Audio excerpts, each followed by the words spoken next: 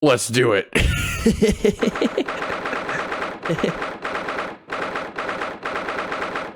3rd November. 3rd November? That's tomorrow. This music, you hear it? It's different. The Court Begins music.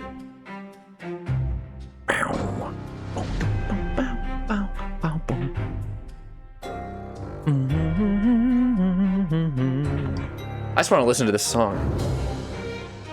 It's like an epic sweeping version of the usual Antichamber theme. Here we go though. I'm ready. I'm singing early relative to the game. Is my mouth synced up with the apple pie? Apple pie. Is that synced up? No, okay, well I know the problem. I know the problem, Molly. It does this. I don't know why it does this, but it does this. Your audio's early. Yeah, I know. Ollie, this is the same issue that happens all the time. That I, for some reason, have to fix by re-inputting the same command. Okay, now I should be good. Boom, boom, boom, ba, ba, boom, boom. Beep, bo, ba, bee, ba, ba, boo. We good?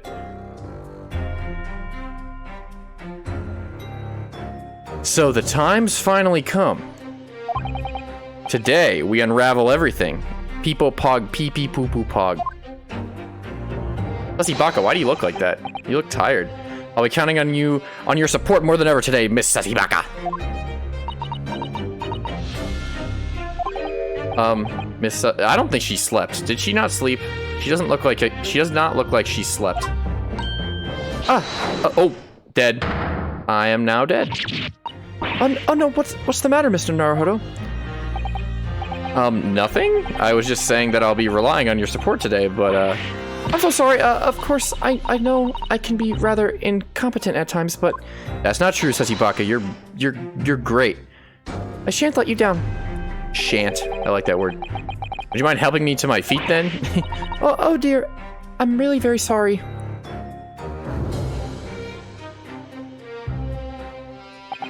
Sasato-san, Sussy Baka isn't her usual self at all. That's hardly surprising, I suppose. She just found out that her father is the partner of a world-famous detective, not to mention... Good morning, sir. Who? Sir?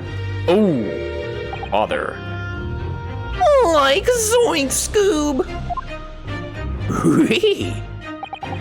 Thank you for all your efforts yesterday. What? Did I hear that correctly? He's thanking me? What?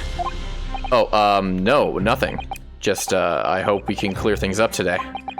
I really can't make this man out. His face says, I hate you, but his words are almost jovial. Yeah, it's a little weird. In fact, he hasn't been very Reaper-like at all since this all began yesterday. Lord Sykes isn't the Reaper, Mr. Naruhodo. Good point. The Reaper, I suppose in hindsight. I shouldn't have allowed that misconception to go unchallenged. Huh? It was my tacit acceptance of that pseudonym. My failure to stop the Reaper becoming something more than a mere legend that led to all of this. You're not to blame for that, Lord Van Sykes. It's only because serious crime in the capital dropped off so sharply when the public started calling you that. That's why you didn't say anything, isn't it? To be frank, I'm not sure that was the sole reason. What do you mean? There was a rumor at the time that the Reaper was really the ghost of my late brother. Oh. That having been slain by the evil killer, Clint's restless spirit returned as some sort of demigod.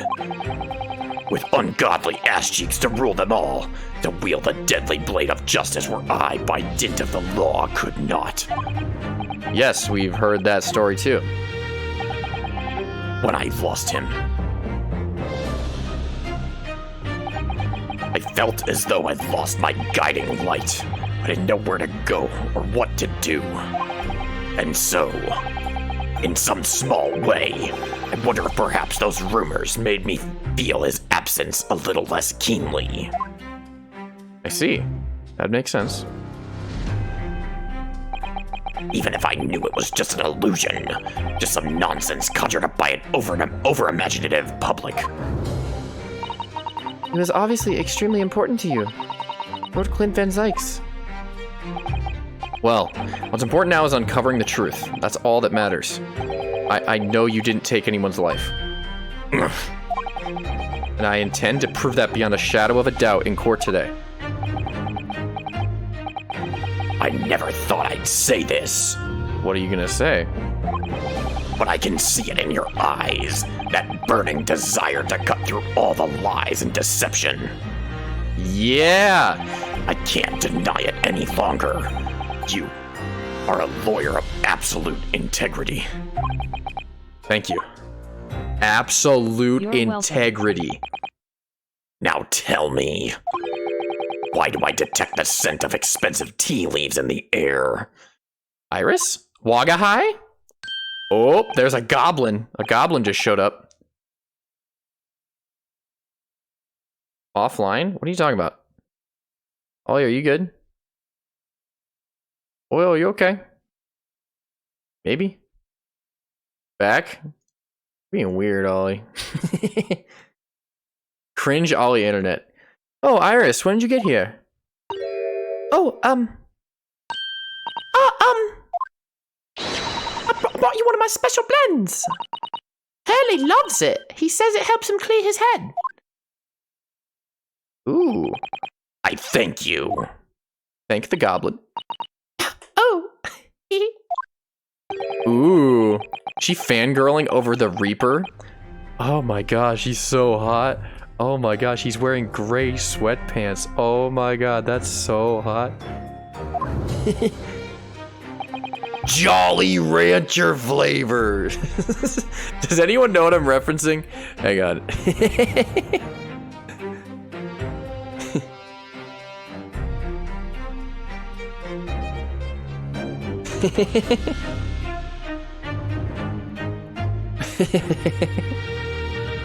No, I can't find it. It's just like a video of a TikTok girl being like, oh my god, he's wearing gray sweatpants, that's so hot. Oh my gosh. And then you scroll to the next video, and it's a guy making a Jolly Rancher tier list, and he's like, Jolly Rancher flavors. And that's the whole thing. And it's just like the dichotomy of man. You seem different today, Iris. Oh. That is not Iris. Oh. Oh. Oh. Sort of subdued, I suppose. Oh. Okay, there we go. I am not. I gotta get back into Iris's voice. I'll figure it out. What happened yesterday is obviously still playing on her mind a lot. She's clearly very troubled about having stolen that autopsy report from Dr. Slice's laboratory. All right then. Good luck to you both. I'll have to make a move now. Oh? Oh, you're not staying? I thought you'd want to watch today's proceedings. Well, I'd like to cheer you on, obviously. But I've got lots to get ready. Get ready? For what? Oh, yes, would you take this? Oh? That's her backpack, doodad.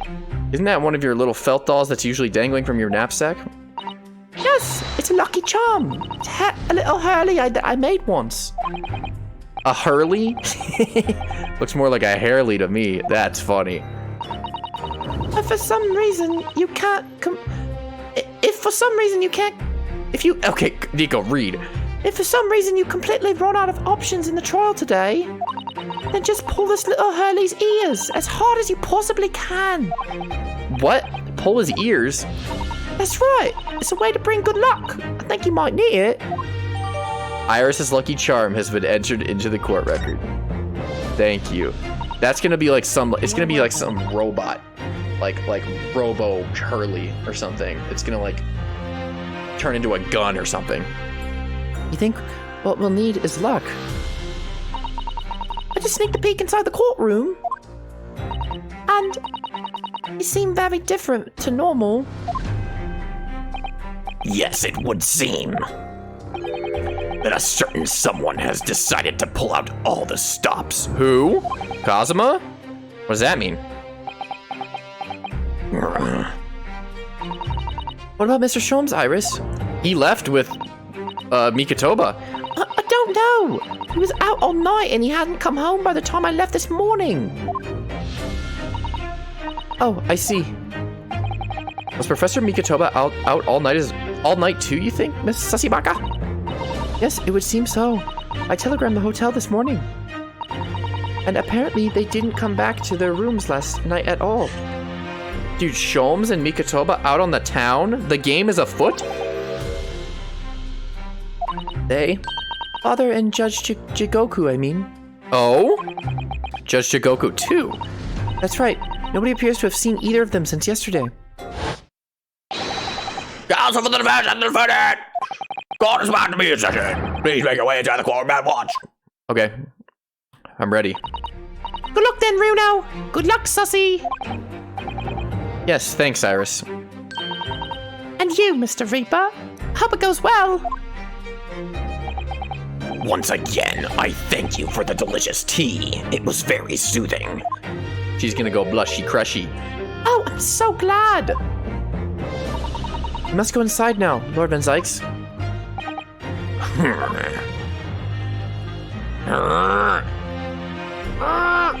Lord Van Zykes has always been the formidable prosecutor that I've had to lock horns with in court.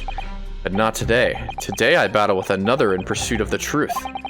My best friend, Kazuma Asogi, who I trust more than anyone else in the world. Now I understand what it was that drew me here to Britain all those months ago. Now I know exactly what destiny I had in store for me. It's all been leading up to this one day, to this one trial, to this one final reckoning. Oh. Oh. Ooh. I'm ready. 3rd November, 9:30 a.m., the Old Bailey courtroom. Yes, sir. Ooh. Nobody's here except for us four. Ooh. Cutscene? It feels even more oppressive here than it did yesterday. There are cold stares piercing me like knives from all sides today. Oh, there is people in the courtroom. But they're like Britain's elites, aren't they? Ah, Mr. Naruto, look. Oh! Big man! Lord Strongheart, what are you doing up there? You're such a big dude. Cosmo must have known beforehand. The ramifications of this trial now extend far beyond the murder of one Scotland Yard inspector. In fact, events have come to light that threaten to rock the very foundations of our country's legal system. The escape of a condemned criminal on the night of his execution, the subsequent unlawful shooting of the man, and the revelation that prison staff must have been complicit in the jailbreak. Britain is currently hosting influential members of the judiciary from countries all around the world. It is imperative that we uncover the truth in these proceedings to avoid international embarrassment. By royal decree, this will continue to be a closed trial. And you're the judge? And one over which I, Male Strongheart, exercise total and unequivocal authority. Okay. I like your horsey little staff there. Horsey. Oh my, so he's the judge, jury, and executioner. The Six Jurors Flames just... As was the case in yesterday's proceedings, those here present in the public gallery are distinguished members of our judiciary assembled to bear witnesses to a fair judicial process. In other words, a collection of your acolytes, Lord Strongheart.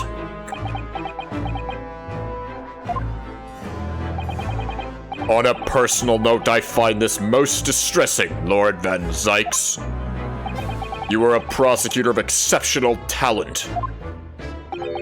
Much like your brother Clint, in fact. Don't mock him. Don't be mean to him. Oh! He hits the horse? Clang! Okay. In the name of Her Majesty the Queen, I hereby declare this court to be in session. For the trial of Barrack Van Zykes, who officially stands accused of murder. Ooh, new song? Ooh.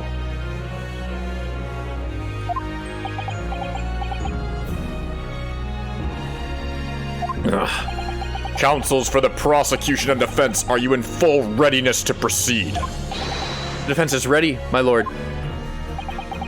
As is the prosecution. Yesterday's proceedings brought to light a shocking and disturbing fact. There was a side to the victim, Inspector Tobias Gregson, that was unknown to his superiors at Scotland Yard. Yes, he was carrying out operations in secret, which Scotland Yard knew nothing about.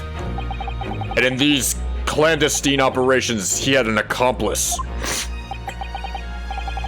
Mr. Daily Vigil, who would be given the inspector's identification and present himself around the capital in order to establish credible alibis for Gregson. In that way, Gregson appeared to be carrying out his regular Scotland Yard work when in fact he wasn't. At the end of yesterday's session, Mr. Vigil, who had been suffering from amnesia, regained his memory. It would appear he buried his memories of the time deep inside himself as means of self-preservation. Because whilst he was engaged as a chief warder at Barclay Prison, he abetted the convicts' escape. Who? Mr. Vigil is currently recuperating at St. Sinners. He recovered enough to give a signed statement about his movements on the day prior to the incident. He's formally admitted to posing as Gregson whilst investigating the Red-Headed League. Which brings us to this crucial issue of the victim's time of death. The defense yesterday proposed a suggestion that the victim may have been killed 1 day earlier. This was based largely on the discovery that the victim's pocket watch had not been wound. Prosecution has something to report on that subject, my lord. Really? Go ahead, Prosecutor Asogi. I met once again with the coroner yesterday to discuss the issue. She confirmed that the defense's suggestion could not be ruled out. Oh? It's entirely possible that Inspector Gregson was killed on 31st October, the day before the body was discovered. I have here an updated autopsy report that includes the amended details. But the official opinion of the investigation team was made clear yesterday. That the time of death was 5 p.m. on 1st November. There are indications of an attempt to disguise the real time of death, however. It seems that the natural decaying process of the victim's body may have been slowed by keeping it chilled. That's out of the question. There are no refrigeration devices in that part of London large enough to accommodate a human corpse. My lord, this is more than just conjecture. There's evidence to support the idea. We must investigate it thoroughly. Very well. The court will accept the new report as evidence. However, if this updated report is deemed to be accurate, it would give renewed significance to the movements of the victim the day before the Fresno Street incident. It would, yes. Especially since on that day, Inspector Gregson was using Mr. Vigil to cover up his real movements. It's conceivable that he was killed in the course of his secret activities. Do I sense that the prosecution has some information regarding those activities? Scotland Yard put an enormous effort into investigating that precise matter yesterday. Oh.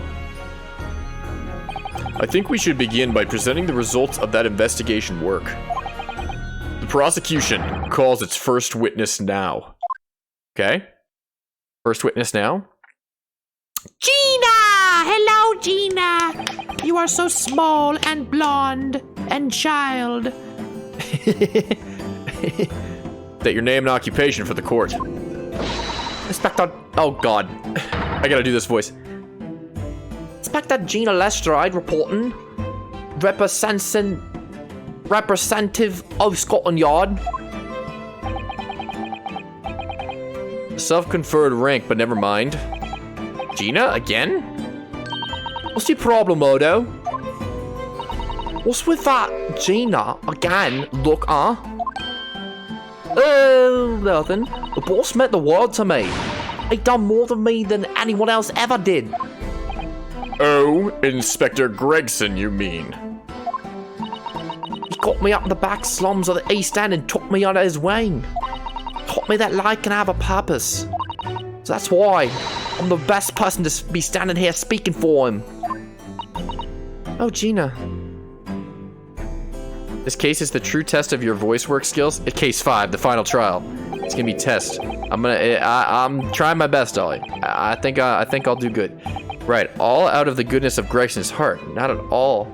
Not at all that he had his arm twisted by Mr. Sholmes, no.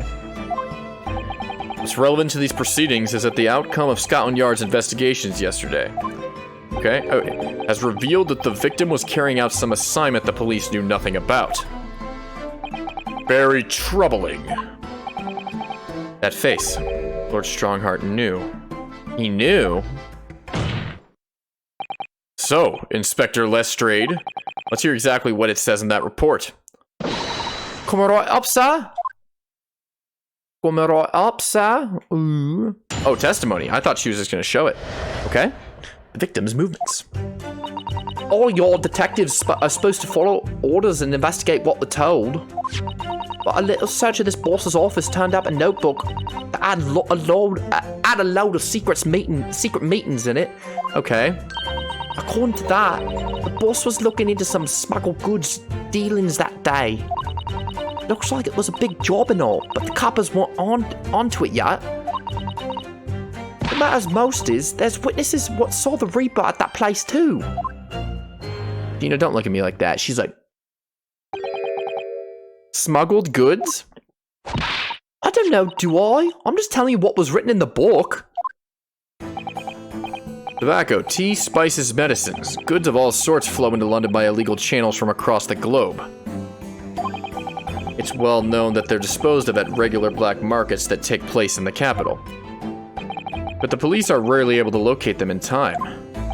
Well, Inspector Gregson was investigating one of those black markets. It's been suggested that high-ranking government officials may be involved in black market activity. No doubt Gregson was trying to avoid details of his investigations being leaked to the involved parties. That would explain why he was operating on his own authority without the Yard's knowledge.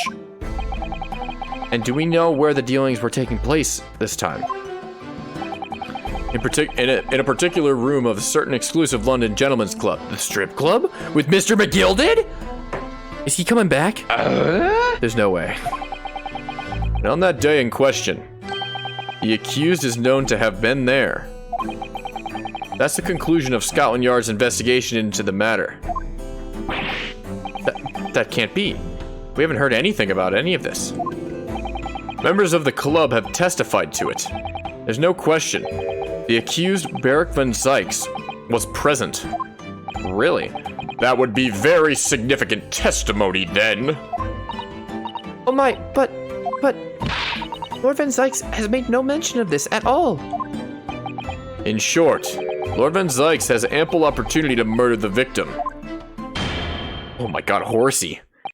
Very well then, counsel for the defense. Begin your cross-examination. Horsey. Okay, it's gamer time.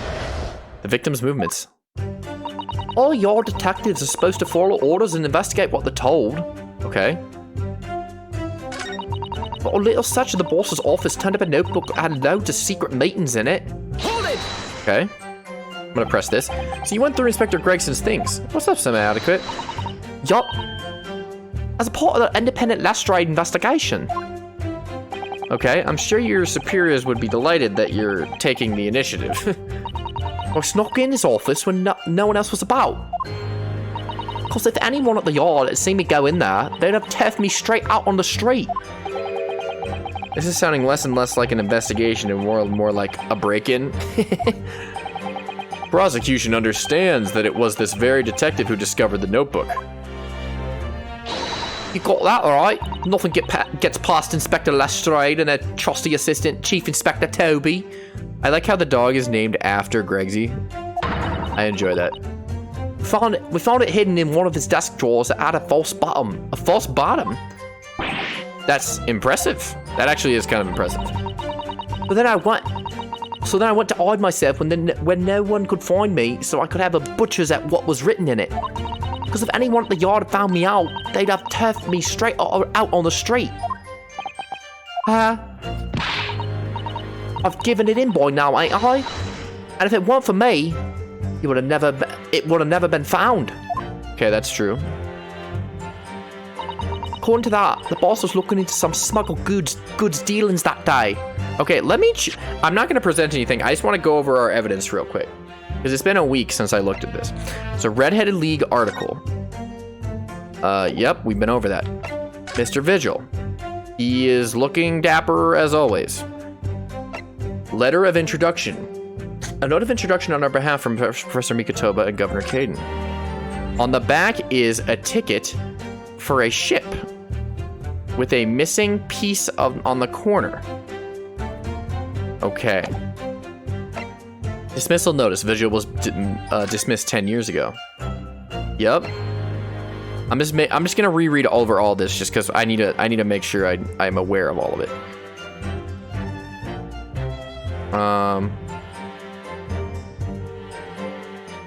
Okay. Yep. Red hair. Yep. That doesn't need much more This was exploded. This is the wind-up key, right? I think so, yeah. Mr. Vigil's wife. Revolver that was found at the crime scene. I don't think there's anything unique about it, but you never know. Gregson's photograph. This is probably going to come up at some point.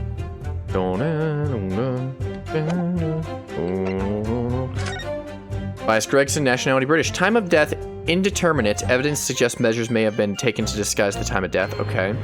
Victim was shot in the chest at close range from the front. Okay, so he was shot very close up. Scorch marks at point of entry. The bullet exited the body from behind. Okay, so the bullet is not inside him. Okay. Okay. Room. Board. Venus firecracker. Photograph of the victim.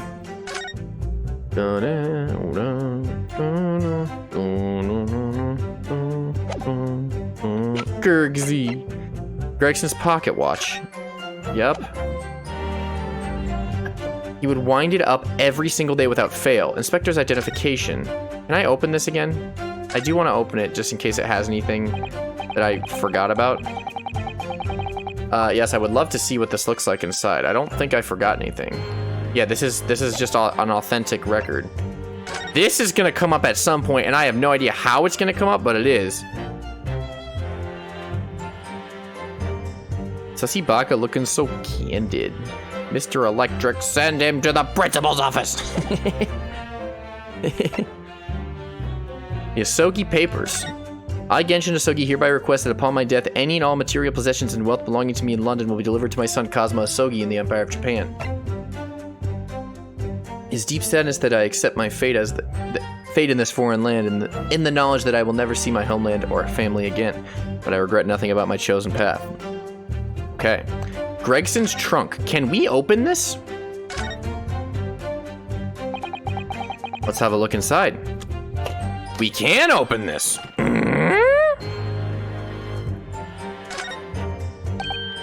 Look, there's something inside. Oh, let's see. It appears to be a passport authorizing him to travel overseas. Was Inspector Gregson about to go on a trip abroad then? Yeah, he was going to go to France. Perhaps the date of departure might tell us something. That was... Oh. What is it? It was for travel on October 31st, just one day before the incident. What? Really? The passport has been entered into the court record. Gregson went to France the day before his body was discovered? Really? Is there anything else in here? Yeah, you gotta censor France. Oh! Whoa! Look at this dark stain. Look at this dark stain here, do you think? Yes, I'm afraid so. I think it's blood. Blood!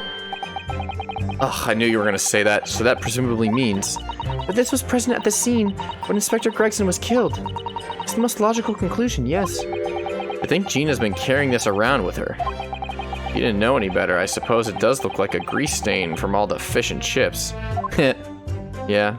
Okay, so there's blood on it. Oh. Whoa! What the frick? Have you seen this huge gash across the side of the trunk here? It's gone right through the leather and into the metal behind. Gosh, for a metal chest like this to have been so badly damaged. Whatever made this gash must have struck the side of the trunk with considerable force. I wonder how this happened. Are we gonna enter that into the court record? I feel like that'd be a good idea.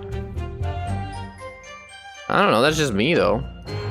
Okay, Clint's autopsy report. Victim, Clint Van Zykes, age 33, nationality, British. Time of death, 31st May between 9 p.m. and midnight. John H. Wilson was the coroner here? Oh boy. Death from single stab wound to the heart. Other superficial external wounds indicative of a duel. A duel? Additional notes. Recent scarlet ink stains visible on the little and ring fingers of the right hand, but no document and corresponding ink was found. Okay. Autopsy findings. Vital evidence recovered from the victim's stomach during autopsy. Credit to Inspector Gregson for petitioning so doggedly for the autopsy procedure. Oh, he swallowed evidence to keep it away from someone? Oh, that's kind of badass. Maybe he ate the evidence to keep it away? No internal trauma was noted anywhere on the body. Maybe. I don't know if that's 100% true. Ollie says to go back to this. Am I supposed to look at... What do you want, Ollie? I see something, but what do you want from me? Oh, open it and look from the inside? Okay.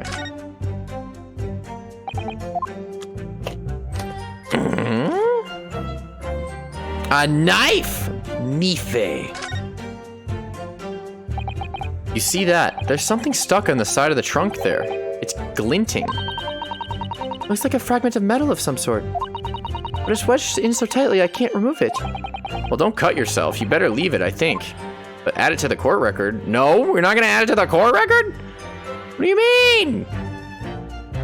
Knife piece? Okay, Clint's also... Iris's lucky charm. Okay. So we have to pull the ears if we get sad. According to Iris. What a charming little rabbity version of Mr. Sholmes. You suppose this is how Iris sees him? Yes. Are you alright, Mr. Naruhodo? Your eyes are veritably boring into this poor doll's ears. Oh, sorry. I was just wondering. What do you suppose would happen if I were to tug its ears with all my might right now? I'm sure that we'll find out when the time is right. To become a proper gentleman, you really must learn stoic patience. But I want to know now. I want waffle fries! Now! Passport. Passport number ACD0522. Date of departure within 1 week from 31st October. Destination, Port of Dunkirk, France. Purpose of travel, police business. Note, permission for the applicant and one additional person to travel? One additional?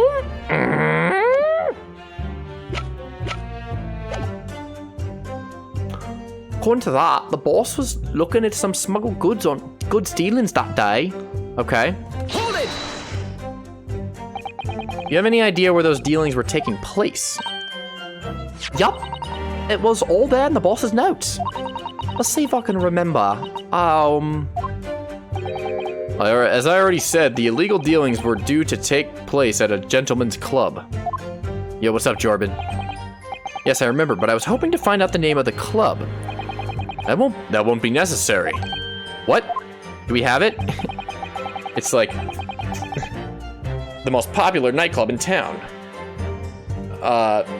The Foxy Candlestick. Everybody knows the Foxy Candlestick. It's conceivable that the club might be used again by the smugglers in the future. Therefore, the prosecution has been asked not to reveal the name in these proceedings. I don't know what all this fuss is about. It's right here. All I've got to do is read it out. And I could too. I've got this reading game's buttoned up by now. I got this reading game buttoned. Okay, yeah. Can't I show you what I can do? Go on, what's the arm? The judge hasn't signaled his objection yet. I could try to find out. What should I do? Sure. This is a closed court. The proceedings are confidential. There shouldn't be any possibility of the information being leaked. As I explained, there is some possibility of politicians being involved in this affair. The prosecution is rightfully exercising caution, I imagine. No, my lord. The prosecution has no objection. Ugh. He's leading. He's making it... Cosmo's being sneaky right now. Because he's like, you agree with me, right, Cosmo? That's a good reason to do that. But if Cosmo says, oh, no, it's fine, after asked directly, then they kind of have to let it proceed. But I have a feeling that Strongheart didn't want it to proceed. No question that Inspector Gregson was looking into these black market dealings, however. But when they ask the prosecution, he says, I want to see it, and the defense says, I want to see it. It would be really weird of the judge to say, okay, no, but maybe that was his plan. It's not yet been established that he was out on that particular trail on the day in question. If the defense requires to know the club's name, the prosecution has no intention of being obstructive. Okay. Right then. I get to show off my reading skills. All right, let's see. Let's. Okay, Gina, I want you to sound out the word the. T. Very good, Gina. Very good. Grouse. Wait a minute. Apparently the smuggled goods deal was gonna happen at a gentleman's club called the Grouse. Looks like... Okay, whoa, I gotta go press that. That big time. Grouse. The Grouse? What sort of club is that? I ain't got the foggiest.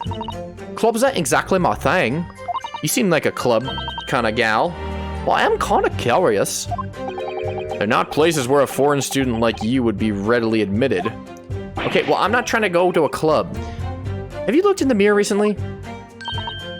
Tell you what, me and Chief Inspector Toby could go in undercover. Ooh? Could you, though? I could pick out a few good marks and see what else I could find when I was in there. Okay. I really don't think you should go picking out anything. Anyway, that's where these black market dealings were going to take place, is it? Yeah, it's gotta be. That's what the lower ranking detectives at the yard reckon. It says even the lower ranking detective. Yeah. Spell eye cup. Looks like it was a big job and all, but the coppers weren't onto it yet. What matters most is there's witnesses what saw the Reaper at that place too. There were? I'm gonna press this first. So how had Inspector Gregson come to find out about it in that case? That's the question, ain't it? Well, I'm just an apprentice, so, And why didn't he inform Scotland Yard of his findings? Yeah, that's what I was asking myself. Because, you know, I'm just an apprentice. When it suits you, yes. Anyway, the point is, something went down at that club, no question. No question. What if I figure it out immediately, Ollie? You can't say that for certain, though, surely? I'm gonna figure it out immediately. What matters most is there's witnesses what saw the Reaper at that place too. Hold it! Lord Van Zykes was at the club? Lord Van Zykes at the club getting frisky?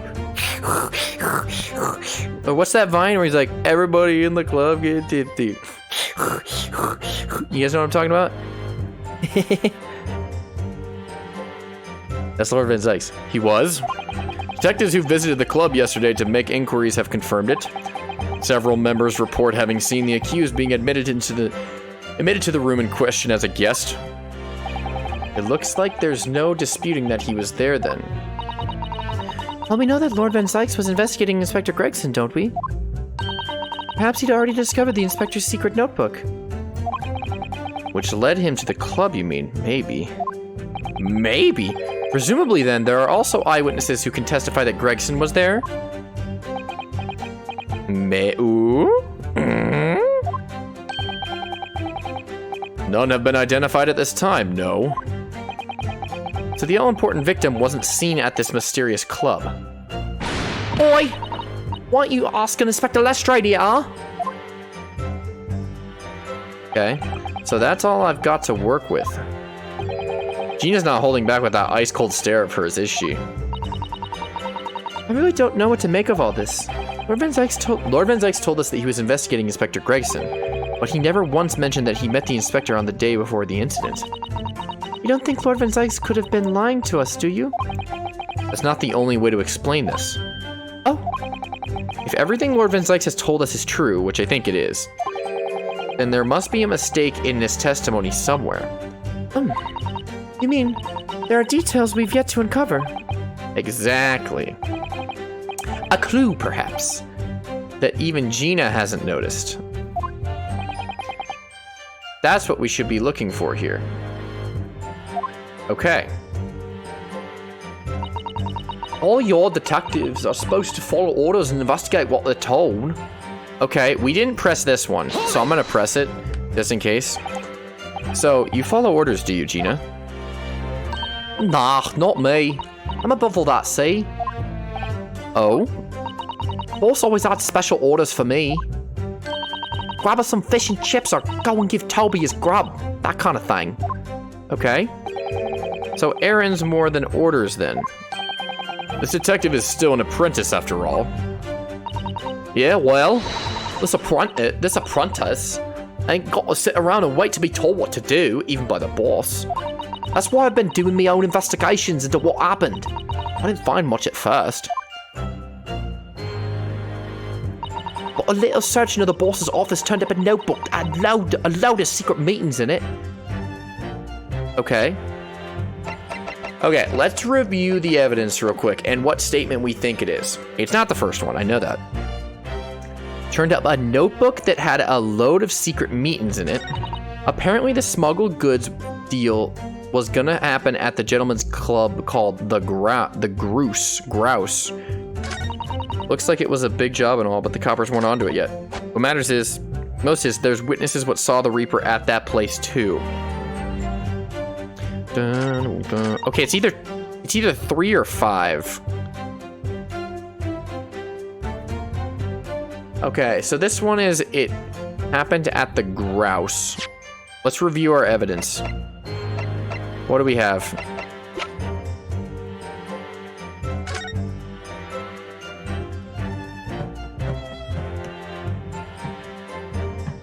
I can give you a mild hint if you want.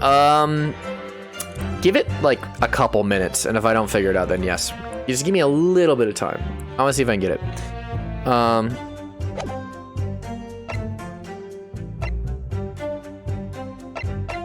Apparently the smuggled goods deal was going to happen at the gentleman's club called the Grouse. Grouse. Okay. I don't think we have anything that contradicts that.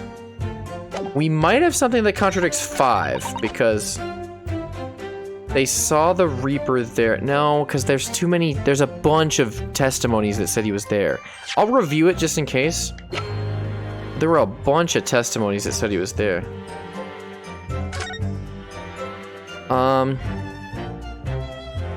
Mission for the applicant and 1 additional person to travel. Okay, Greg Z. Wouldn't be that. I don't think it would be this, at least right now, on this statement. The Isogi papers, no. That's going to be like way later. Commemorative photo, no.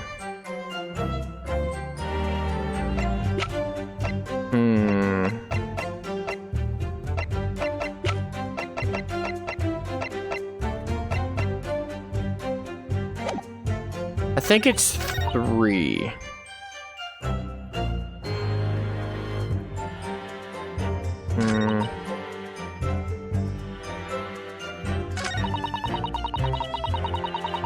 Who the hell?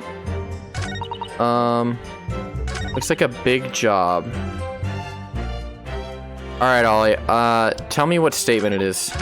Wait, let me guess. I'm gonna guess that it's this one. Yeah, okay, yeah. 3. Yeah. Apparently the smuggled goods deal was gonna happen at a gentleman's club called the Grouse, because Strongheart didn't want this statement to even be a thing.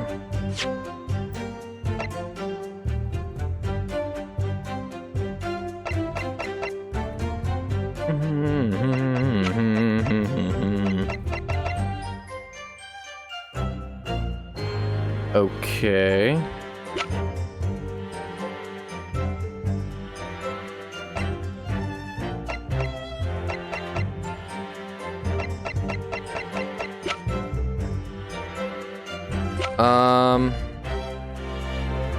What are we trying to prove here? Are we trying to prove that Gregson was or wasn't there? Are we trying to prove that it didn't happen at the Grouse?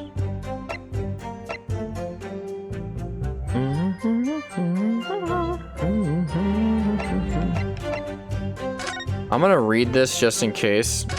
I don't think there'll be anything in here that's important. Is this a question for me? No, it's rhetorical. This is Scotland Yard's insignia. This Scotland Yard insignia looks genuine to me. And the department and identification number details are all correct as well. There's no doubt that this really is Inspector Gregson's identification. Okay. I like that.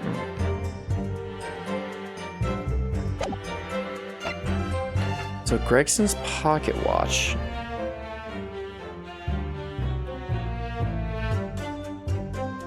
He wound it without fail every single day.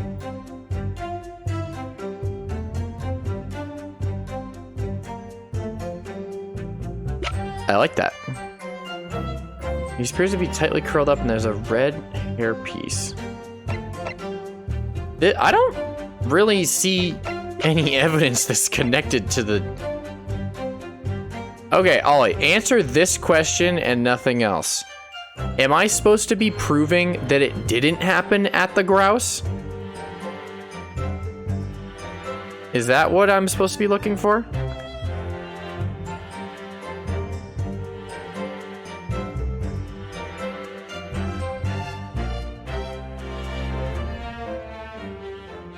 Because I don't know how we could do that, to be honest.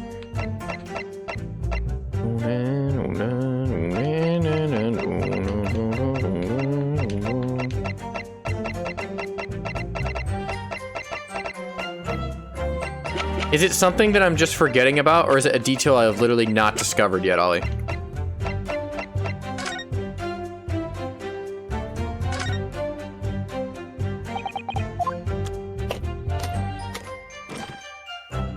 You saw it earlier and forgot. Okay. Okay, so he's in here. Blood. This doesn't prove anything. I mean, this is important, but this doesn't prove anything for this statement.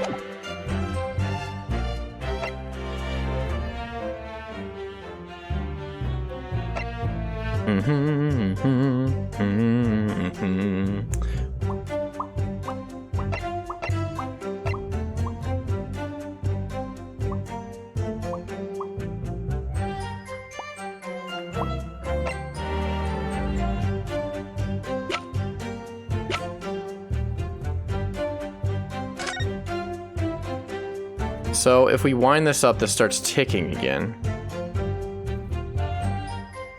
I'll know it when I see it, okay.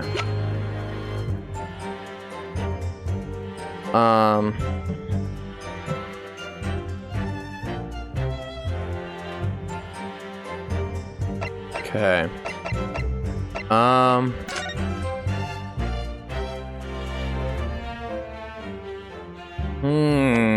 Indeed, indubitably. Indubitably. Autopsy report. From Gregsy's body. Indeterminate death. Nationality. British! Victim was shot in the chest at close range. Okay. Members of the judiciary gun. Okay.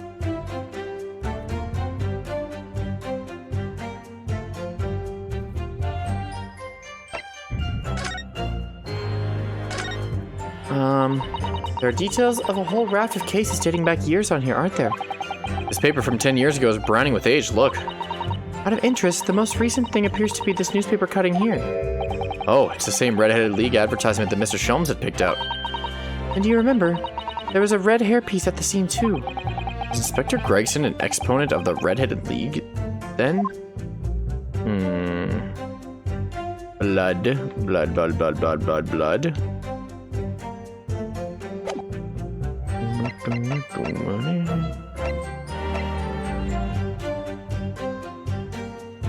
Let me read the context of this thing again.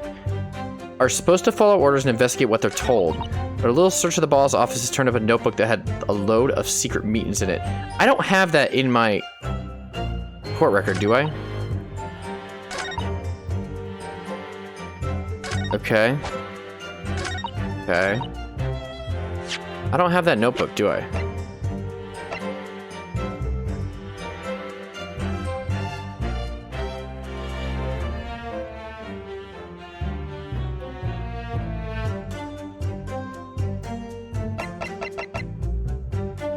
I don't know.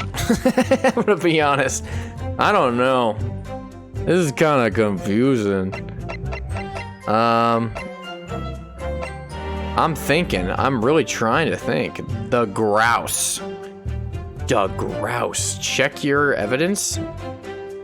Ollie, will I truly be able to know immediately once I see it? 'Cause I don't know if I will.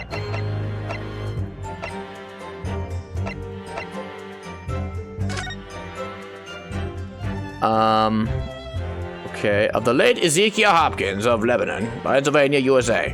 There is now another vacancy open which entitles a member of the league to a salary of £4 a week for purely nominal services. You will go, Okay.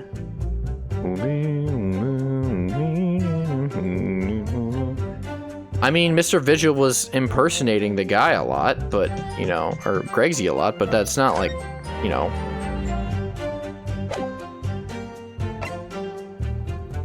Letter of introduction. Okay, what does this say? Oh, it looks like this is some sort of steamship ticket. The SS...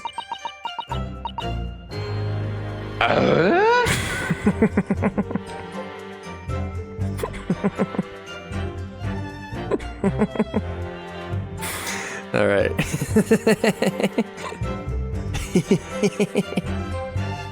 First class cabin. Yokohama departure, 11th September. London arrival, 1st November. Ooh. He was killed on the boat? Wait.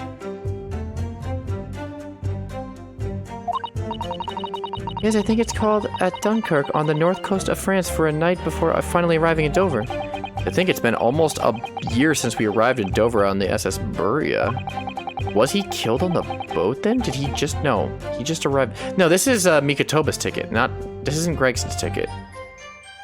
It seems a shame not to keep your ticket as a memento of your trip, don't you think? Yes, I agree. I have mine safely in my diary. And I keep mine in my wallet, so I have it with me at all times. Yeah, this is Mikotoba's ticket. Yeah.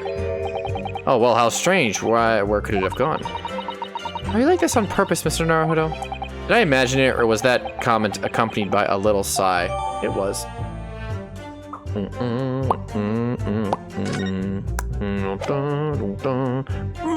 Objection! I've read about these clubs that exist here in Britain. As I understand it, they're places where well-to-do gentlemen socialize with friends and colleagues, and fraternize with various female homo sapiens, maybe. Don't imagine for a second that a foreign student like you would be admitted. Why are you so smug? Seriously, is your mirror cracked? You are literally Japanese like me, okay? We know for sure that the contraband dealings were definitely happening at the club called The Grouse. Police are currently looking for evidence, but haven't found anything definitive yet. And I'm sorry to say that they probably won't. What do you mean by that? I mean that that the place Inspector Gregson was secretly going to visit on 31st October may not have been a gentleman's club at all. You're showing a very irreverent attitude towards our country's police force there, Counsel. If it wasn't a gentleman's club, then what was it? A steamship. You think it's a ship? I have the evidence to prove it here. Let me see that. This dark-suited young man is not in the least bit untrustworthy. Flip it over. On the other side, my lord. Be more specific next time. Ugh. This would appear to be a ticket for passage upon a steamship, yes? The SS Grouse. Grouse. Objection. So there's a steamship named the Grouse that happens to share this name with the club. But I'm afraid to say, there's a flaw in your logic there. How? Look at the ticket. Notice the date of arrival in port, 1st November. The ship arrived at the port of Dover on 1st November. Ugh! The day on which the sound like a gunshot was heard on Fresno Street. In other words, on the day in question here, 31st October, when the victim was on his clandestine mission. Okay? That ship hadn't yet docked on British shores. That would certainly make an undercover investigation somewhat challenging. Objection. No. The fact that the steamship hadn't yet reached Britain substantiates the defense's assertion that the victim was investigating the SS Grouse on the day in question. Then show your evidence for that assertion. Show your evidence for that ass, cause damn, Ryunosuke, you got something cooking up right now. Wow. Very well. Ugh. In that case, counsel for the defense, present your evidence to the court now. Evidence that substantiates your claim that the victim was investigating the SS Grouse on 31st October.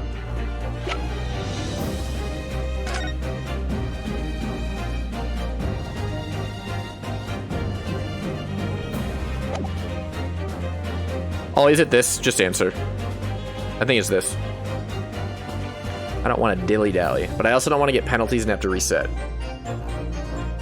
I think so. Take that! Take that! Okay. What's this? A passport for travel issued to the victim? Ooh, he didn't know. Dated 31st October. What are you suggesting? I'm suggesting that just one day before the inspector's body was discovered, there's a distinct possibility that he wasn't even in the country. Ugh. Okay. Order! Order! This document is for passage to France. It does appear to have been officially authorized. The day before the SS Grouse arrived at Dover, it docked on the northern coast of France for a night. According to my father, who was on board, at the port of Dunkirk. Dunkirk, France. What could possibly have taken the victim there? Cosmo, do you see something? I'm impressed, Ryunosuke Naruhodo. I certainly didn't expect you to get your hands on that passport. What? What? You mean you knew about this? The prosecution strategy for this trial has been laid down by the Crown Prosecution Office. On the day before the incident, the victim was investigating contraband dealings at a London club.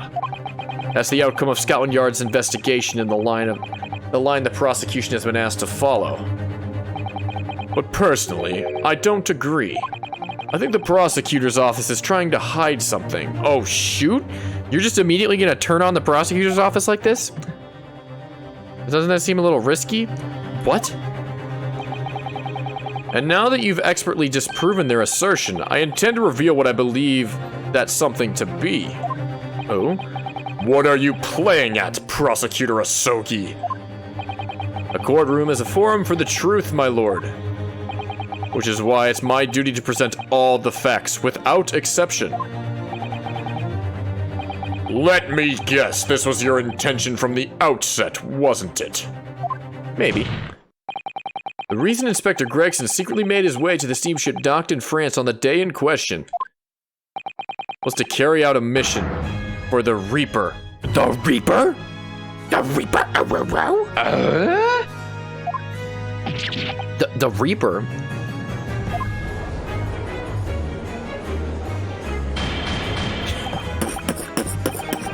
He's like banging like a rubber ducky on the gavel thing.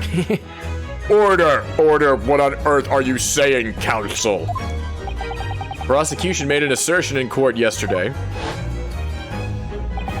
Inspector Gregson was investigating the identity of the Reaper. That's right. When he discovered the location of the man's secret hideout, he was killed. As I'm sure everyone can imagine, by the Reaper's hand. But in reality, the truth is the opposite of that. What? Inspector Gregson wasn't investigating the Reaper at all. He was, in fact, acting for the Reaper. But I mean, yeah. Oh. Okay. I know who the Reaper is. Okay. Well, that clears up some stuff. Obviously, an assassination. Assassination? Wait, what's your theory? Just think of the events in Case 5 of the first game. What was Gregson determined to do? And why was he determined to do that? I don't want to say it out loud. Eric Van Zykes never carried out any of the actual killings. Whenever the Reaper's victims lost their lives, he always had a cast iron alibi.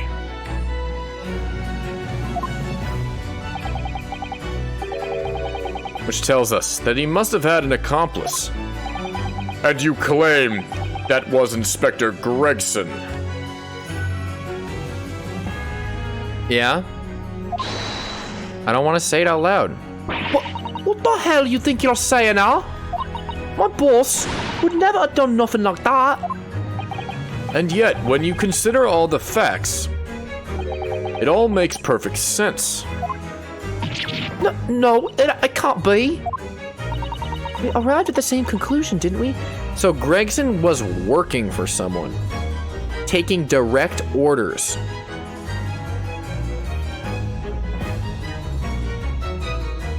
From someone. Who was he taking direct orders from? That Inspector Gregson was operating as the Reaper. Even so, there's no way that the person giving him his orders was Lord Van Zykes. No, the true Reaper is someone else. Beric Van Zykes is not the Reaper. A predictable response from someone who's advocating for the man.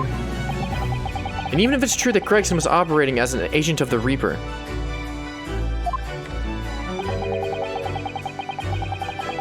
the suggestion that he went aboard the SS Grouse on an assassination mission doesn't follow at all. Oh, you have some solid reason for doubting the assertion, do you, Counsel? Absolutely. It's very simple. On the day in question, nobody was killed aboard that steamship. Professor Mikotoba and Judge Jigoku were on that very ship. And they might have been the target, maybe, if this is true. If someone had been assassinated, I'm certain we would have heard about it. What's so funny? You're right, of course. No suspicious deaths were reported on board the ship. But I think perhaps you've missed the point. That's precisely why Inspector Gregson himself lost his life. What? Gregson did board the SS Grouse that night, with the intention of dispatching his mark. But his mission ended in failure. Failure? It seems that the defense hasn't yet grasped a very important detail here. What are you talking about? What detail? Inspector Gina Lestrade. What? The victim's notebook that you read an excerpt from earlier. That doesn't contain details of secret investigations at all. It describes 10 years of assassination plots to be carried out by the Reaper of the Bailey. You're lying. Even if all them bludgers got taken out at it common, okay, the boss weren't the Reaper. Poor Gina. There's no question that Tobias Gregson was heavily involved in the Reaper's activities. You may just be an apprentice, but if you've spent any time at Scotland Yard, you must have heard rumors. I ain't heard nothing, and I don't believe a word of it. Then testify again, as a representative of Scotland Yard. Consider it your chance to defend your boss. I don't... I concur. The witness will give a new formal testimony. Miss Lestrade, you will tell the court everything you know about Inspector Gregson's secret notebook.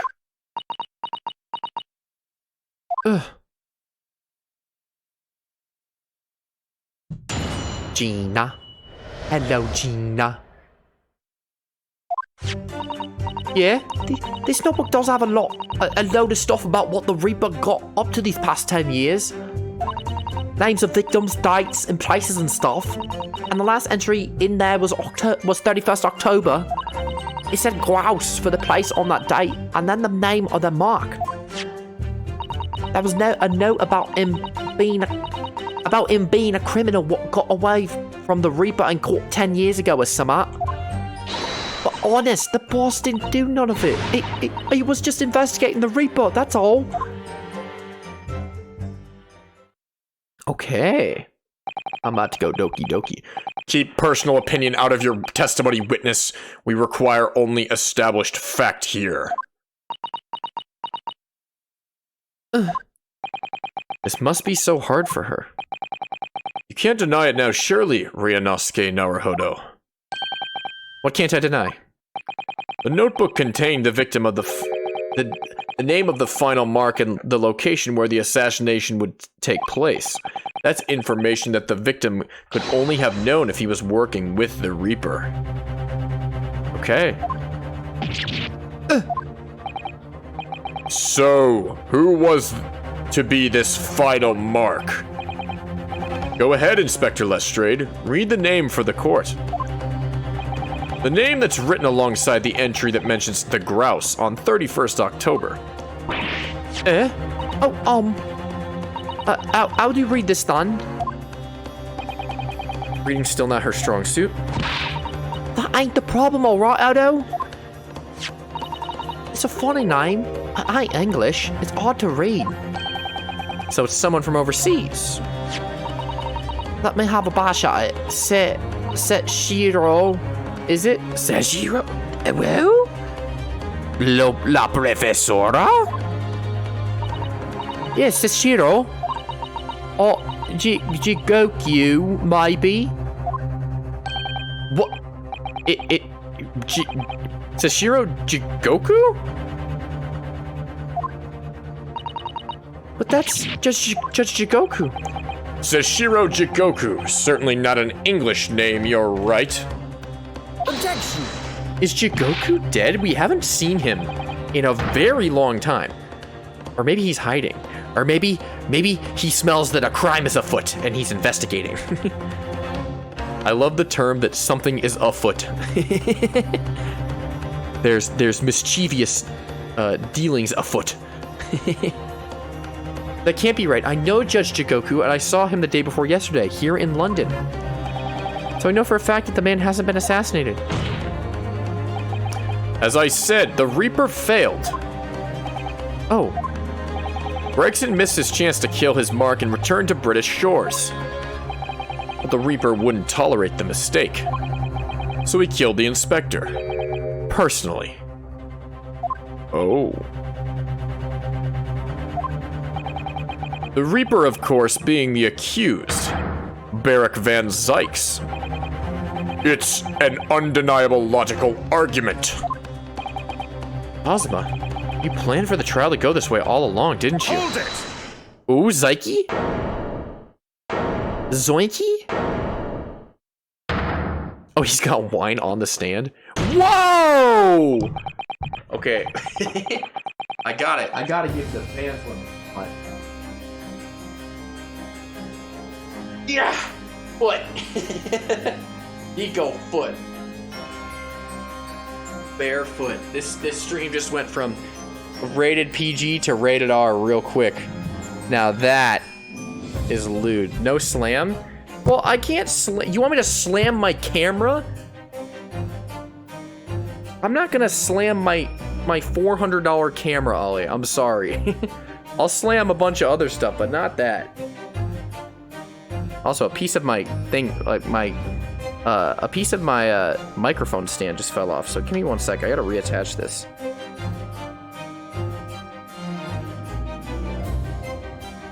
Barefoot Van Zykes, yes. Fine, I'll give you... This might be the last slam we get, so...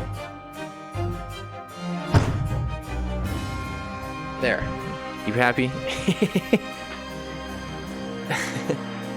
Death. Pray forgive the discourtesy of filling my hollow chalice whilst I stand accused of murder. Lord Van Zykes.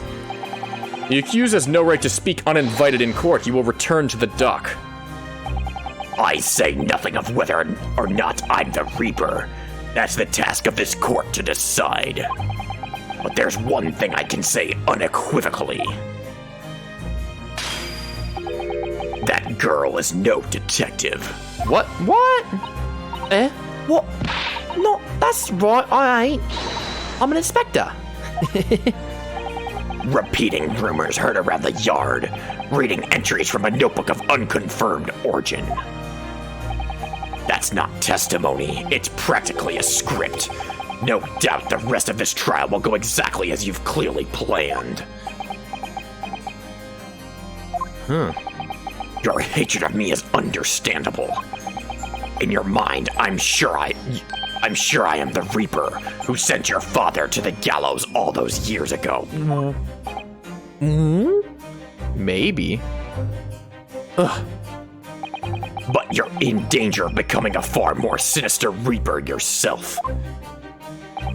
By attempting to have me condemned with this feeble excuse for testimony. What did you say? Mr. Naruhodo, this is our chance. My lord, the defense requests that the defendant be allowed to speak. He may be privy to important information relating to the testimony just given by the witness.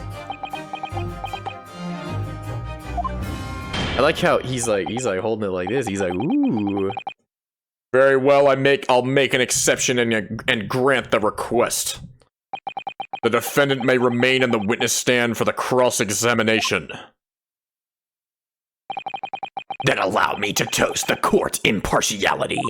This hollowed courtroom. Don't raise your glass in my direction, sir. Counsel for the defense, begin the cross-examination immediately. Okay. Ooh, we get this animation one more time? Ooh. At once, my lord. Okay. Gina's angry. Gina. Yeah, this notebook does have a lot of stuff about what the Reaper got up to these past 10 years. Hold it! In other words, it shows that Gregson was basically acting as the Reaper. Not you and all. That ain't the only explanation, is it? He could have been investigating the Reaper in secret, and that notebook said what he found out. If I may. When originally people began referring to me as the Reaper, I didn't object. I believe the power to intimidate London's criminal classes into compliance with the law to be beneficial. But you carried out your own investigations into the true identity of the Reaper, didn't you? Yes, and those investigations proved conclusively that Gregson was one arm of the Reaper. Only a portion of the Reaper. One arm? What are you talking about? The Reaper's victims were all extremely shrewd criminals at the top of their game. There's simply no way one person could have taken them on alone. The Reaper is an organization. With you at its head. No. No. He's just like the mascot of it. He's like the Ronald McDonald of the Reaper scheme. Like, he has nothing to do with how the food tastes or the service you get, but he is technically a part of it. He's just the little smiling little face that creeps you out a little bit. And he's kind of hot. I mean, the comparisons are a little too many for just to be a coincidence. This implies Ronald is a real person. You don't know Ronald? You haven't met Ronald himself? I had spies at the yard keeping me abreast of Gregson's movements, letting me know when he was elsewhere. So I'd been able to check the most recent entry in his book. I knew the location. You knew it said grouse. Believing it to be as a reference to the Gentleman's Club, I went there on the day in question to investigate, alone. Ah, so that explains why several members of the club claim to have seen you there. But of course, the inspector was not there. Because at the time, he was making his way to the steamship docked on the northern coast of France, okay? As shown by this passport found in the victim's metal trunk. Uh-huh. Very well then. Back to your testimony about the contents of this notebook. Fine. Something wrong, Mr. Naruhodo? You seemed a little shocked by something a moment ago. Oh, no, it's all right. I'm overthinking this, aren't I? There was something in that previous testimony that was... I'm gonna look to see what he was shocked about. Because at the time he was making his way to the steamship docked on the northern coast of France, as shown by the passport found in the victim's metal chest.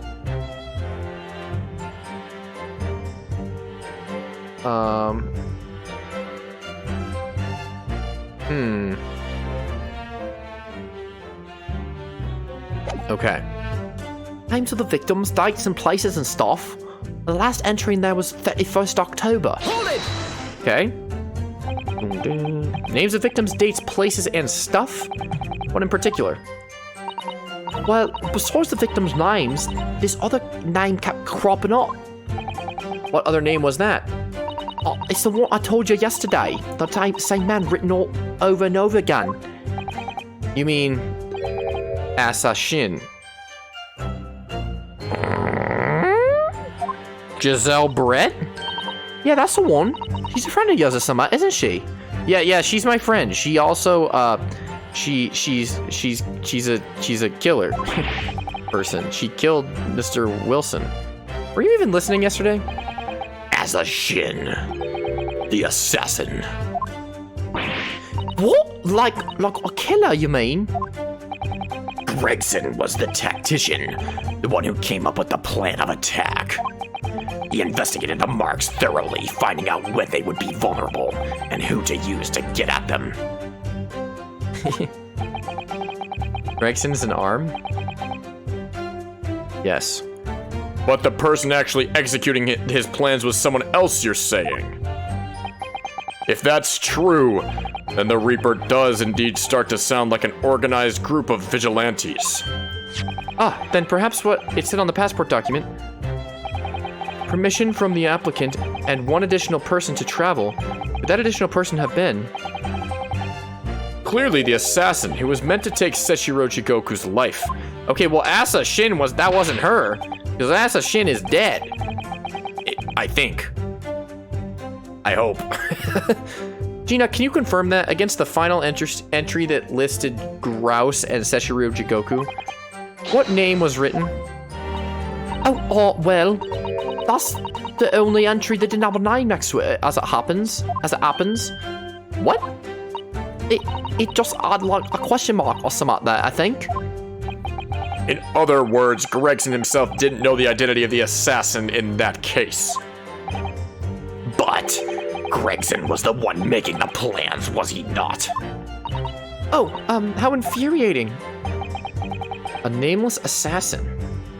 A nameless assassin? Who could that be? He said grouse for the place on that date, and then a name of the mark. Okay. Hold it! And you're saying that the mark listed was Seshiro Jigoku? That's what I said. Funny name, if you ask me. And I thought your name was odd. It is odd. Odo. So pleased to have lost my crown there. Mr. Jigoku is the presiding judge of Japan's Supreme Court of Judicature. I remember that man. He came to our country as a visiting student 16 years ago. Studying international law and diplomacy under your tutelage, Lord Strongheart. Tutelage? That bearded young fellow was a very able man, I must say. Lord Strongheart was Judge Jigoku's mentor. Oh, really?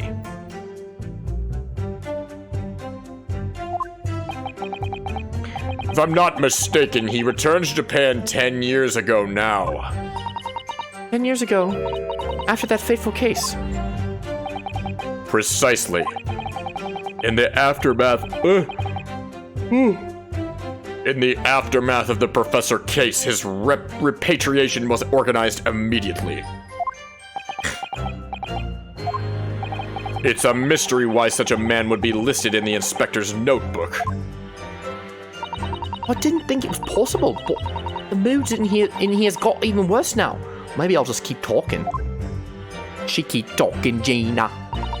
There was a note about him being a criminal what got away from the Reaper in court 10 years ago or something. Hold it! What do you mean a criminal? Look, criminal! Criminal! Judge Jigoku is no criminal. Well, don't ask me. Don't ask me. I don't know nothing about it. Oh, do you remember what Father told us? The Judge Jigoku did once appear in court here in Britain, and he caused a ruckus. And they were like, You can't cause a ruckus here in court. and he's like, I'm sorry. And then he got shipped back home. It was related to the Professor case, I'm sure. Yes, of course, you're right.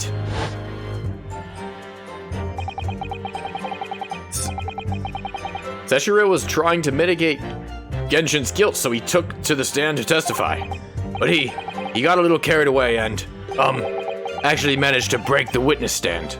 He broke it? He also said some contemptuous words about the British Empire, for which he was charged. Okay. It was a pitiful situation, yes. Oopsies. I'd forgotten all about it, but I prosecuted that trial too, as it happens. You did? It was considered to be an adjunct to the Professor proceedings, you see. But he was acquitted after being told to make reparation for the damage caused to the stand. And there you have it. Have what? Surely the accused hasn't forgotten his own rule. That there's no saving anyone who faces the Reaper in court, guilty or innocent alike. What? No! Are you suggesting that the reason Judge Jigoku was targeted for assassination? The man was sent back to Japan immediately after that trial. The Reaper had no time to do his work. But then, 10 years later, the mark returns to Britain once more. Perhaps now you start to see just how vindicative the Reaper is. Come on, that's absurd. To take someone's life for that? For breaking the witness stand?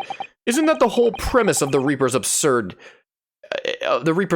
killing those who have been found innocent? Clearly the rules by which the man operates are beyond a sane person's comprehension. But... Okay. Objection? Gina. Bro, I've just had about enough of this.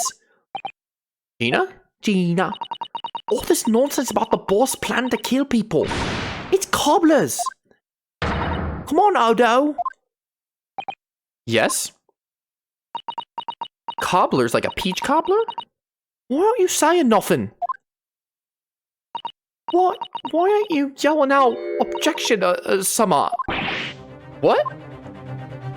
You've got to find a flaw. You do usually. Someone's lying here, no question. You've got to work out who it is. Please, for the boss. I gotta find something. That outburst was an insult to the court and to your own testimony. I might have known that a common pickpocket from the back slums couldn't make a detective. But When this trial is over, you will forfeit your warrant card, Miss Lestrade. Is that clear?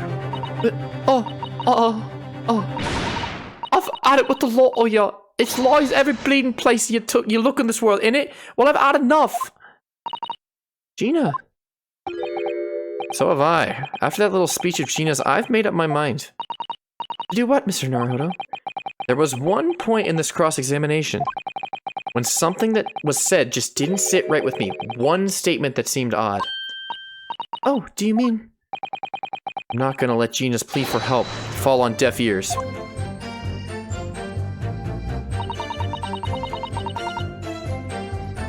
Which statement was it that he was like, oh, I heard something? Which one was it? It wasn't this one.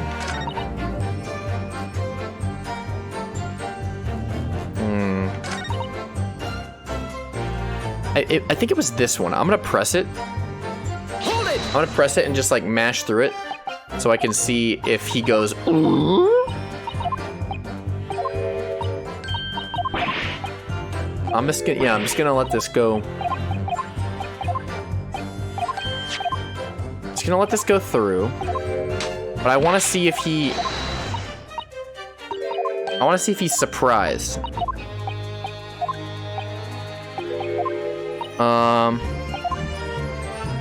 Okay, it's not that one. I don't think. I don't think.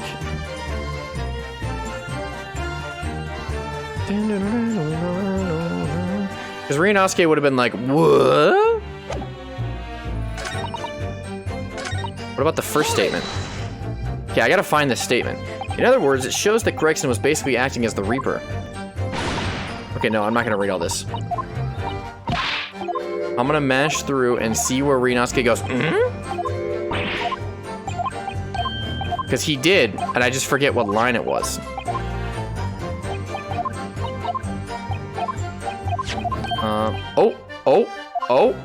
This is it, right here. Is something wrong, Mr. Naruto? You seemed a little shocked by something a moment ago. Okay, so, believing it to be a reference to the Gentleman's Club, I went there on the day in question to investigate alone. Also, that explains why several members of the club claim to have seen you there. But of course the inspector was not there, because at the time he was making his way to the steamship docked on the northern coast of France.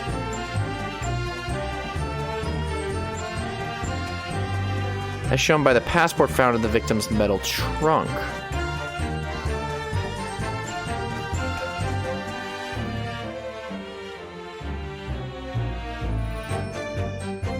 Okay. Let me think about this. I have an idea. Oh, it's this statement, right? You can tell me that. Of course, the inspector was not there because at the time he was making his way to the steamship docked on the northern coast of France, as shown by the passport indicated found in the victim's metal trunk.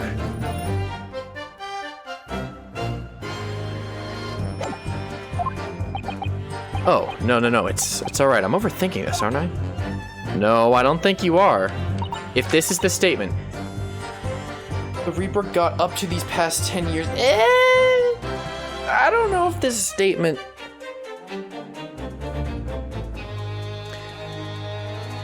It might not be the statement, but it's definitely that inconsistency. The inconsistency that. Where is it? Okay. At the time he was making his way to the steamship docked on the northern coast of France. When did Zoinkies go to the club? Because at that time, as shown by the passport found in the victim's metal trunk.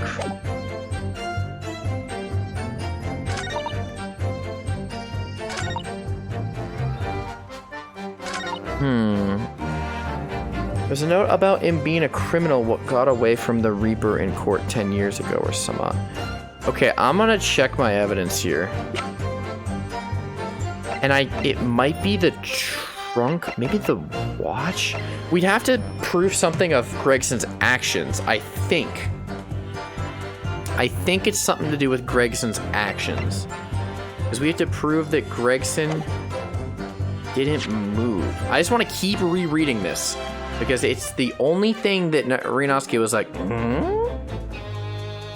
He was making his way to France. Okay, so as Zoinky was in the club getting tipsy, Cosmo was like, at this time, Cosmo says Gregson was making his way to France, as shown by the passport. But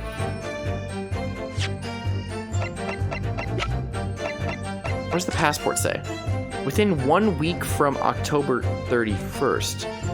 Oh, does that mean that he had to have left a week before that?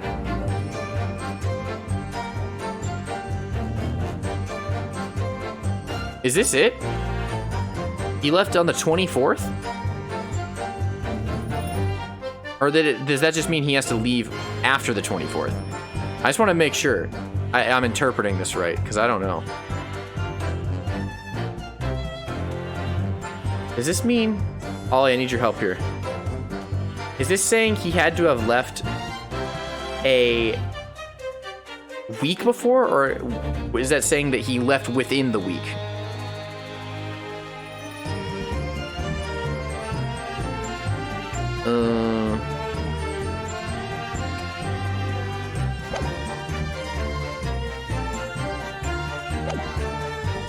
Okay, well, I'm just gonna save just in case.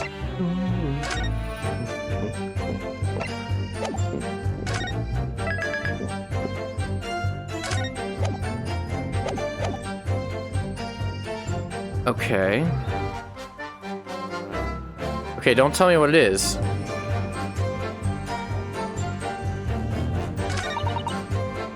Hold it! Oh, is it just because I didn't press everything? I want to thank you, Gina. You helped me find my resolve.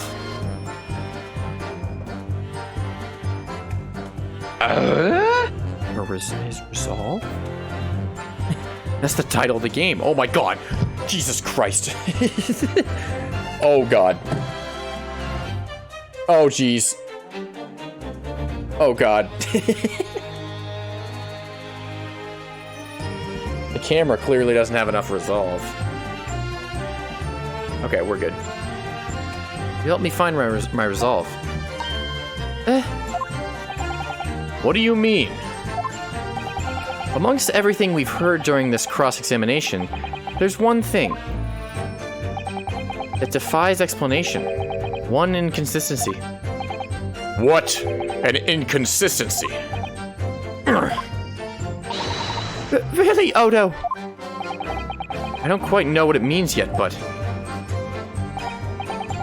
Yes, there's an inconsistency in something that was said by...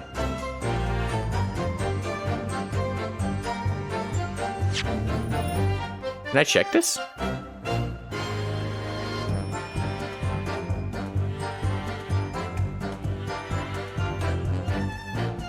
Is it Cosmo?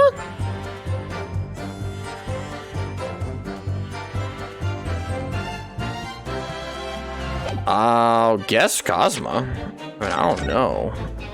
Cosmo did say it, and that's when we went, So I think it's Kazuma. Take that! Yes. Yes. By you, Kazuma Asogi. Me? Is this some attempt at filibustering counsel? Prosecutor Asogi has given no testimony. What are you suggesting I said that was inconsistent? You let something slip that you shouldn't have. I would not have noticed. But okay. When I present the relevant piece of evidence, I imagine you'll realize what you've done. Very well then, counsel, go ahead. What evidence reveals this alleged inconsistency is something Prosecutor Asogi has said? The passport?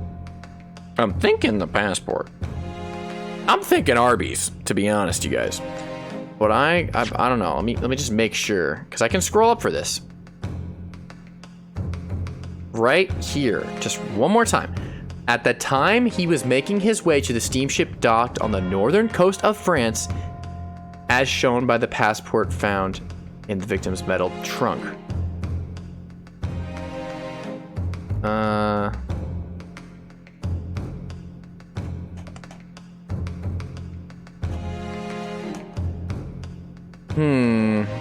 Because at the time he was making his way to the steamship,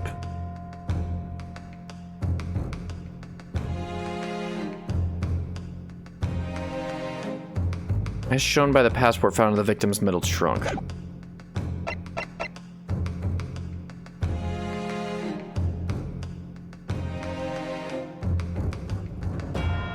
We found it at the scene. Wait, hold on. No, that's not it. No.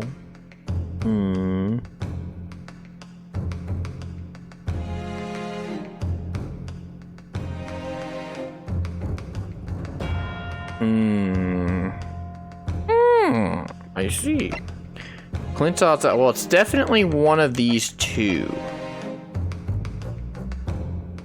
And I'm gonna run Gregson's. Okay, what about the trunk could prove? I think it's the passport, actually.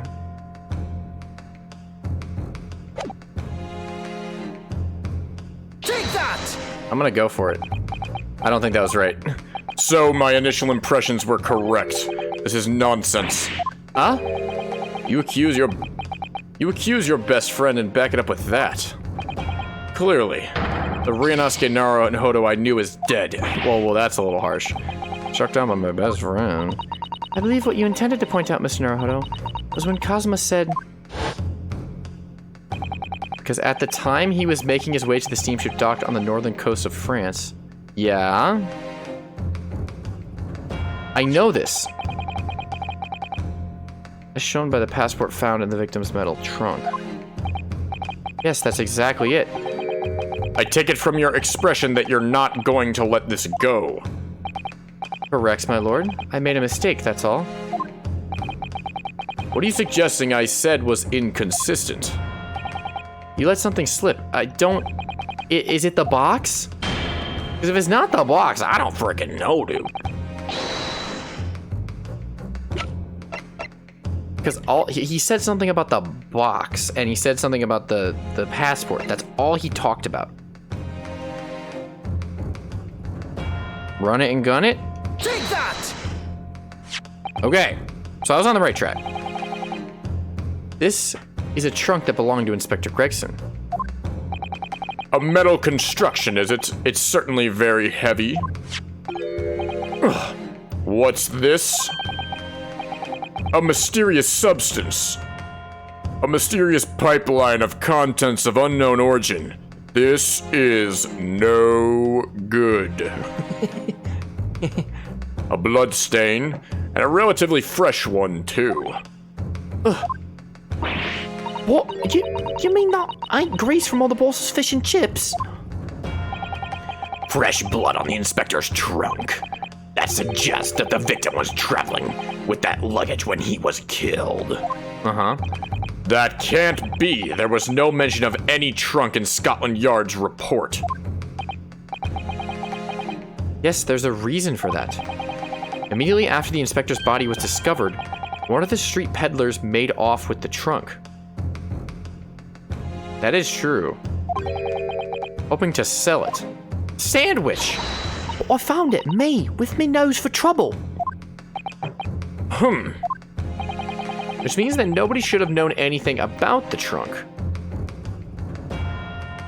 I mean, this now is perfectly logical. It makes perfect sense. But in the moment, how was I supposed to remember that? I guess I haven't played in a week. I guess if you played this all the way through, you'd remember. Unless, of course, we're talking about somebody who was present when the victim was killed. Kazuma? What? And yet, during the cross-examination of the witness just now, you said this, Kazuma. Because at the time he was making his way to the steamship docked on the northern coast of France, as shown by this passport found in the victim's metal trunk. I guess he shouldn't have known about the trunk. So the question is, how did you know about the inspector's trunk? Ugh. We know the man went on a trip to France. Where else would he have put his passport? Objection! No. But you knew it was a metal trunk. He did know that. How did he know that? Answer me honestly, Kazuma. On 31st October, where exactly were you? Ugh. At the port of Dunkirk on board the SS Grouse. You were? Is that the answer you're looking for, Ryunosuke? Kazuma, what did you...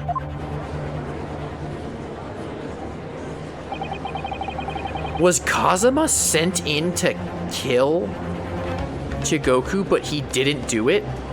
Because he's a good boy? No. Oh? I hadn't considered the possibility before, but if Kazuma was there on the ship, then it can only have been for one purpose. Oh no, Mr. Naruhodo, surely you don't think... Come on, Ryunosuke, you know the rules. The only thing that really talks in the courtroom is hard evidence. You know what I just realized is that my Kazuma voice is slowly drifting into the "Hey Peter" voice. Hey Peter. Slowly drifting, slowly. As I understand it, Inspector Gregson always took that case with him when he traveled. So as it stands, you've proved nothing. Kazuma, are you challenging me to prove it beyond all reasonable doubt? He's just asking him. Because Kazuma's a good boy. But he has to put on these games to satisfy the Britain's judicial higher ups. You were there that day in the same place as the inspector. He was there with Gregson. There's a clue that you've overlooked, a secret that trunk can tell us. Can't be sure at this point. I need to verify it. I'll need to verify it, but I have a nasty feeling that I'm gonna be right. The accusation being made is deeply disturbing, but nevertheless, we must test it. The defense will identify for the court where in the trunk this alleged clue to be found. Okay, what's the question gonna ask? Where is the evidence that ties Prosecutor Asogi to Inspector Gregson? Okay. We need to open this. Let's have a look inside. Okay. I don't know if it's the blood. It could be either the knife mark or the knife, but Kazuma didn't have a knife. I'm gonna just check this out real quick. Look at this dark stain here. Do you think? Yes, I'm afraid so. I think it's Blood! Ugh, I knew you were gonna say that. That presumably means... this was present at the scene when Inspector Gregson was killed. What, Ollie? It's the most logical conclusion, yes. To think Gina's been carrying this around with her. You didn't know any better. I suppose it does look like grease. I wonder what large shop object Kazuma carries around. Well, that wouldn't break off. Like, what? It's not gonna his sword, Karuma's not gonna break. I mean, that'd be kind of silly if it did. That'd be kind of weird.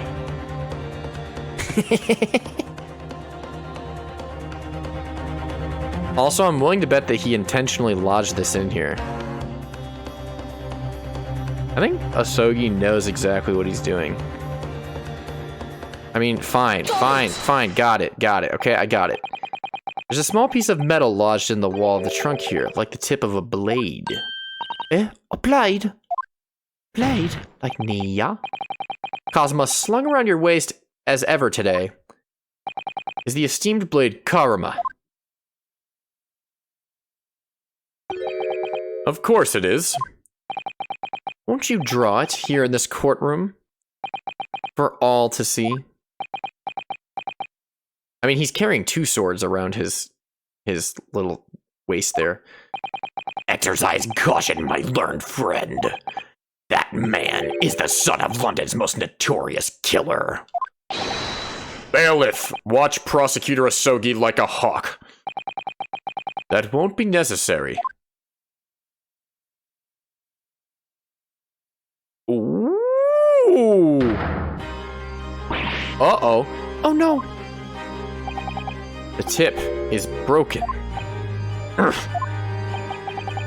If the fragment of metal from the trunk fits together with the end of this sword, the question of who was there with Inspector Gregson will be answered. Agreed, Kazuma Asogi. This is all very much coming together. Gregson and Kazuma, because Asa Shin was dead, so they couldn't send her in. So they sent Kazuma instead.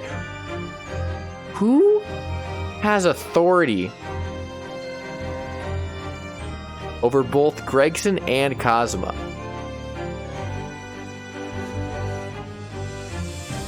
Uh-oh. Ruh-roh Raggy. Expertly done, Ryunosuke. That's a point for you and well-deserved. Do you mean to tell the court, Prosecutor Asogi? Yes, on 31st October, I accompanied Inspector Gregson to Dunkirk in order to carry out a mission. So the additional person authorized to travel Was me. And the mission was the assassination of the Mark. What? You mean you're the killer whose name was omitted from this notebook? You were following the Reaper's orders to dispatch Judge Jigoku? I think he was more playing the part, not necessarily out on a mission to kill anyone. Because I don't think Kazuma's guilty. I mean, there's a very sliver of a chance he could be, but I highly doubt it. Let me make one thing perfectly clear. I have killed no one. Explain. I accepted the assassination mission, yes, and I accompanied Gregson to Dunkirk. But I never had any intention of carrying out the plan. You were never gonna do it? We can believe Kazuma-sama, I'm sure. After all, Judge Jigoku arrived safely in London that following day. On the 31st, I boarded a train from London with Inspector Gregson. We traveled to Dover, from where we crossed the channel to Dunkirk. Then we boarded the SS Grouse and made for the cabin deck, as indicated on the plan. You went to Judge Jigoku's cabin? Exactly. He wasn't there, though. We decided to wait, but...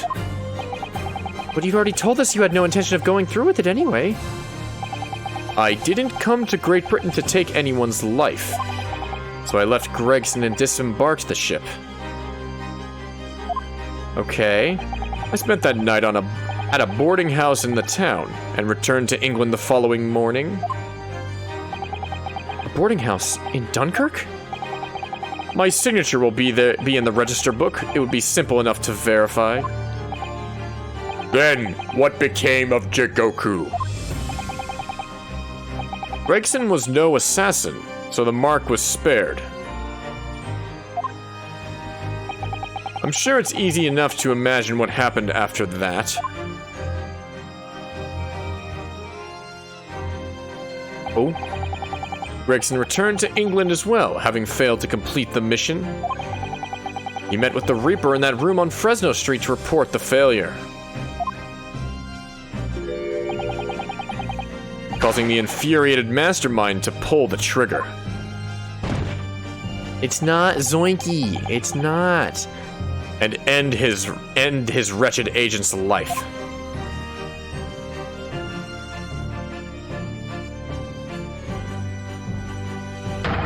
That's the real truth behind Inspector Gregson's murder. Objection! Objectione. But if you did nothing as you claim, how did the tip of your sword come to be lodged in the inspector's trunk? I don't need to answer that. The victim was killed by a gunshot. A small fragment of a Japanese blade isn't relevant to the case.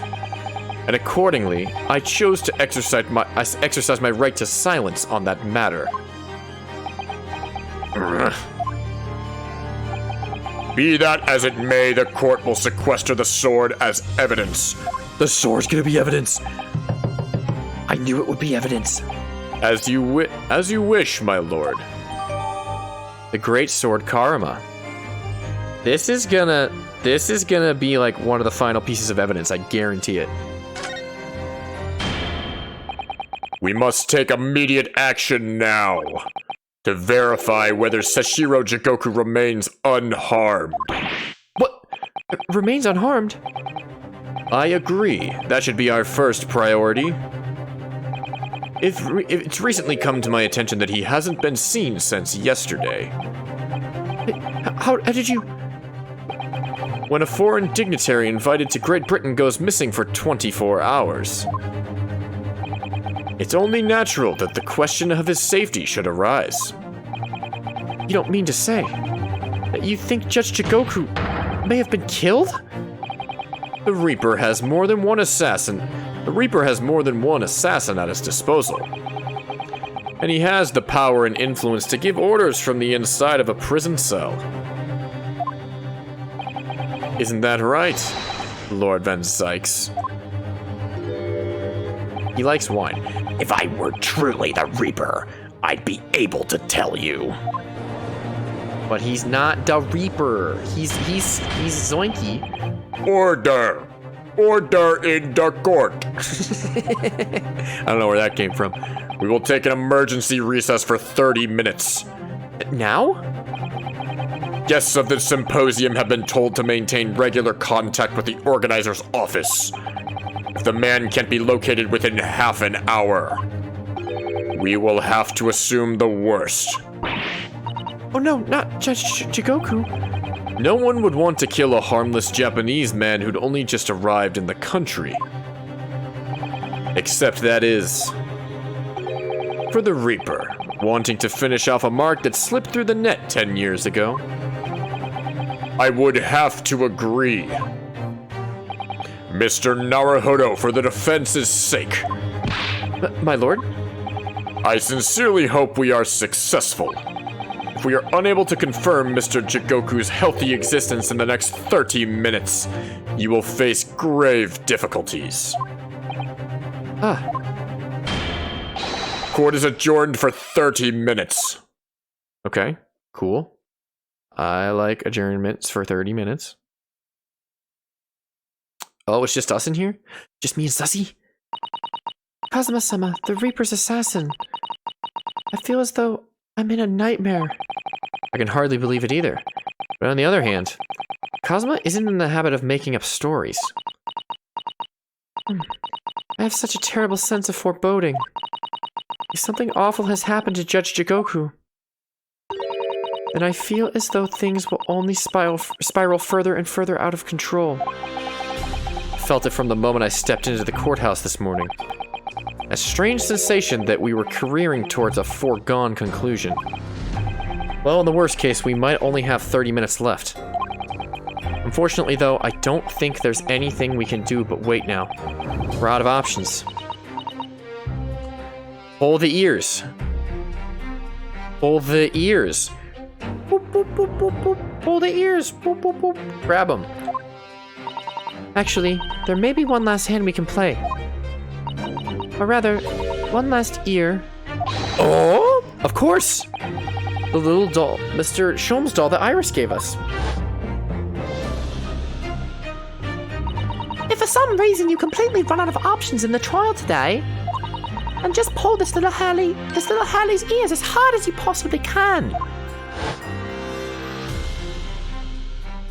Pull it. Perhaps now is the time. What should I do? Pull Harley's ears or not? Harley's ears? Pull! Pull the ears! Here goes then. I'm gonna do it. Good luck, Mr. Naruhodo. It's just a doll. What's it gonna do? Is it gonna just go like and turn into like a tiny helicopter and just start and just like fly away and lead us straight to Jigoku? Like what? Heave! Ow! What? It's alive? Is it a walkie-talkie? It's a walkie-talkie. That scream sounded like Mr. Sholmes. Mr. Sholmes, where are you? Here, my dear fellow, here. It's the felt doll talking. They shrunk Sholmes. Sholmes, are you okay? Pull the ears again, Mr. Naruhodo, as hard as you can. All right then, I'll put all my strength into it. Heave! Ow! What the The iris doll, it actually pulls on his ear. Where is he? He's on the boat. Please, my dear fellows, you need not pull my ear off. He's on the boat. He's on the boat. Is it the same boat from Case 2 or is it the grouse? Mr. Sholmes, where are you? Myself and my trusty partner are presently in the first-class cabin area of the SS Grouse. The SS Grouse? She left Dover last night after the final pieces of cargo were loaded. It just shoo, right back onto his ear, like a spy gadget piece. We are currently docked at Dunkirk, but due to be underway again in half an hour. You've taken a ship to France? Please, even with my athletic prowess, I would struggle to jump the Straits of Dover. After we left Baker Street last night, we hurried by cab to the station and by train to the port, in order to board this vessel in time. So you mean you'd already worked it out? That the steamship was where everything really took place? Mr. Naruhodo, pray, what is my name? Sherlock Sholmes, world-famous great detective. Recited to perfection. Well done. You're a genius, Mr. Sholmes. That's the only word for it. I like the thing yanking on his ear. He definitely could jump the Straits of Dover, especially after he reversed gravity and got flung 40 feet in the air by a giant fist. I think he could do it. Ow, ow, ow, ow, ow, ow, ow! Miss Suzy Barker, gently with the genius's ear, please. Oh, my, I'm ever so sorry. If I may, Sholmes. Oh, Mikotoba? Ah, there you are, Mikotoba. You may remember that it was in fact I who made the connection. The connection to the SS Grouse. Yeah, it was him. Yeah, Sholmes, you stupid ass. At Scotland Yard yesterday when we examined that notebook and I recalled my steamship ticket. Ha ha ha! But of course it was, my dear fellow. And not once did I controvert that fact. I merely had our court-bound companions utter my name. Shut up, Sholmes. Yes, you did, didn't you? We've just entered a recess. The trial resumes in 30 minutes from now. If we're unable to present any new leads, then I'm afraid to say... Do not fret, please, for it is precisely that purpose that my partner and I have made this journey. I've no doubt we shall have welcome news for you within the half hour. Thank you, Mr. Sholmes. That would be wonderful. Until later, then. Yes. You'll be hearing from us if you're not in touch first. Ow, ow, ow, ow, ow, ow! I shan't be hearing anything if you keep tugging my ear that mindless fashion. Whatever it was, the idea behind making a receiver operated in that way in the first place, Sholmes. So why the deuce would I know? It's Iris's invention, not mine. Why the deuce would he know? Okay. Oh, we're playing as these two now?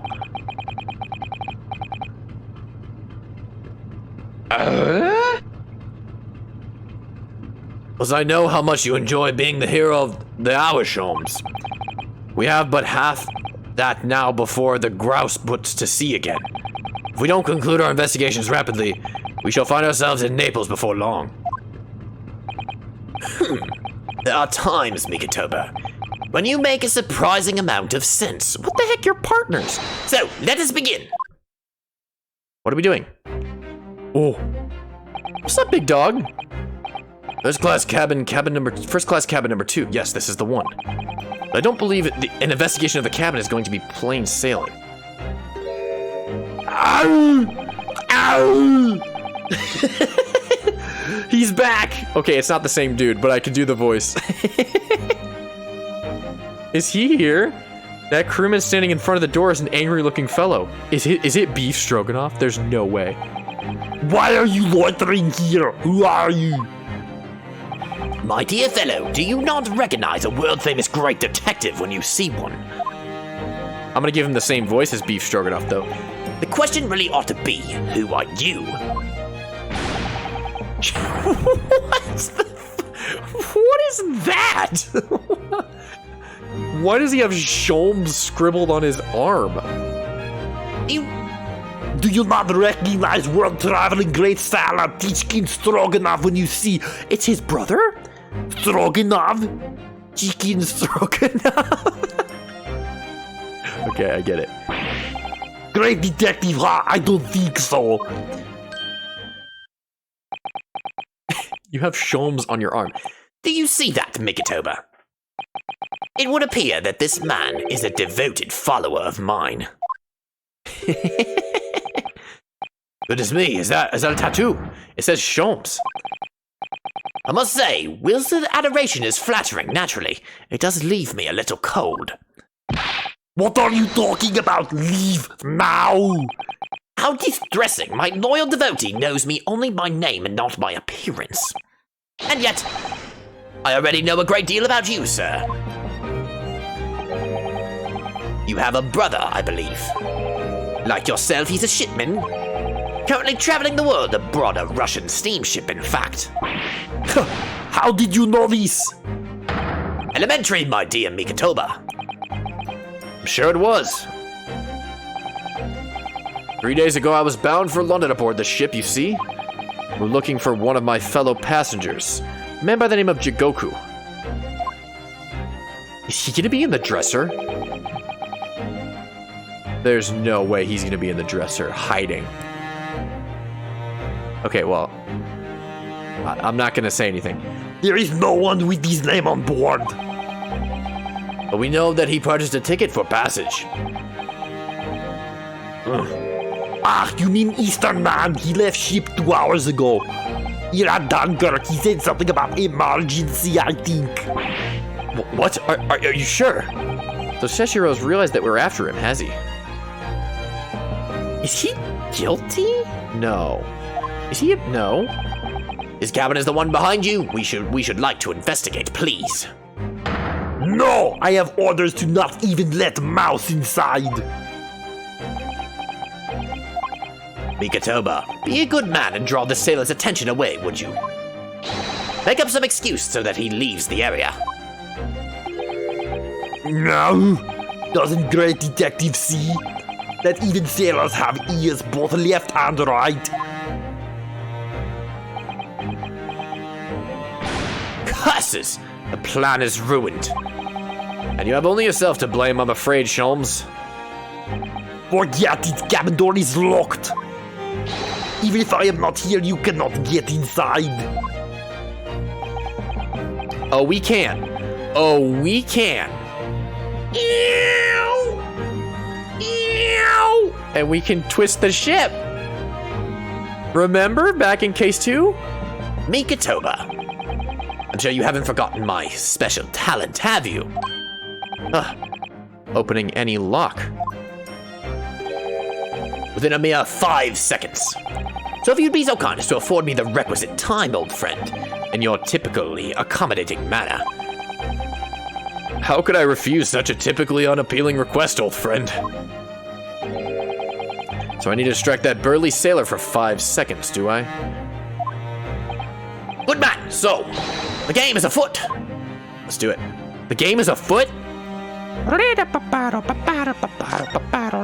Ring the bell! Oh! This would appear to be an alarm bell. All hell would break loose if that thing were to ring. The whole crew would know about it. Don't do anything hype for 10 minutes, I might. Here goes then. Pardon me in advance. You, what are you doing? If we're at sea, it would be very bad problem. What's going on down there? Steam is strong enough. Report at once. Yes. Sorry, sir. Nothing to report. It was just stupid trick. No, not by me. By world famous. No, as I told you. Now, Shums, now. Done. He's so... He's a genius. How? Not even 5 seconds, eh? Well, don't stand there gawping at my brilliance, Mikitoba. In we go. Oh, yes. We're going in. Oh. 3rd November, SS Grouse. First class cabin, number 2. This is literally case 2. There's a wardrobe. I'm just saying. Good gracious. It would appear that the occupant of this cabin did indeed disembark rather hurriedly.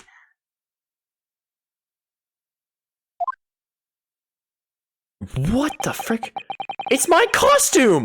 What the heck? Was I in this room? Excuse me. What is my costume doing on the ground? These clothes on the floor there, they're Seshiro's without a question. I'm Seshiro? Me? Well, it seems we're just a little too late. Yes, by about 2 hours. Still, whilst we're here, we should investigate thoroughly. It may well be 2 hours worth of clues to find in here. But that burly crewman may return at any moment, Sholmes. Indeed he may. Which makes this all the more thrilling. Logic? Logical? Logic? Logic? Trash can? This is the waste paper basket, look. And there's still rubbish inside. Indeed? Well, let us pry. I've discovered recently I have a penchant for exploring the contents of others' waste paper baskets. What are you, in a Pokemon game? And by the way, in Pokemon, there's waste paper baskets everywhere, and like you can search them, and 99% of the time it says the waste paper basket is empty, but 1% of the time it'll say like you found TM4016 or whatever. I don't know, 4016. I sincerely hope only for your work.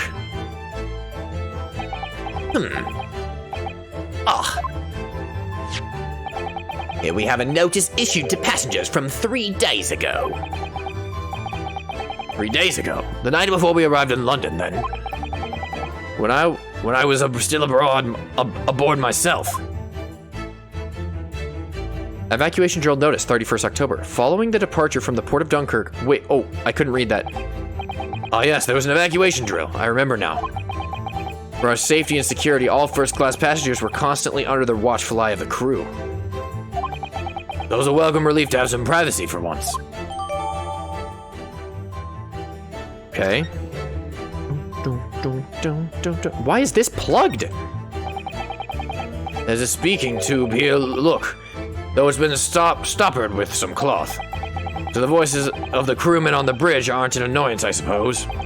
Or indeed, so that the voices in this cabin aren't heard elsewhere. Oh? Something like that have happened here. That was for no one else's ears, you think? Either that, or it could be to prevent snakes from entering. You never know when Piroshka might enter the cabin. Everybody gangster to Piroshka the snake, aka Beef Stroganoff's pet, enters the boat. Has really become a favorite case of yours, hasn't it? That's a good one. I like that reference.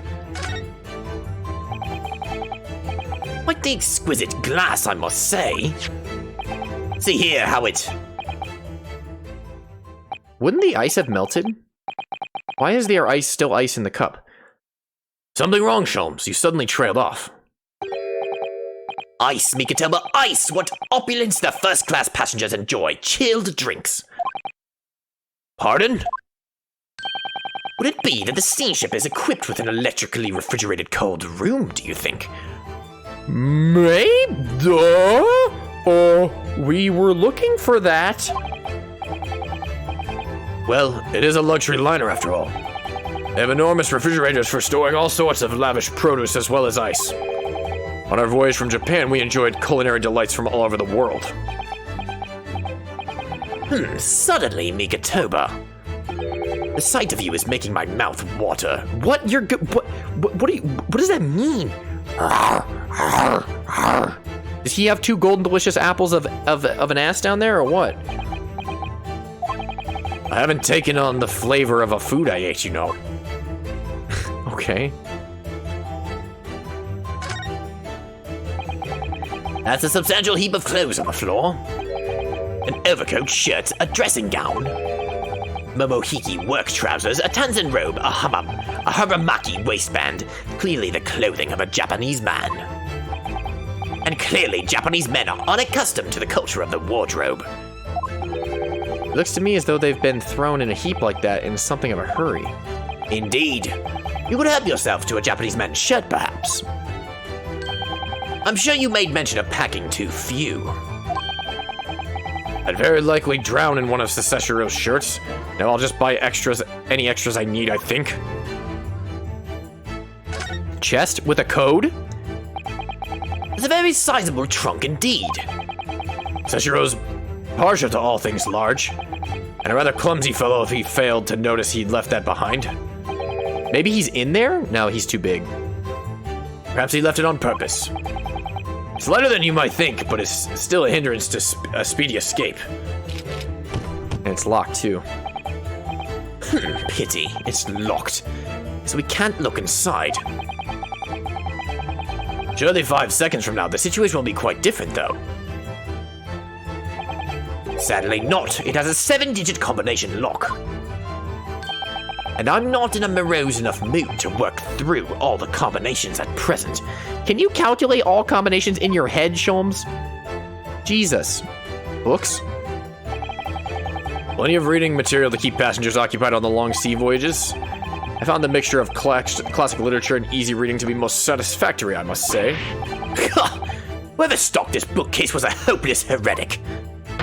There's no copy of the Adventure of Sherlock Holmes, my dear fellows. I'm afraid it's just me, but no, you're quite right. More blasphemous than overlooking the Bible.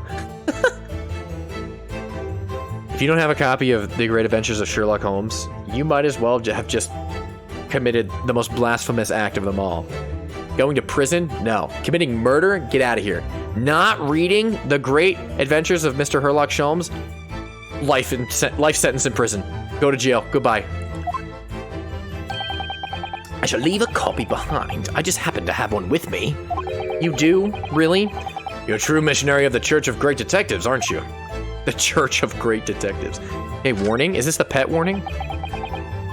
These are the rules of passage. Passengers must not keep weapons or other dangerous objects in their cabins. Pets are also strictly forbidden. It's the same rule?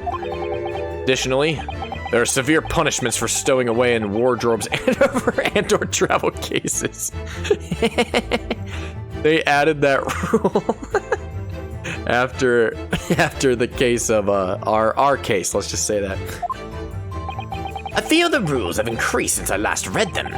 Probably just my imagination. What about the fact that they're not straight on the wall? Doesn't that strike you? You may be right. Perhaps it's just your imagination, though. A trifle. And you know what I always say, Mikitoba? There is nothing important about trifles. He always says that. All these people in this game have been like, blah, blah, blah, we're gonna solve the case, but this doesn't make sense. You forgot. There is nothing important without trifles. Or about trifles. I've been saying this since day one. He's been saying this since day one. Not really. It's probably just my imagination, but I think that might be slightly off. Yeah, just a little bit. Wardrobe. According to the report I was given, Naruhodo was concealing himself in Asogi's wardrobe. Indeed he was. And it was a similar size to this one. Ah, you must climb inside yourself, my dear fellow. What? Whatever for? It was the site of my first fateful meeting with Mr. Naruhodo. You will experience the moment the moment for yourself now, complete with my dramatic rhetoric. Come along now, in you go. This will only take a moment. Really, Sholmes, surely you just can tell me what you said. Huh? Well, I uttered some brilliant remark and opened the wardrobe to reveal the stowaway murderer. He said, I'm Herlock Sholmes. Surely you heard of me. And then he opened the door. That's what he said. In the cutscene, all the way back in Case 2. I think I'll just read about it in The Adventures of Herlock Sholmes. Okay, I can go to the right. Ooh? Wall's slightly different color just here, do you see? Indeed. What you have observed arises when a frame that has been hanging for some time is removed. Perhaps your friend is an art thief. Now there's a bold deduction worthy of a great detective, I'm sure. He may very well be the elusive thief who has been plaguing France's galleries of late. Was there actually an art thief in the 1890s of France? Because that'd be really funny if there was. I think perhaps we should focus our attentions elsewhere, Sholmes, don't you? Maybe. That outline on the wall. I feel as though I might have spotted something of a similar shape and size elsewhere. Really? You think so? Oh, big man! He's back! You are still here! Abel Seaman Stroganoff, hello again. I was beginning to think you'd never materialize. Oh? Yeah, you are waiting for me? Of course, I was expecting you to burst in with hearty Russian profanity far sooner. I was in trouble with Captain because of trick you played before. Poor Mr. Innocent Chicken. It's all your fault. Ow. Keep is leaving port soon. Get off now. Of course, we shall disembark presently, my dear fellow. But first, there is something that must be done. What? We gotta beat the shit out of this guy. I'm gonna take his neckerchief. It's vital evidence, you see. What are you talking about? Why, naturally. The debunking of your deceit and the bearing of the truth. What? What? What does that mean? He's lying? Kayoy? Kakoy? I'm afraid I see through your lies. But one thing. Mr. Jigoku has not yet left this vessel at all.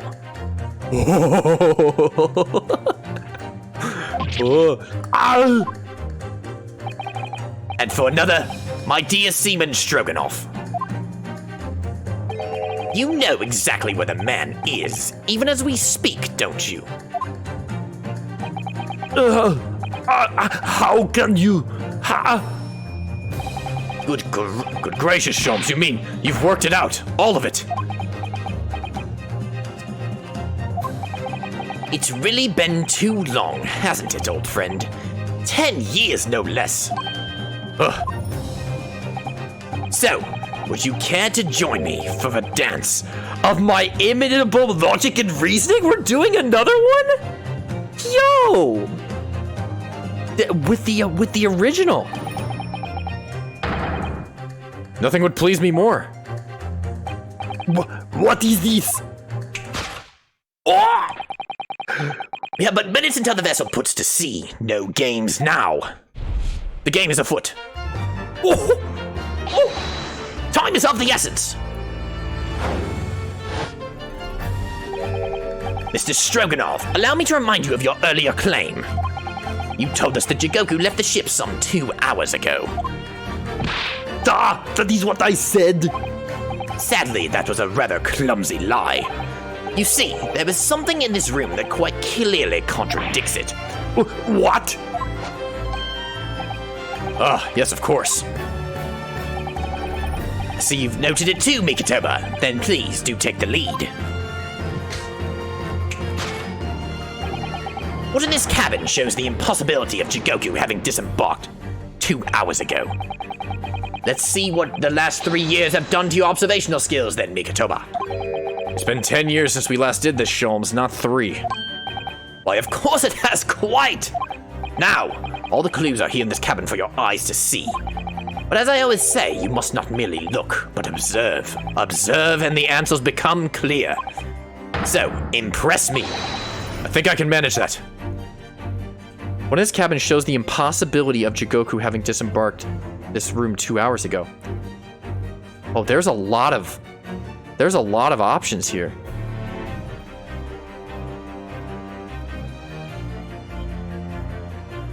Would it be the ice? I think it might be the ice, honestly.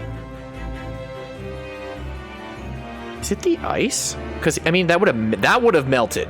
That would have melted. I'm running it. Take that! Oh, that objection. Oh!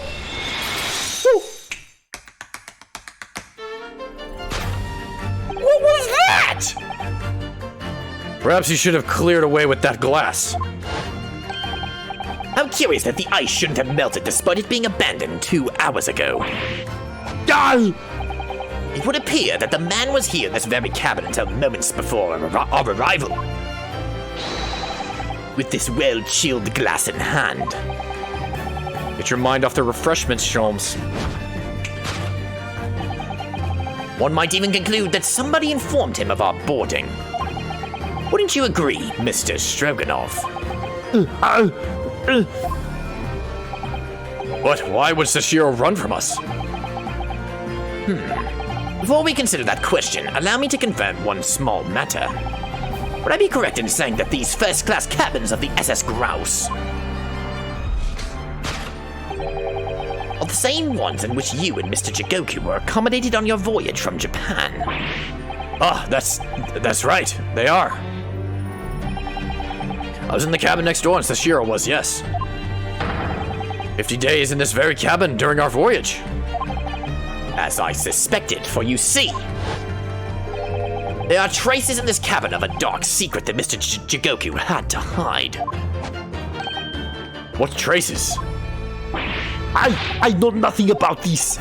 Oh, this is news to you, is it, Mr. Stroganoff? Sholmes, what exactly are you getting at?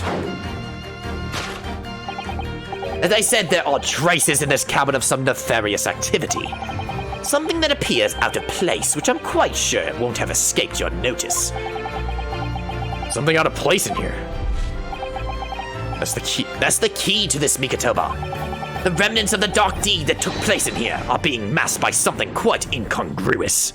Well, I know all about incongruous shapes. I must say, I didn't foresee ever doing this dance of deduction with you again, Mikotoba. No, quite, but life is full of unexpected twists and turns, as we well know. Now then, let's see if we can uncover the truth here. Yes, you have the floor, my dear fellow.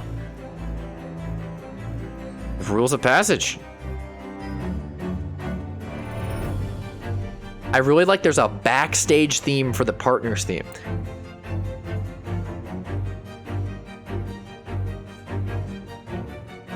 Take that! Take that!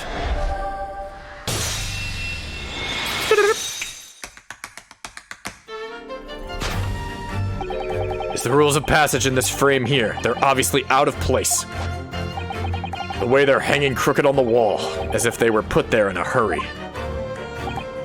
Yes, as I'm sure you've already concluded. That frame was originally over here. The shape and size are a perfect match. Da! You are right. When did frame move? Hardly the most observant of crewmen, are you, Mr. Stroganoff? I would think your captain is quite justified in having his reservations about your reliability.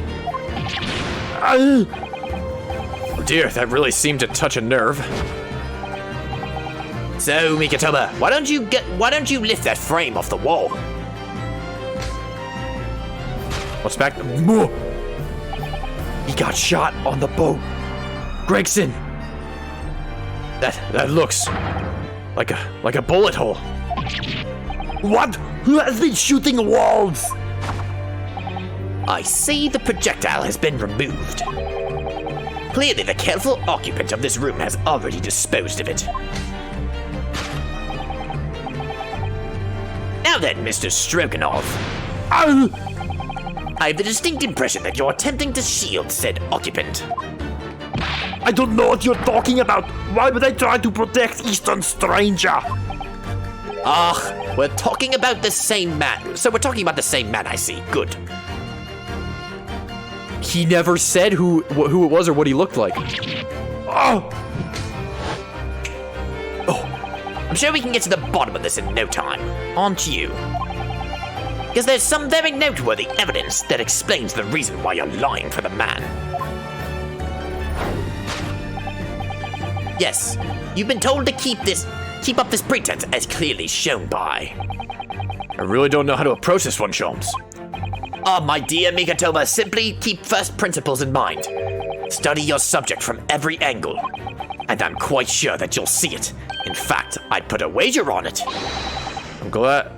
So I'm to glare at the fellow from all sides. Well, I can certainly do that.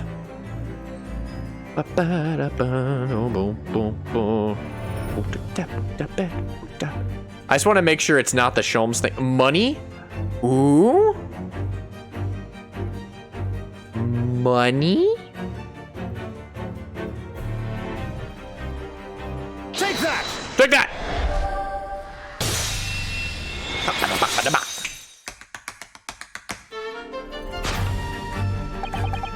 It's almost too obvious for words.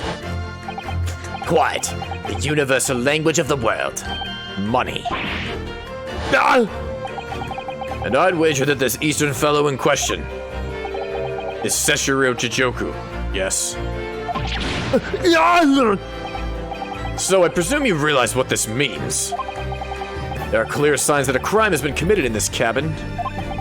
And the way you're going, sir, you'll find yourself accused of being an accomplice.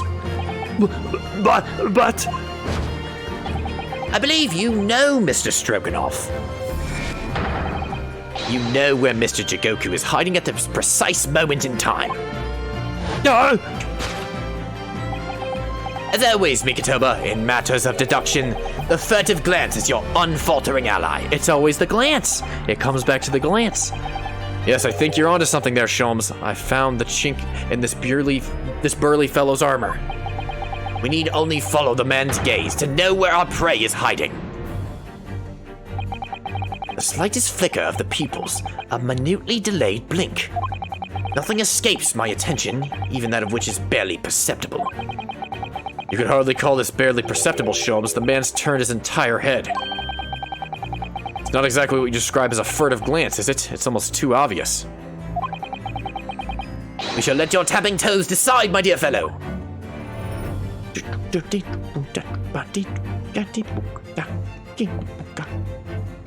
He's looking! He is looking! He is... Oh, wait, the wardrobe this way. Okay. He is looking. Oh. Take that! That's not right, is it? Oh. Wait, where was his thing? Mikatoba, no games now were my words, were they not? Humph, come, Sholmes. Where's the fun in life without a little fooling around, huh? Quite right you are. That was a close shave. I'd better rethink that before I'm the fool here. Our prey is hiding. So, you really think he's hiding in here as we speak? Curled up in a ball at this very moment. Oh, the chest! But as I said earlier, we've got no time for games today. No, I quite understand. I'll make this as quick as I can. Demon Shogunat will be suffering neck fatigue before long, I should think.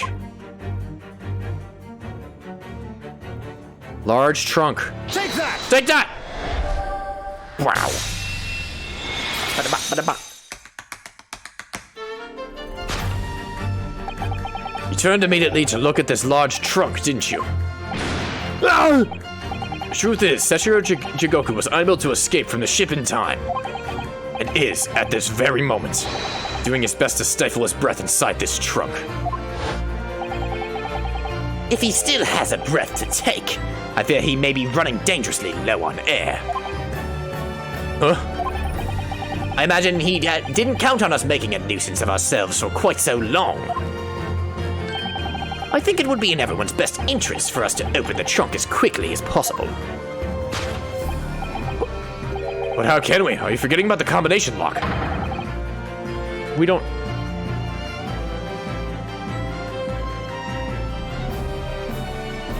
Sholmes. I know what it is.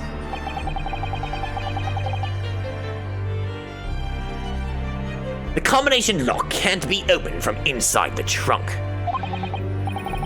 Therefore, there must have been an arrangement for somebody to open it after our departure. Of course. In short, before Jigoku had himself inside that trunk, he must have told someone the 7-digit number for the lock. As I'm sure you can confirm, Mr. Stroganoff. Oh? No, I know nothing of combination code. It's a code. Ooh! Don't move a muscle, my good seaman. Done? Now, Mikatoba, would you do the honors and open the trunk? How on earth do you expect me? It's a 7-digit number, remember? Quickly now, we have little time.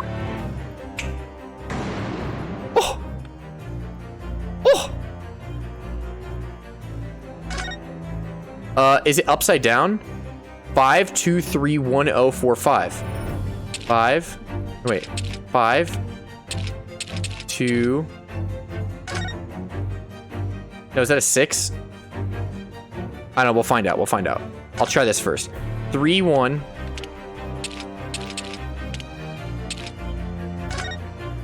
Uh. 045.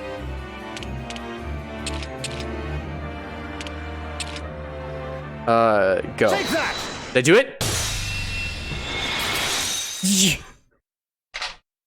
Click.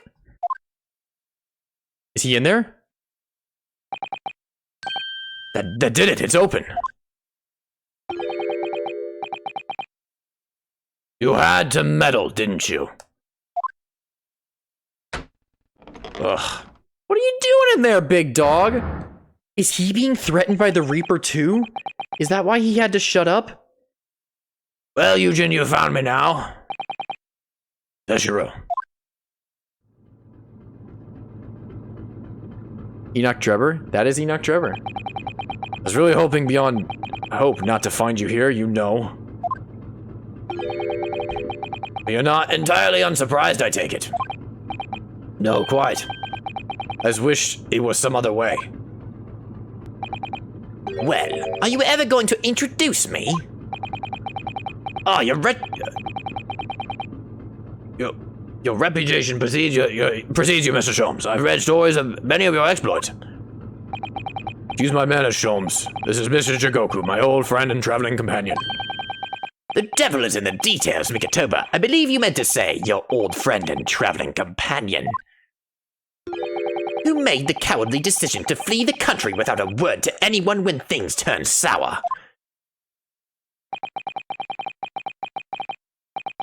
I see my reputation precedes me as well. What an honor. Well, Seshiro, are you gonna explain all this? You know it all by now, I imagine. What you didn't know, of course, is that 3 days ago, on the night before our arrival in Britain, an attempt was made on my life here on this very ship. By the Reaper of the Bailey. Yes, I've since heard. Because you were once prosecuted by the Reaper, weren't you? 10 years ago now, mind you. And I had no idea at the time what a dangerous individual he was. Wait, did he say he? Okay, so it's definitely he. It's a single person. What? They just said it. Well, okay, maybe the leader's a single person that's he. Anyway, when we arrived in London to find the symposium was postponed until goodness who knows when, it became all too apparent to me that I might very well be targeted again. No, that's Sholmes' voice. Became all too apparent to me that I might very well be targeted again. You decided to flee the capital without saying a word to me about it? I'm afraid so, yes. After all, I realize now that I really ought to have confided in you. It's somewhat surprising, I must say. What is? Well, first-class cabins aboard luxury steamships are in very short supply. It's more than a little hard to believe that this one just happened to be available. So it has the protagonist of some colorful short stories? Well, I don't care for your opinion. The cabin did just happen to be available, so I purchased a ticket, and here I am. I've just seen for myself the obvious remnants of the incident in this cabin. So you'd already purchased your return ticket before we even docked in Dover, had you? To prevent anyone else taking this cabin and seeing the evidence. Is that it? Fusion, I have nothing to say to you. What? Why are you being so weird? Well, in a mere 5 minutes, the ship will set off on its onward voyage and not make port again until Italy. I'm afraid we must insist that you disembark with us at once. You have no jurisdiction over my movements. We have this, Seshiro. Take it. We do? What is it? It's a subpoena from the Old Bailey. You're a man of the law. You know what the ramifications of ignoring a document like this from the British courts would be. You came prepared then, Yujin. Come on, let's go. One moment. What is it, Sholmes? Inside Mr. Jigoku's trunk, I found this rather fascinating trinket. What is that, Seshiro? I can't help you, I'm afraid. Some small component of something from something. Okay. But what, I have no idea. By the look on his face, I think he genuinely doesn't know. Well, let us pocket it as a small souvenir of our brief sojourn in France. Small component has been entered into the court record. Is it a doorknob? Well, young Naruhodo, I think we've done as much as we can, I'm afraid. The rest will be on the shoulders of you and your assistant. Oh.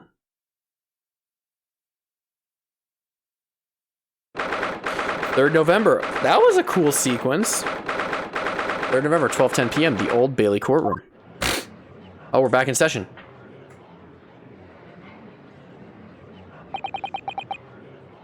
Kazuma Asogi.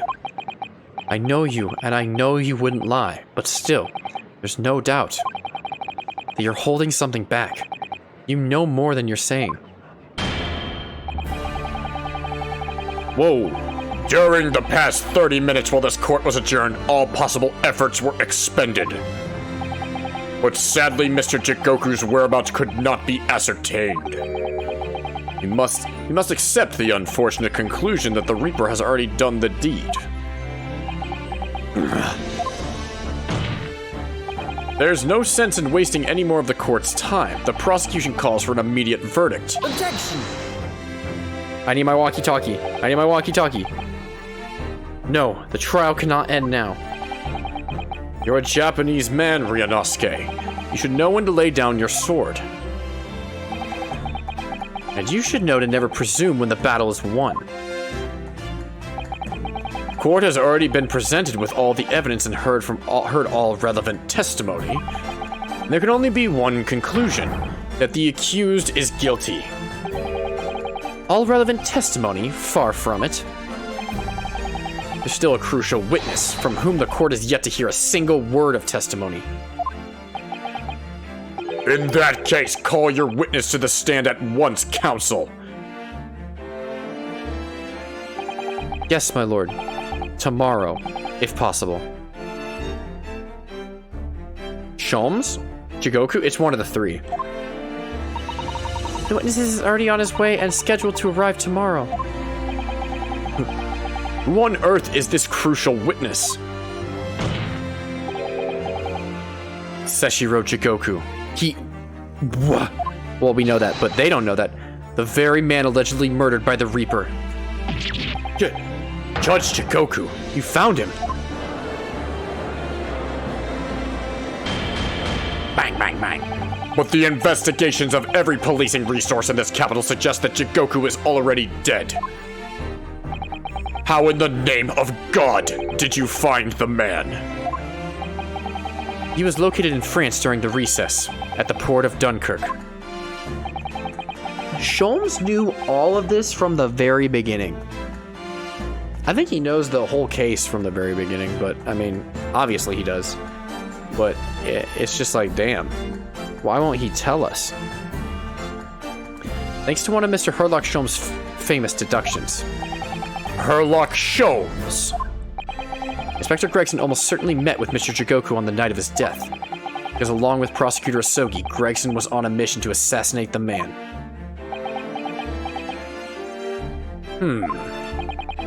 Which means that Sessuru Jigoku is the sole witness who can clarify exactly what happened aboard the SS Grouse on 31st October. Oh. That's true. And they were trying to kill him. He was probably legitimately hiding. Like, because someone was trying to kill him. Well, it would appear that it's too soon to move to adjudication at this point. The prosecution concurs. The court must hear Mr. Jigoku's testimony. No judgment should be passed until all testimony has been considered. In that case, I hereby call the I gotta yawn. I hereby call the end of today's proceedings. Court will reconvene at the same hour tomorrow. No objections from either side? No, my lord. No objections, my lord.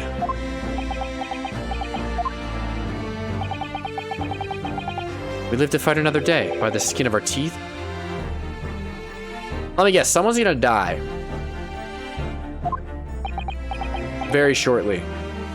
Maybe. I don't know. We're adjourning from court, and that seems very risky business.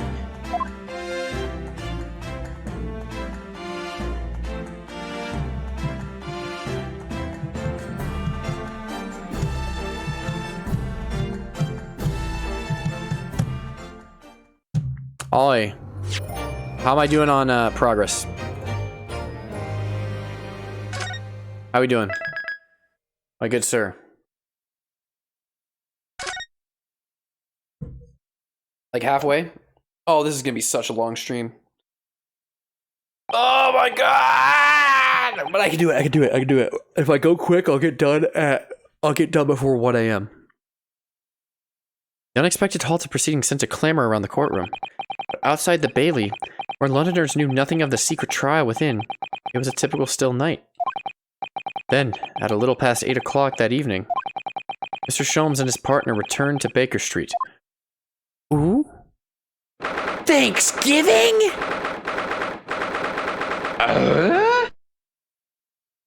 That's awesome.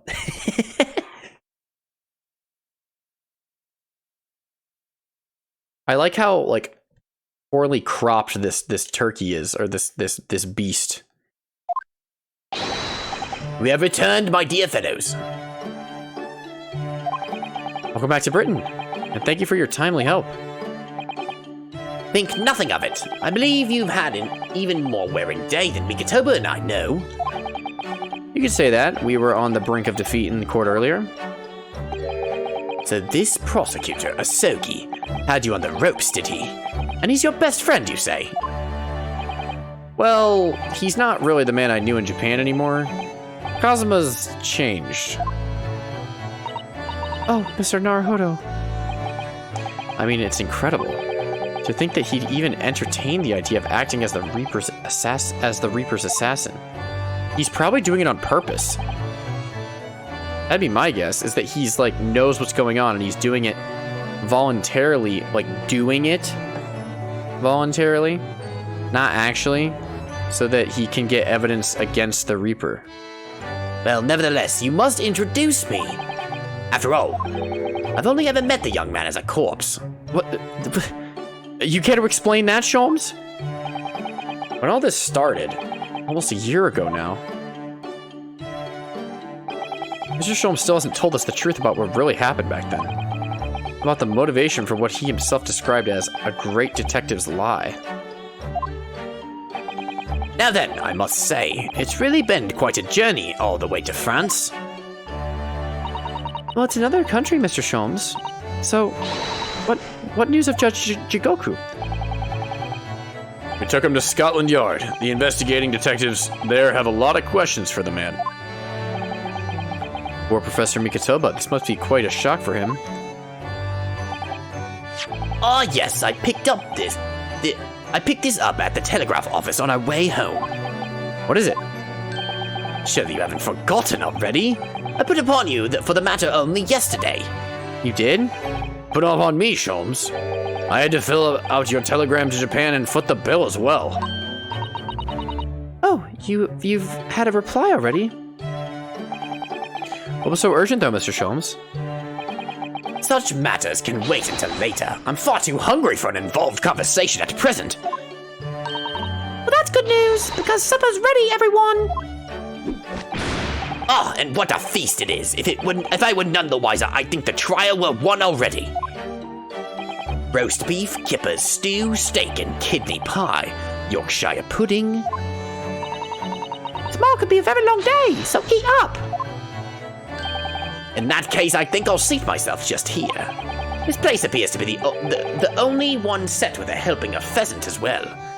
British food? Oh, sorry, Harley, not there. Why ever not?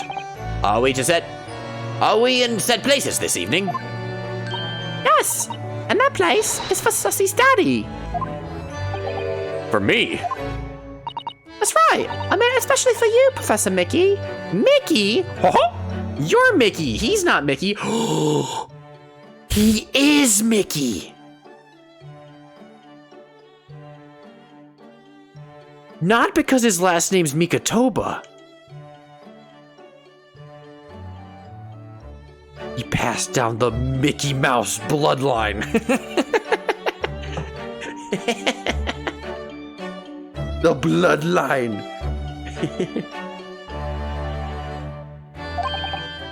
I see. Well, that's terribly kind of you. It's a shame, really. What do you mean? Well, for a brief moment, I believed it. But Sussy and I were both half-sisters, I mean. Oh? Maybe. Maybe not, though. Ugh. Iris, do you mean? She's deducing. Yes, I know now. I overheard yesterday. I secretly listened in the conversation you had after I tricked you all into thinking I'd left. What? Even Sholmes was surprised? Oh, damn. Misunderstanding arose because of that autopsy report from 10 years ago. But actually, it turned out that neither Dr. Wilson nor Professor Mikotoba are Iris's father. Neither? Yes, about that, Iris. You know, I know. You can't tell me at the moment. Oh, Iris. The pheasant is by way of an apology. I'm sorry for eavesdropping. Oh, no, that's quite all right. then why don't I get any apologetic pheasant? This is what I'm like. Apologetic pheasant. I want apology, yeah. Anyone ever wrongs me, if they don't give me apologetic pheasant, boop, boop, boop, boink, boink, boink, boink, I kill him. Dead. Cold-blooded. I will become an Ace Attorney case. Who is Iris's father? Who is Iris's father?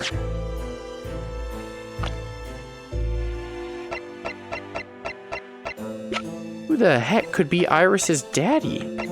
Do we know them? Do we know them?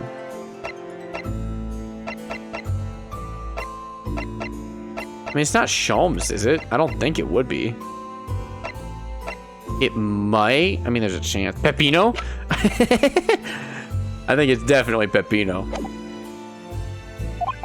I suppose that's not something we'll be finding out today.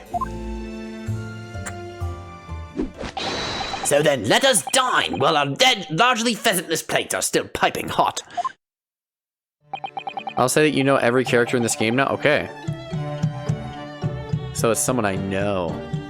I'm going to bet it's Sholmes. That would be funny and logical. It'd be funny and also really sweet. A fine idea, Sholmes. It all looks absolutely delicious. Eat as much as you like. There's always seconds.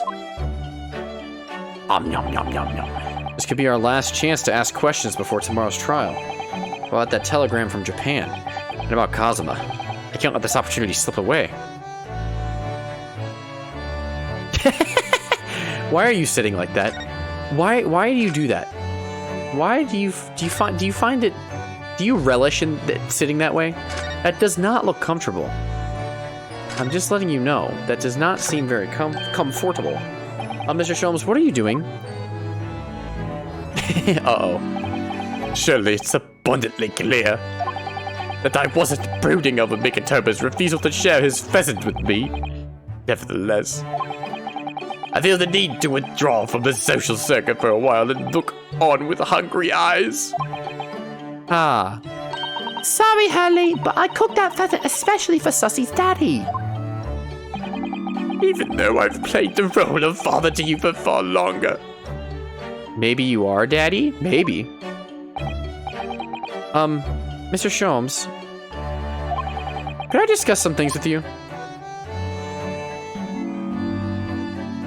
Oh, certainly, my dear fellow. I found myself quite in the mood for a spell of conversation. No doubt. You're hungry to learn more of my deep love of game. I can probably contain my curiosity on that one. You needn't look at me in that fashion. In what fashion? It seems that before we discuss the pheasant, we have some rather unpheasant matters to discuss. Did he come up with on the fly? How did he do that? Converse, the telegram from Japan. So, what was in the telegram you received back from Japan then? This? I thank my lucky stars it arrived in time. Record found as indicated. Duplicate follows. K. Asogi, A. Shin, T. Gregson, J. Wilson. The note! The note from case 1! Or not case 1, case 5! The note! Well, those 4 names. We've come across that exact same list before. On the dock. They came up in that unforgettable case last spring. Mr. Windibank. What appeared to be a simple case of aggravated murder turned out to be masking monumental intrigue. A plot that involved the sale of British governmental secrets to foreign states. And exposing the means by which those secrets were being leaked, we deciphered a fragment of a message. K. Asogi, A. Shin, T. Gregson, J. Wilson. But we didn't find the names out until the case was over, and we never did get to the bottom of what they meant. All we knew was that the information had been sent by somebody in the British government to somebody in Japan. So why are the names coming up again now? Yes, where did the sender of your telegram discover them, Mr. Sholmes? I have here the message that I had wired yesterday. Allow me to read it to you. Oh, shoot. Enter Judge Jigoku's office undetected and investigate telegram records. Oh? Jigoku? Expect to find communication from Britain dated 1 year ago. List of 4 names. Need by tomorrow. Naruhodo. I sent it to a detective I know who specializes in clandestine missions of this nature. You asked Inspector Hosen. He came back! My man! What a guy!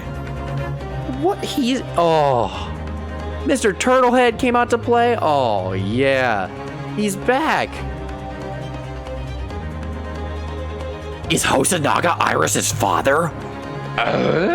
No, I'm just kidding. And in my name? I wonder what guys he opted for this time. My dear fellows, it was a matter of great urgency, you understand. Anyway, the list of names was found in Seshiro's office, as Sholmes predicted. So you mean that mysterious collection of names that was sent from Britain to Japan was... It was sent to Judge Jigoku. He was the intended recipient. He's an arm and or a leg of the Reaper. He has to be. Or he's being coerced to be. I don't believe it.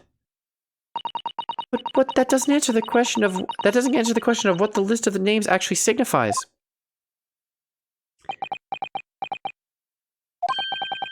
I did formulate a hypothesis about that. Without a shred of evidence, I couldn't possibly have shared it. Mr. Sholmes looks deadly serious for once. He does. A telegram from Inspector Hosonaga in Japan with details of the telegram he managed to locate by stealing into Judge Jigoku's office. Kazuma's death. You need a talk. Right now, sir. What went on in this case? That tragedy we had to go through on the SS Buria. Give me 1 sec. It was all for nothing. Kazuma wasn't dead at all.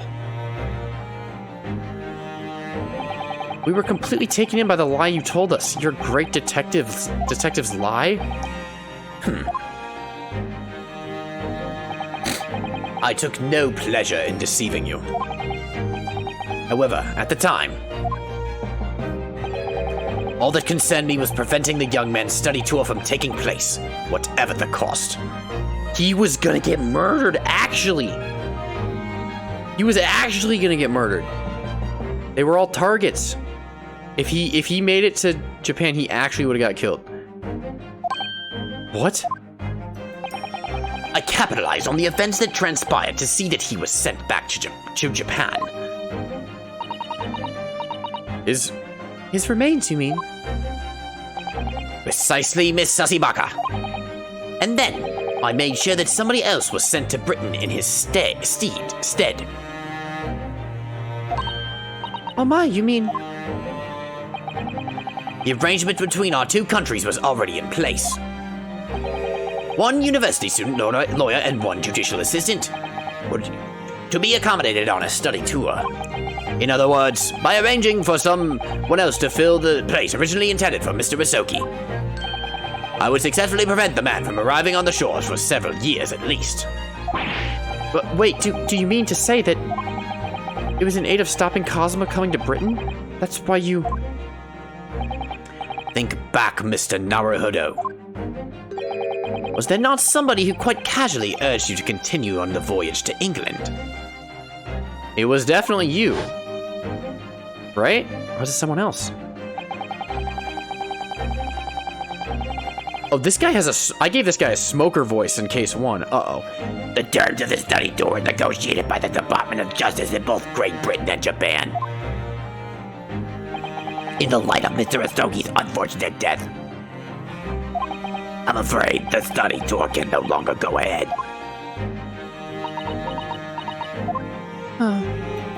But Sholmes came in. My dear fellows, the majority of problems have an extremely simple solution, you know. All you require is one lawyer, and the study tour can continue, surely. But there is no one else with the necessary qualifications, Mr. Sholmes. We know of no other lawyer. The voyage to London still promises a good month of time. Ample opportunity, I would say, to find yourselves another suitable lawyer. Me. So, you manipulated me. I've often remarked on the extraordinary lengths to which friendship will drive a man. Oh, I've often remarked. I was quite sure that you would rise to the challenge for your late friend. I don't believe it. What if it was all contrived? I mean, what happened was treated by the authorities as murder.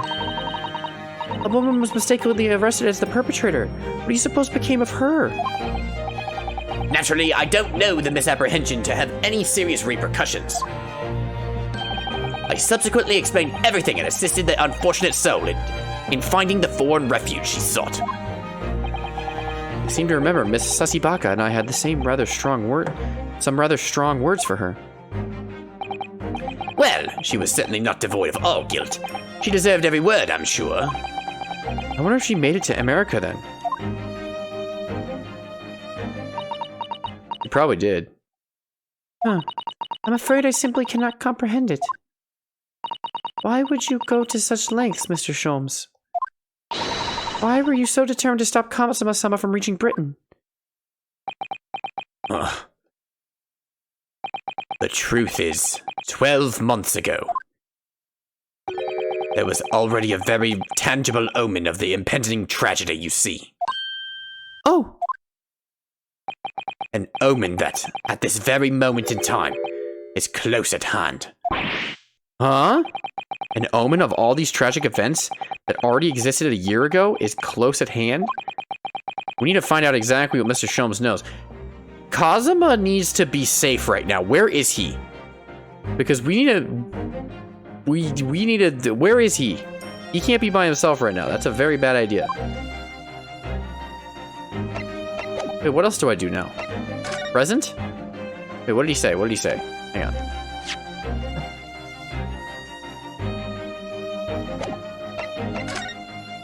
An omen 10 years ago.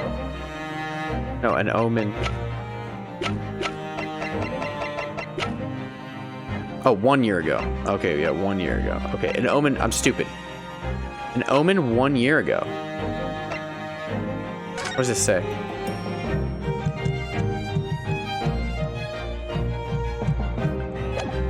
Okay. Small components. What is this? What is this? Gun?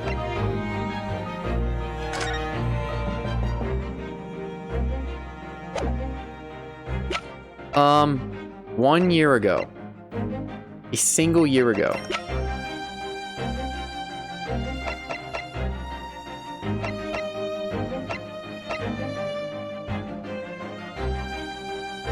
I mean, the notice board? Maybe, kind of, not really. I mean, it's all related back to the Reaper. Reaper.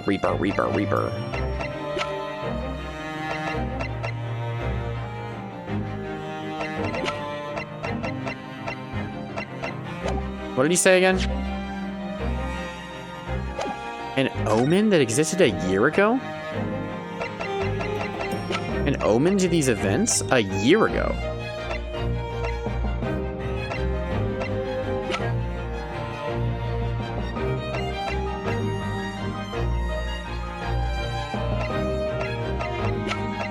Is it just the telegram? I mean, we thought we already asked him about that. There's no room for doubt with your instructions in this telegram, Mr. Sholmes. You were very clear that it was Judge Jigoku's office that should be searched, so... You obviously knew that that's where the list of names would be found. K. Asogi, A. Shin, T. Gregson, J. Wilson. But we only learned of these 4 names just over 6 months ago now. And only because they appeared as part of the top secret government communications that were leaked. That's true, yes. But at this time, you were unaware of the background. You see, those 4 names were wired to Japan. Around 6 months before that, approximately this time last year, in fact, when you were both still in Japan. Oh. I see. It really would be hypocrisy on my part to reprove others for intercepting state secrets. Because after all, I'm perpetually eavesdropping on communications between the British and Japanese governments. Wait, reasoning battle? What? You're perpetually doing what? How? Yeah, actually, how? Never mind the details, but you should know. No secret is safe from Herlock Sholmes when he has designs on knowing it. Oh my, Mr. Sholmes, what a fabulous line. Yeah, that was a pretty good line. Now, 1 month after that list of 4 names was wired to the recipient Jigoku in Japan, Dr. John H. Wilson was murdered. So that's what made him realize, uh-oh, what this is happening? Yup.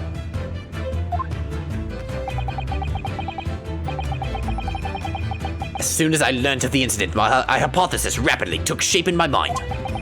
As it turned out, I was partly correct and partly mistaken. Nevertheless, it was the beginning of all the tragic events that were to follow. Mr. Sholmes, please, tell us all you know.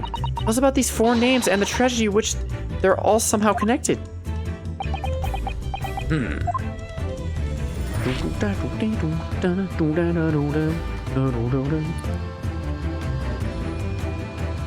I'm dancing, bro.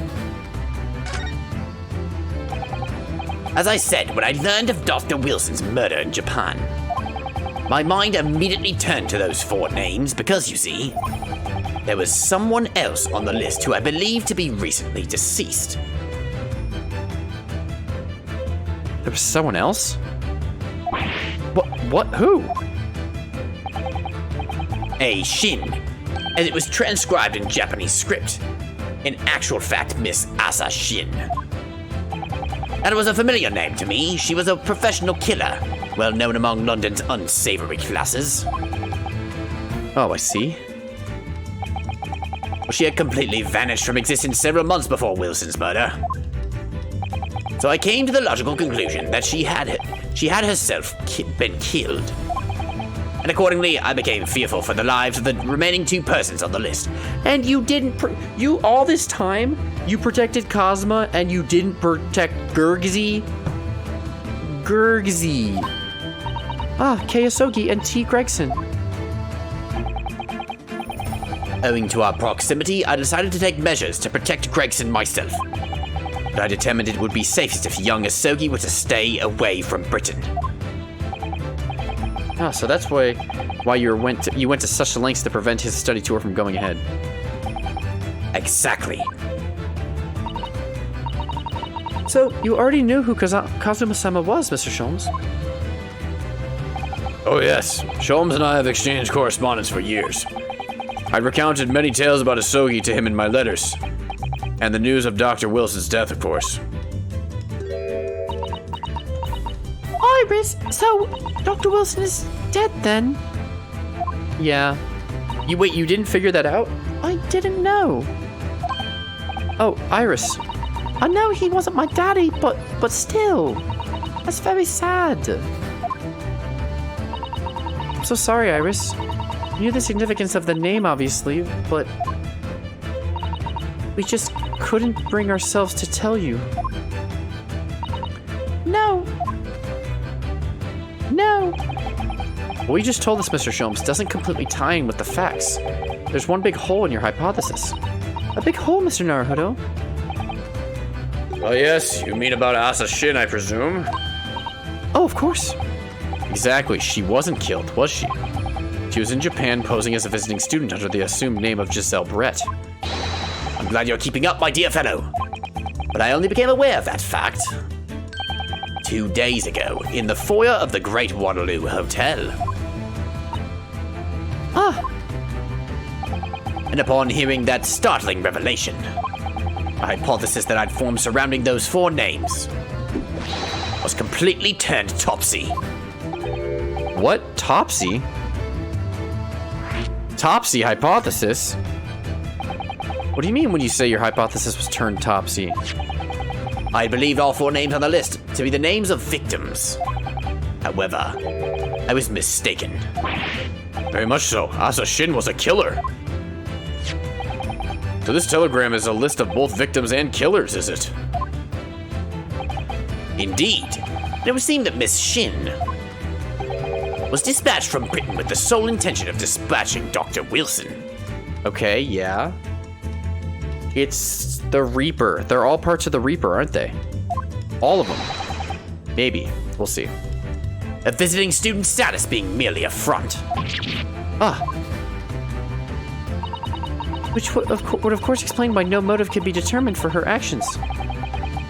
so the real reason Dr. Wilson was killed by Asa Shin is because he was the target of an assassination. Because we never got to the motive. Remember back in case 1, they were like, what? She didn't really have a motive. But if she was hired, then... And forearmed with the knowledge, fresh consideration of this telegram. Puts the list in a very different perspective. Are they all assassins? Well, does it not strike you there's another among the 4? Who subsequently became a visiting student? Assassin? What do you mean? But of course, a name you know only too well. You don't mean Kazuma? Oh. He did say in court earlier today. Yes, on 31st October, I accompanied Inspector Gregson to Dunkirk in order to carry out a mission. And the mission was... The assassination of the Mark.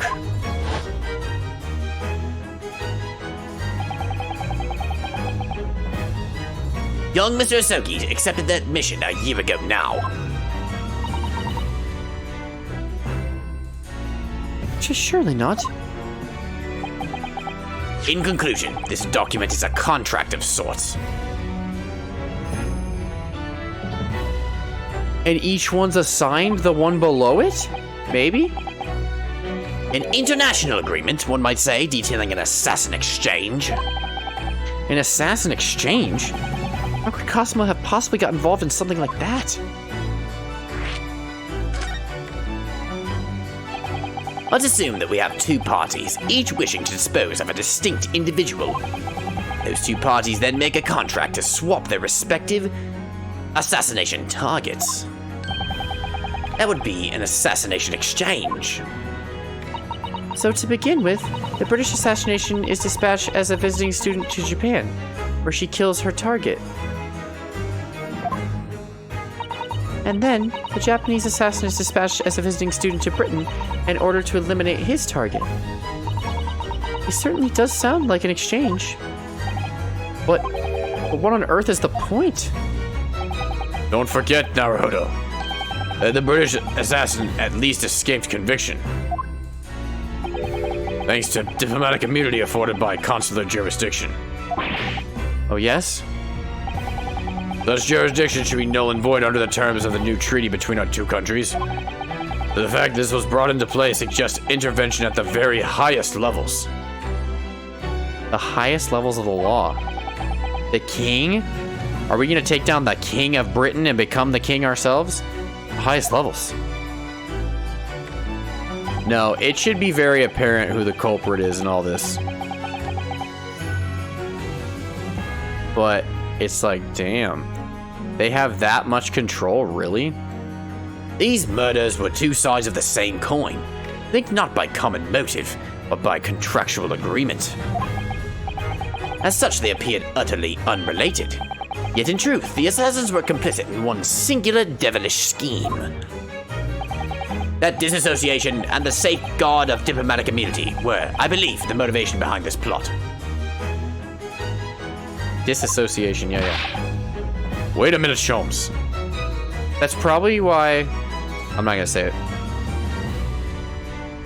Something happened in case 3. Wait a minute, Sholmes. That's okay. It's becoming very apparent who the killer is, and if you haven't figured out I'm sorry. It's very clearly a high government position, one who was directing Gregzy and Kazuma in case 5. It's Strongheart. Strongheart is the leader of the Reaper. He has to be. There's no other way around it. Why was Gregson so worried about those secrets getting let out? Because they were the secrets about the assassination that he masterminded. He masterminded them, and if they got out, Strongheart would have been very, very upset at him. Also, the reason that Kazuma was able to find his way back to Britain and not be killed is because he was an assassin working for male Strongheart, and that's why Strongheart immediately accepted him into the highest ranks with Van Zyke. You know what I mean? The music box. It's all coming together. It's all coming together.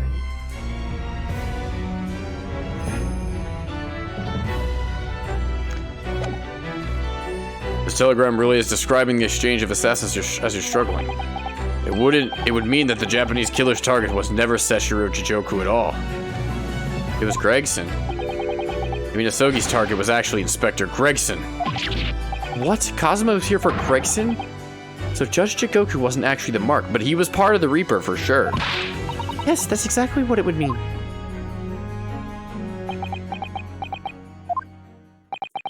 I hold myself personally responsible for failing to keep the inspector safe. Yeah! Why didn't you keep him safe? Gurgsy. Mr. Sholmes. I told him of my fears and implored him to seek a transfer to an overseas position. And he did. Kind of. Obviously with the young pickpocket in tow. Yes, Gina, because Gina faced the Reaper.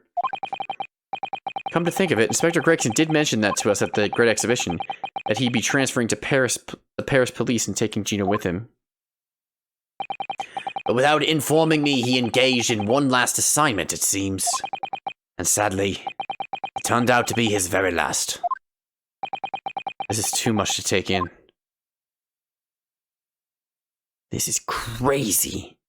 Oh? Alright, everyone, that's quite enough of all that serious talk for one day. Isn't it, Hurley? I mean, look at the time. Ah, quite right, Iris. We must conclude our preparations for tomorrow. What preparations?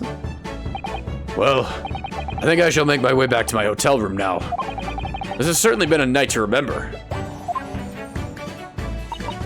It is a little bit sad, though. Huh? I mean, I like the idea of you being my daddy. No, well, yeah. It's not her, yeah. Because then Sussy would have been my big sister. Yeah? I'm sorry, Iris. Sussy baka. I know, Iris. I was thinking quite the same thing. Were you? But if somebody like me would be worthy, I'd be delighted to become your sister. What? Really? Oh, yes, without question. So, you'll teach me all about the ways you throw Runo to the floor? Yes, of course. It would be my pleasure. That's all she wants to know. You didn't have to agree quite so readily. Oh, but wait a minute. If Sussy's going to be my big sissy, you could be my big brother if you want, Runo. Huh? I mean, of course. If you'll have me, I'll gladly be your brother. Well done, Iris. We must always be mindful of feelings. I've raised you so well. Because being sensitive is your strong suit, naturally. Right.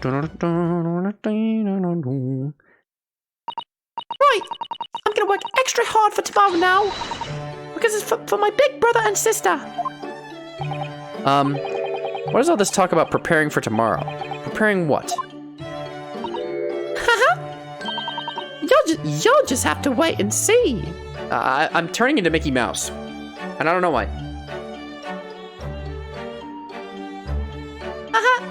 You'll just have to wait and see. Oh? I mean, she is. She is Mickey Mouse. Good luck in court tomorrow. I'm expecting a sterling performance. I'll do my very best, of course.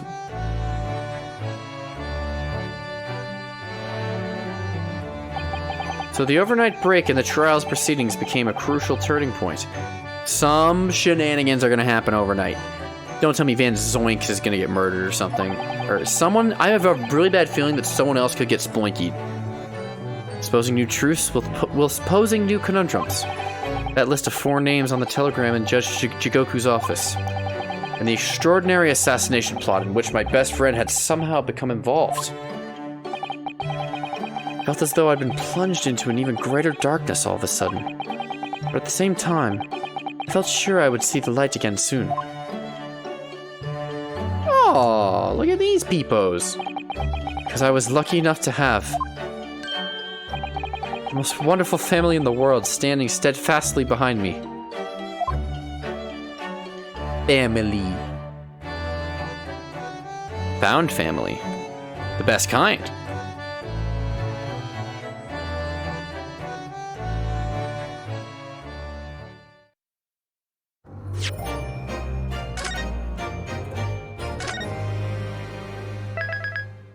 Okay. Trial. We're already going to trial again? I mean, I guess that makes sense. Because, I mean, we went to bed and stuff, you know.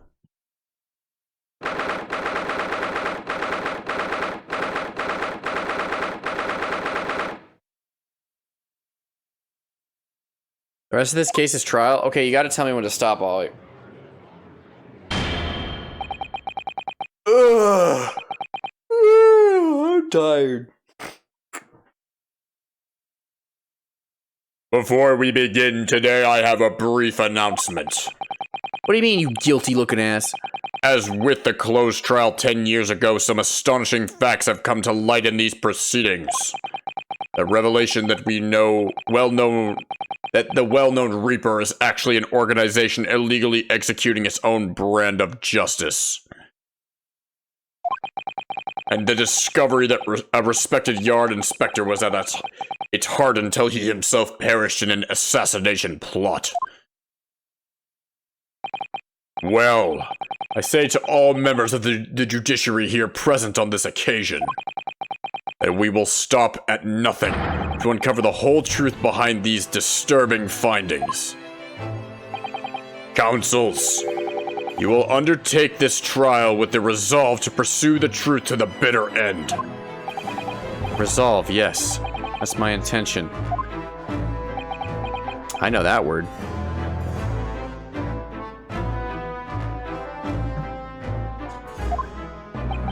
My lord, if I may inquire. The defendant may speak. On what grounds is Kazuma Sogi permitted to continue in his role as prosecutor? He has admitted to colluding with the victim in a plot to assassinate an innocent man. He shouldn't be enjoying the privilege of freedom, let alone be leading the prosecution. I submitted a well-written petition to Lord Strongheart, requesting that judgment of my transgressions be delayed by 1 day. You did what? In today's proceedings, I intend to expose everything. My whole life for the last 10 years has been leading up to this 1 day. Kazuma, whatever the outcome of this trial, I give my word that I will accept whatever punishment is deemed appropriate, however severe. And I suggest you prepare yourself for the same, Reaper.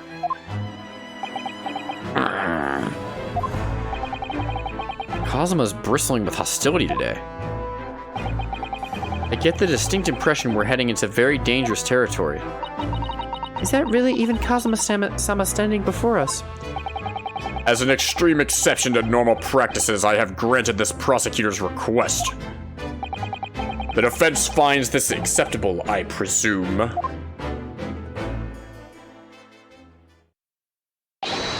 Yes, my lord. In that case, in the name of Her Majesty the Queen, I hereby declare this court to be in session again.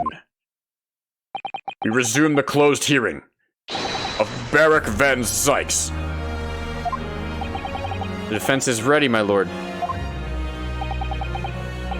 Prosecution is more than ready. Very well then. This preamble has taken long enough. Prosecutor Asogi, begin.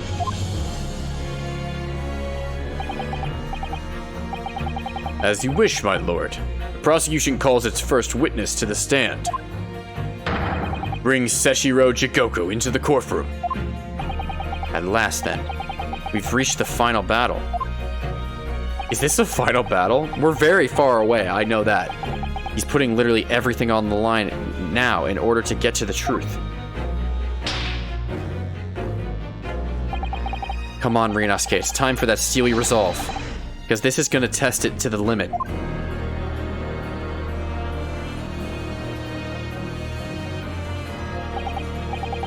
Witness, state your name and occupation for the court. It was you who issued this, was it? Your subpoena. I did what was necessary. Well, look what the young man has become. I didn't think I'd see the day when you'd take that tone with me, I must say. The witness will ensure his responses are pertinent to the questions asked.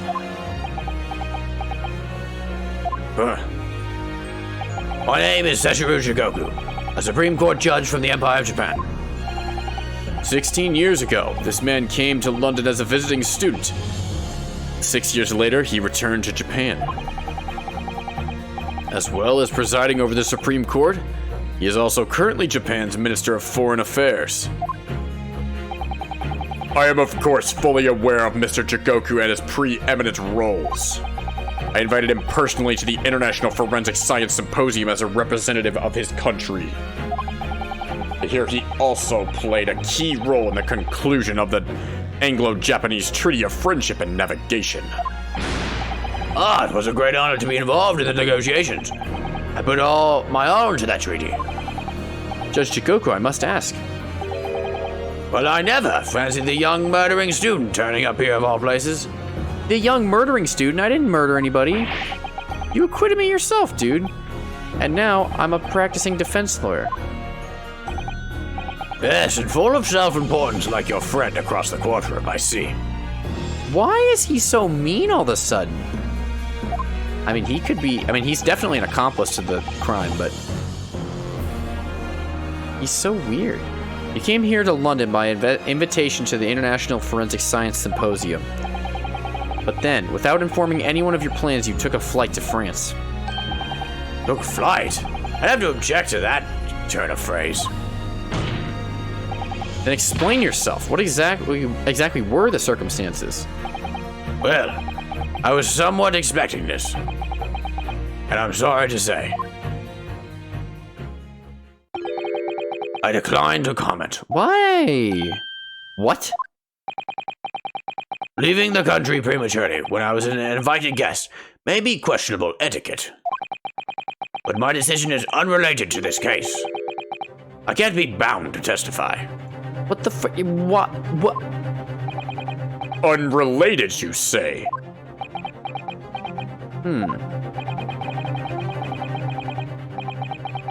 I appreciate that a respected police inspector has been killed, for which I offer my condolences. However, being an alien, I'd obviously never met the man, nor do I know the first thing about him. As such, I'm in no position to testify. It's as simple as that. So you would run from all this? I beg your pardon. This case is more far-reaching than a murder of Inspector Gregson. It has ties to another murder, a case that was tried in Japan almost a year ago now. A year ago in Japan? The murder of Dr. John H. Wilson, you mean? That's right. And you, Judge Jigoku, are at the heart of both cases. The defense has evidence to prove it.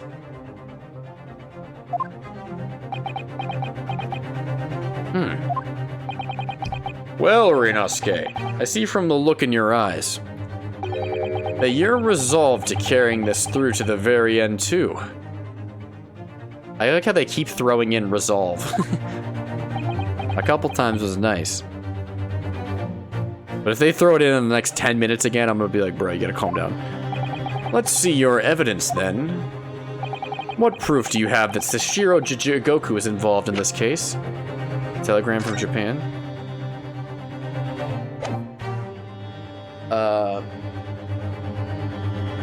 This. Definitely this. Take that! The note! This is a telegram detailing a communication sent between Britain and Japan approximately 1 year ago. The communication contained 4 names: K. Asogi, A. Shin, T. Gregson, and J. Wilson. Hold it. Uh-oh. You little. You. Oh my god. Where did you get that? In Tokyo. From your office, Judge Jigoku. What? How on earth did you? What's this all about? Why is my name on that list? This list of 4 names follows a certain pattern. T. Gregson and J. Wilson are the names of victims. A. Asogi and A. Shin are the names of assassins. No. A year ago in Tokyo, Dr. John H. Wilson's life was taken in a Western-style restaurant in the capital. And Giselle Brett. The culprit was found to be a visiting student who went by the name of Giselle Brett. But her real name was Asa Shin, a professional killer sent on a mission to kill from Great Britain. A. Shin and her victim J. Wilson. And the murder that just took place here in London was the counterpart to that crime. An assassin sent from Japan, also a visiting student, Kazuma Asogi. His victim was the British police inspector Tobias Gregson. K. Asogi and T. Gregson. 1 assassin from each country to kill a target residing in the other. What exactly is the defense suggesting? These 2 cases of murder, one that took place in Britain and one in Japan, were masterminded by a pair of individuals from each country as a form of assassination exchange. And the telegram the defense has acquired is proof of the international contract to kill. What? What? And they were in your office, Jigoku. The telegram was found in your office, Judge Jigoku. In other words, the mastermind in Japan was you. Ugh. Judge Jigoku, what is this all about? And you, Kazuma, you lied. During yesterday's proceedings, you acknowledged that you'd accepted the assassination mission, but the mark wasn't Judge Jigoku at all. It was T. Gregson, Detective Inspector of Scotland Yard, as shown by the name on the killing contract. Very impressive, Ryunosuke. But actually, I didn't lie. He was a target. The name of the target I was ordered to kill never passed my lips yesterday. No? The idea that Shishiru Jigoku was the mark came entirely from you. You deliberately avoided saying a name? The defense claims these 4 names indicate some sort of international assassin exchange. I'm sure I speak for all present when I say that the very idea seems utterly absurd. Well, Mr. Jigoku, what do you have to say for yourself? His silence only goes to prove his guilt. There's another very important point that this new development brings to light. There's now a distinct possibility that the scene of Inspector Gregson's actual murder was in the witness cabin aboard the SS Grouse.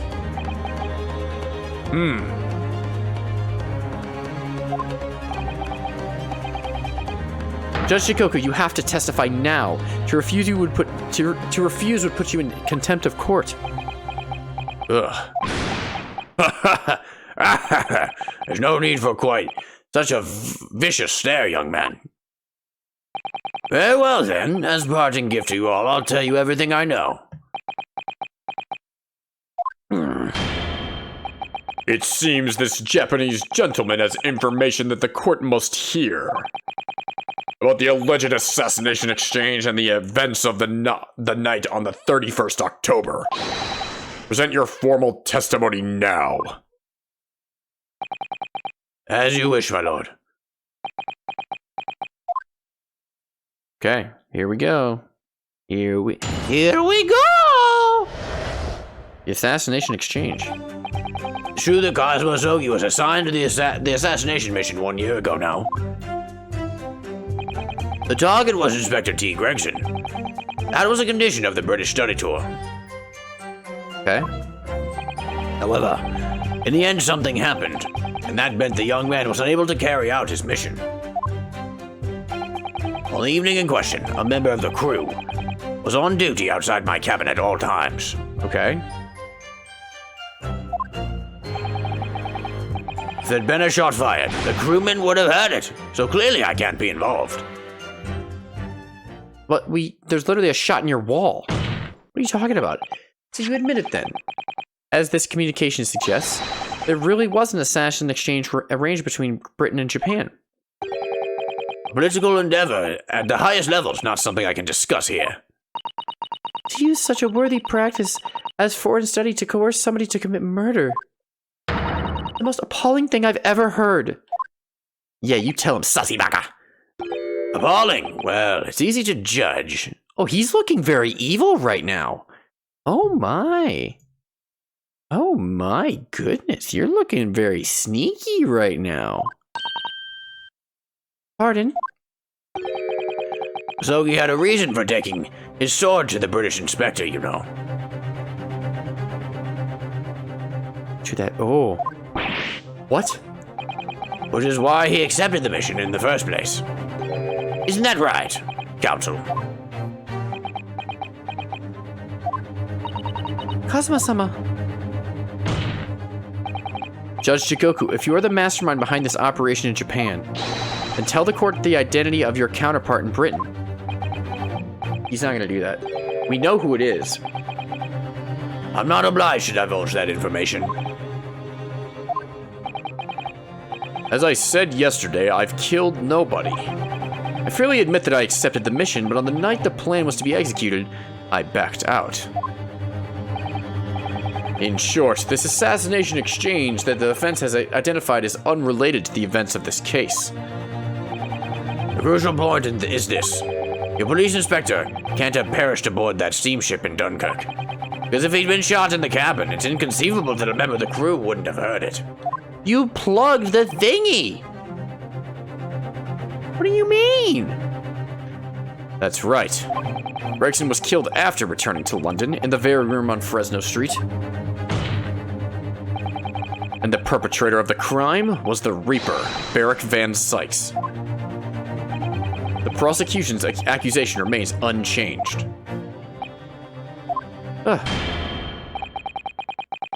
To think that a seemingly innocent foreign exchange program was a facade for such Machiavellian dealings.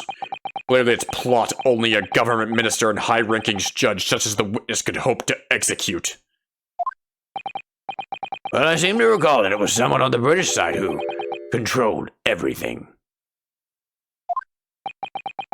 Be that as it may, it is not the place of this court to pursue this villainous assassin exchange plot. We are concerned only with the tangible events pertaining to the murder of Inspector Gregson. Is the defense clear on that point, counsel? Sure, I guess. Yes, my lord. I'll keep that in mind as I cross-examine the witness. Oopsies. Okay.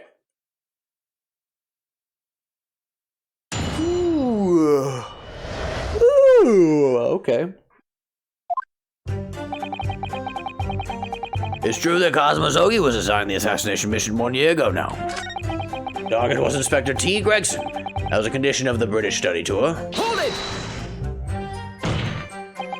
Why Cosma? Why'd you pick him as the assassin? He was the most capable of all the applicants. He applied? And in addition, I knew his desire to travel to Britain was very strong. Okay, so he's a samurai on 2 missions when he went to Britain.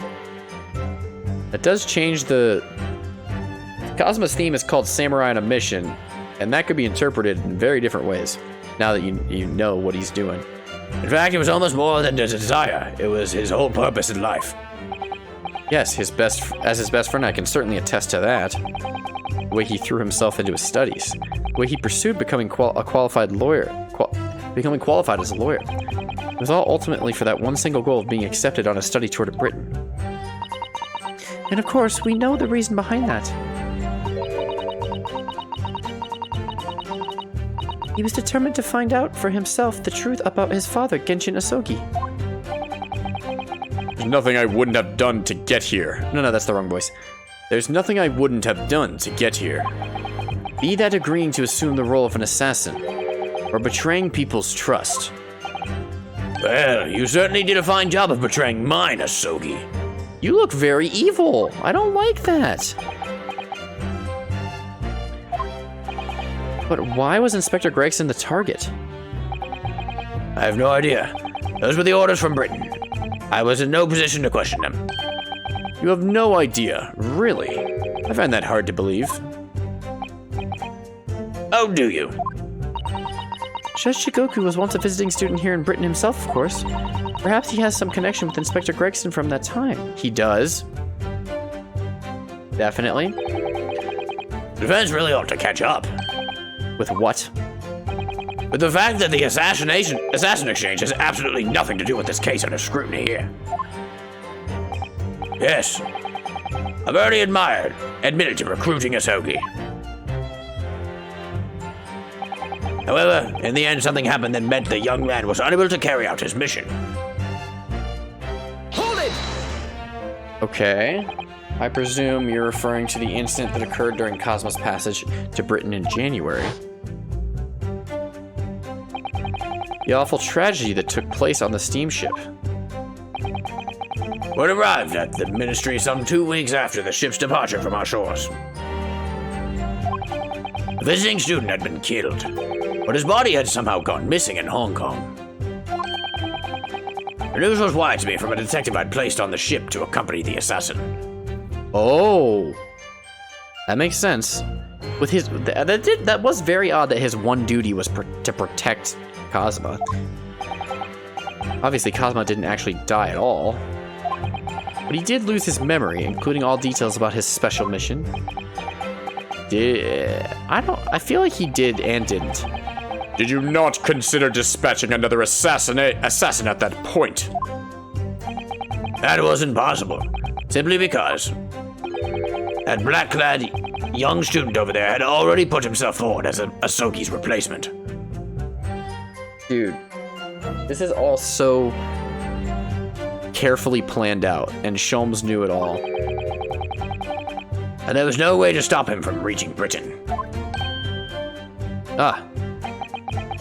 My hands were completely tied. So Mr. Sholmes' strategy worked perfectly. He predicted everything that would happen. Months later, my memory returned, but I never intended to go through with the assassination mission anyway. You were playing me right from the outset, were you? Is that it? I'd sooner be guilty of that crime than of taking someone else's life. I was prepared to do what I had in order to get myself here to Britain. This line of questioning has gone on long enough. All the court should be concerned about is the testimony given by the witness. Are details relating to his relationship with Inspector Gregson and the victim's murder. Okay.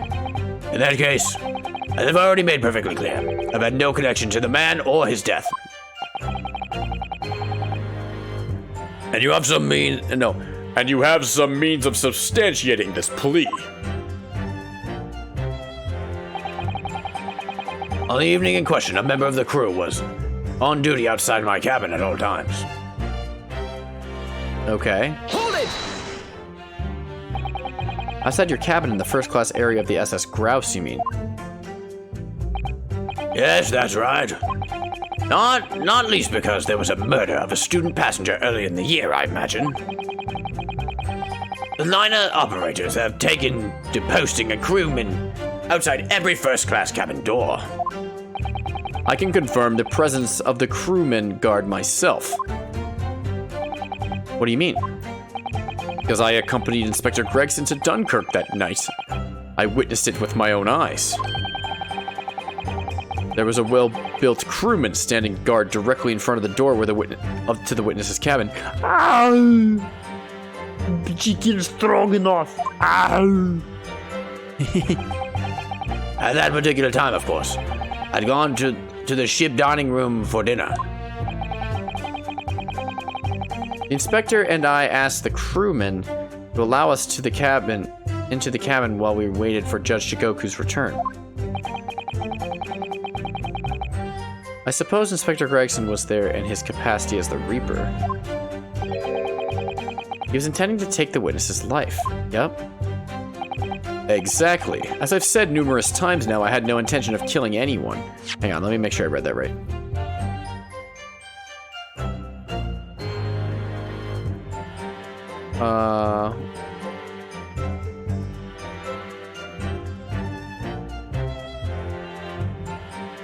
Okay. So the crewman let 2 potential assassins into the cabin he was supposed to be guarding. Not the most convincing of sentries, really. In truth, those are my thoughts too. But anyway, I stayed to talk with Inspector Gregson for a short while, and then I left him there and made my way off the ship alone. Was the guard still at the door when you went? Yes. He glared at me as I walked past. You see, that proves it. Ollie, what did you just send me? My phone just lit up. What did you just send me? You know what? No, I'm pulling this up right now. I'm pulling this up right now. Wait, you didn't send me something? What the frick? Ollie, what? You're being so weird. Why are you being so odd right now?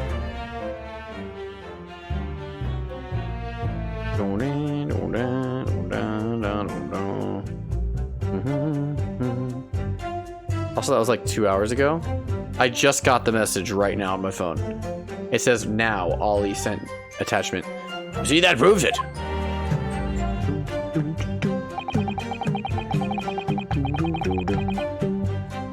Okay, I know how to contradict this, but how do we prove this?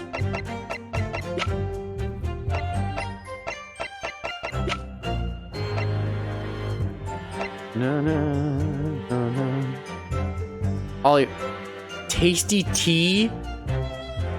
Okay, we'll look at that later. We'll look at that later. Hold it!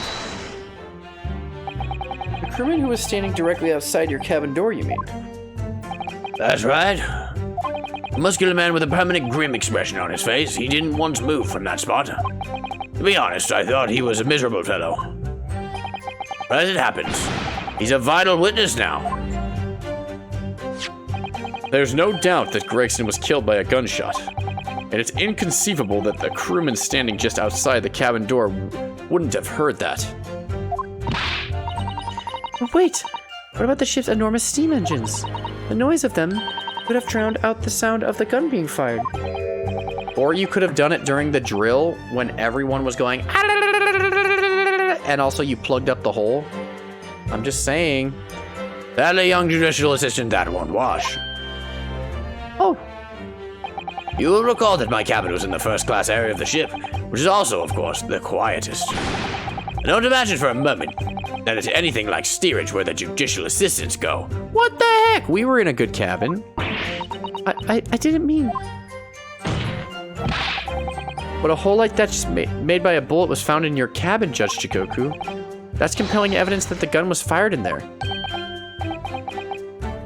What's that? A bullet hole? Oh yes, you're talking about what the detective uncovered in the wall yesterday, I presume.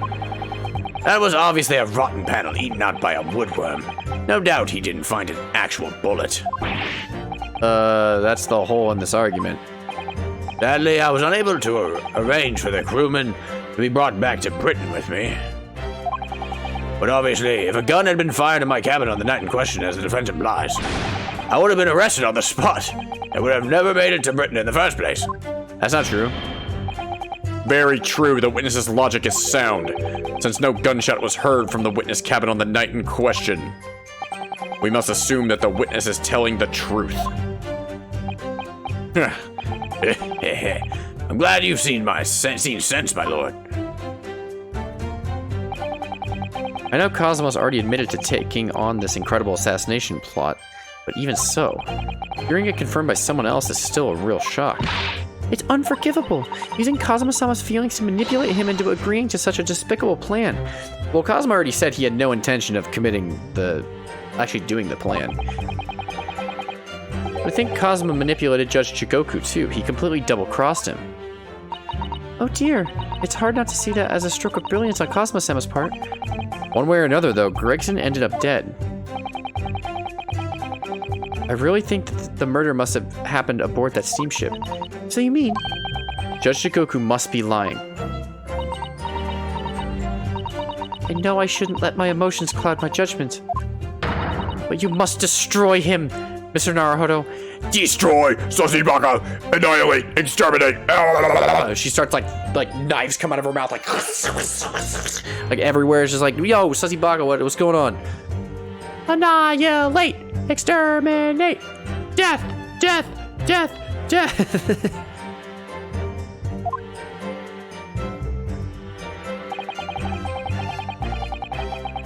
Hold it! Did I already do this one? A year ago when Cosmo was still in Japan then. Correct. It was at the examination center for applicants for the study tour that I approached him. I'll never forget it. I remember exactly what you said. You just came out and asked me forthright if I'd considered traveling to Britain on an assassination mission. Surely not. I thought it was a joke at first, of course, but then it was made clear to me that if I didn't accept, I wouldn't be considered for the study tour. So you agreed to it just for that? I mean, I know how much you wanted to study in England, but assassination? I know how much you wanted to study in England, but ass? Cosmo's like, I did it for the booty. I had no choice. The Empire of Japan had accepted a proposal from the British Empire at the time. An agreement to send a student from each country to the others to deepen cultural understanding and friendship. Behind the scenes, the chosen students were to be given assassination missions. I had no choice but to accept the proposal that originated from my British counterpart. Okay, this guy's a bad guy, but like he is being controlled by Strongheart, of course, because Strongheart's probably what dropped his charges all those years ago and let him even go home in the first place. Why? Why did you expose the plot there and then? Why didn't you expose the plot there and then? He couldn't. Yep, and Strongheart stopped him from talking. Whoa. Britain acknowledges no part in these alleged misbegotten dealings. I advise you not to make spurious allegations, Foreign Minister Chigoku. I think Chigoku is a good guy. When you really boil it down. I think he has to be like this. He's forced. As a witness, I'm bound to tell the truth, my lord. Anyway, I picked Asogi and I explained the details of the plan to him. Okay, so now we have to find the statement.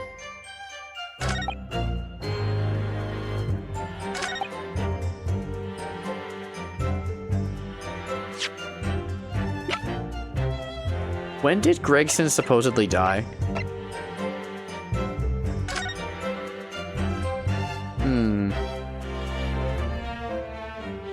No. Sorry, Gregson. Yeah, Gregson. When did Gregson die?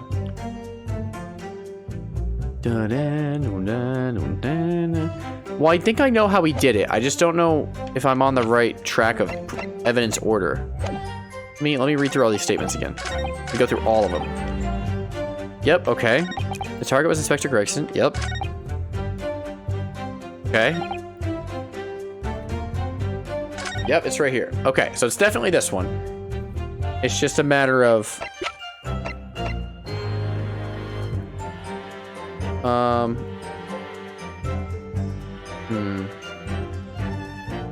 Truman would have heard it, so it clearly can't be involved. I mean, is it just this evacuation drill? I think we should examine this. You see the little things all over the place, don't you?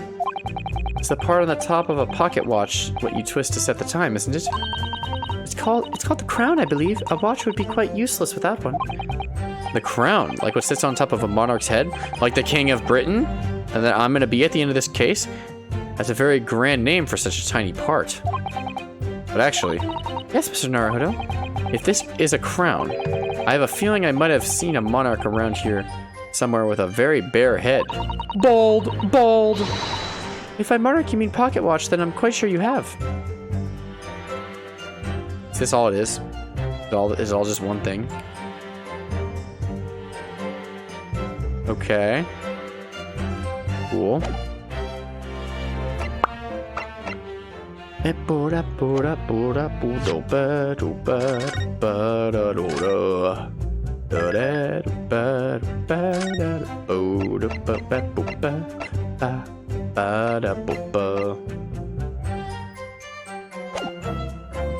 Okay. So I just have to present. I think it's... Nothing else would prove him besides the new evidence we got. There'd been a shot fired. The crewman would have heard it, so clearly I can't be involved.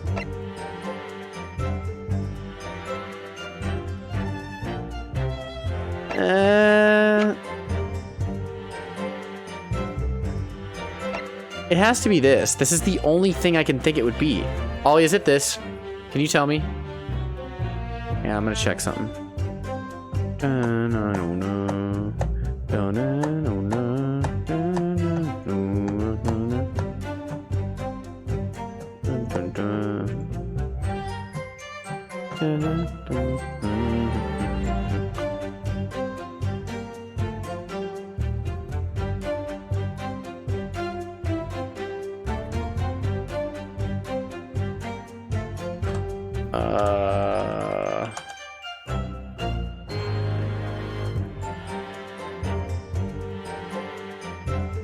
Now I'm just gonna run it and reset if I have to. Objection! Never mind, I got it. Yes, as the court has heard, there was a crewman posted outside Judge Jigoku's cabin. However, we can be sure that, contrary to the witness's claim, the guard wasn't there at all times. What? I have here a notice of a particular event that was scheduled to take place aboard the steamship on the 31st. What? Where'd you get that? It's evidence gathered by Mr. Herlock Sholmes. You were acquainted yesterday, if you remember. Herlock Sholmes again. According to this itinerary, after leaving the port of Dunkirk at exactly 10 p.m. and for a period of 20 minutes, all crewmen of the SS Grouse were to gather on deck for an evacuation drill. All crewmen were away from their posts. And during that 20-minute interval, of course, any gunshots emanating from your cabin would have been heard by no one.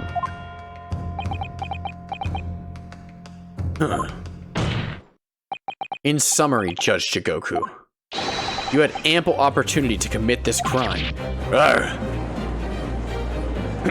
Objection! Kazuma, what's up? A 20-minute window of opportunity. That's an excellent find, right, Rinosuke? But it amounts to nothing. Why? Because the witness clearly stated in his testimony that no incident occurred in his cabin. What the frick? Unless you have some decisive evidence that can show his testimony to be false. Your accusation is nothing more than conjecture. Very true. No, I'm so used to when it pans to the judge doing Very true, well, counsel. but very true. Well, counsel. We do. You plugged the hole. Inspector Gregson was killed in Judge Jigoku's cabin that night. I'm certain of it. Because the defense has evidence to prove it. You will present the evidence for the defense at once, counsel. What proof do you have that the victim's life was taken in Jigoku's cabin on the 31st of October?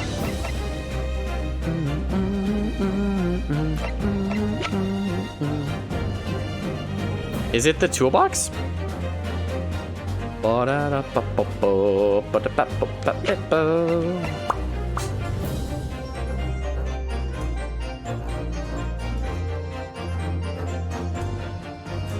Or is it this? No. Well, big save again.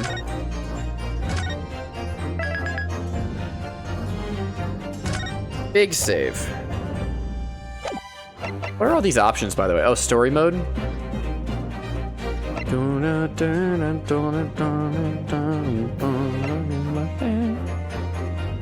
You can turn off music completely? That would take away like half of Ace Attorney.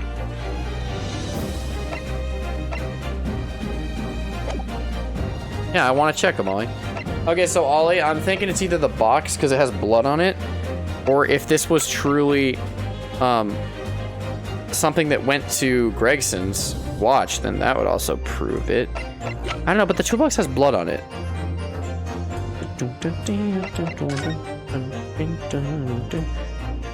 Why is Jigoku not smiling? He's so weird.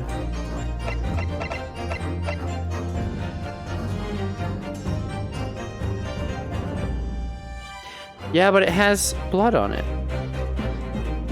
It would have blood either way. Okay, yeah, fair. You have that the victim's life was taken in Jigoku's cabin on the 31st October. Well, Ollie, I know what the answer is. He clogged the speaky hole, but I don't know how to, like, present that. I don't think I can present that.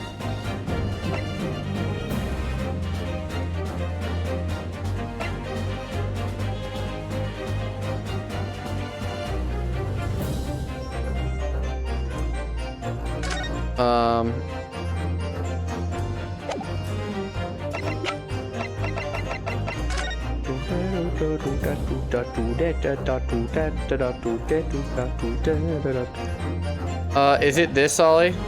I think it's this. Maybe? This is what I guess.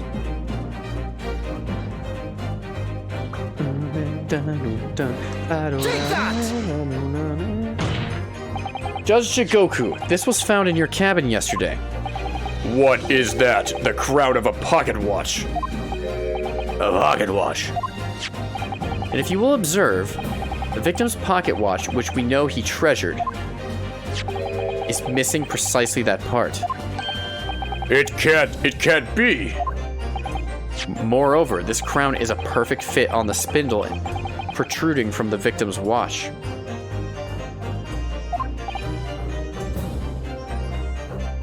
Ugh.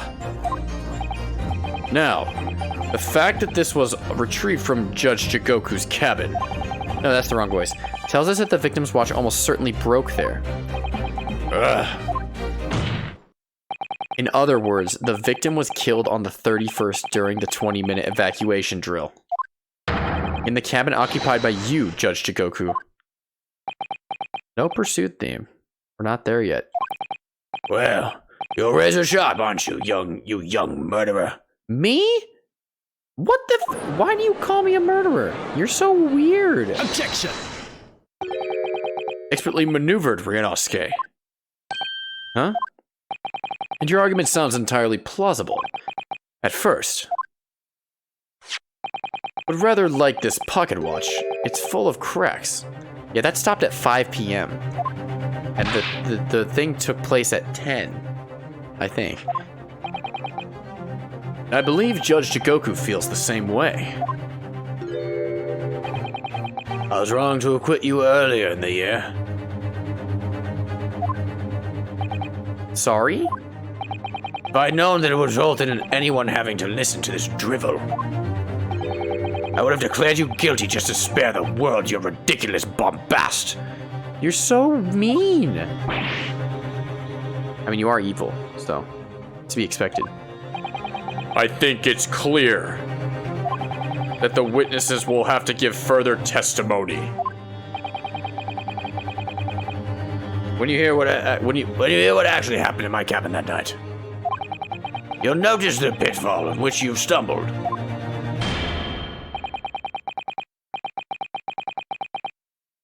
Prior to your renewed testimony, I would like to clarify one point. The fact that this part of the victim's watch was discovered in your cabin. Means that you acknowledge he was there, I presume. Yes, I do. Very well, then. Okay, cool. You may proceed to give your formal testimony. But what exactly happened in your cabin aboard the ship on the evening of the 31st October? Of course. As a man of the law, I have no intention of obstructing justice. My face is bleeding slightly. I don't know why. I guess this case is just too intense. Events of the cabin. I had a guest waiting for me when I returned to my cabin after finishing my evening meal in the dining room. When I walked through the door, a mustachioed Englishman was there, foolishly waving a gun at me. Whoa? I soon took care of him with an Ippon sail throw, though. He couldn't wait to run away after that. I imagine his watch was broken when I threw him over my shoulder. It has nothing to do with this murder. The inspector was clearly killed, having returned to Britain because his body was found in London.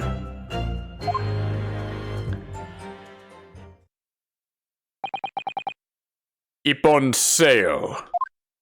A common jiu-jitsu martial arts technique in my country. I was careful not to use too much force, but the man obviously landed too heavily for his watch to take. So, Ryanosuke Naruhodo, I imagine you can see the flaw in your logic now, can't you? What? The fact that the pocket watch was broken in the witness's cabin in no way proves the victim's murder took place there. Okay, that too, but also the times are inconsistent. I've no doubt the inspector intended to kill me, but he didn't manage to pull the trigger. Yes, because he was merely the tactician, not the Reaper's hand of death. Well, the testimony appears to make perfect sense as far as I can tell. Let me express my deep gratitude for your understanding, my lord. If this testimony holds, Judge Shikoku will deem to have no involvement in this case. That's not right. Well, counsel, I really see no reason for wasting precious court time here on a cross-examination. Really? Is that so? You see no use at all? None? Zero? Nada? Zilch? No, I need to examine. Sorry, my lord. The defense has a right to cross-examine, and I don't intend to squander that. You're an embarrassment to your countrymen, not knowing when you're beaten. You're so sussy. You're such a sussy boy. In that case, proceed, Mr. Naruhodo.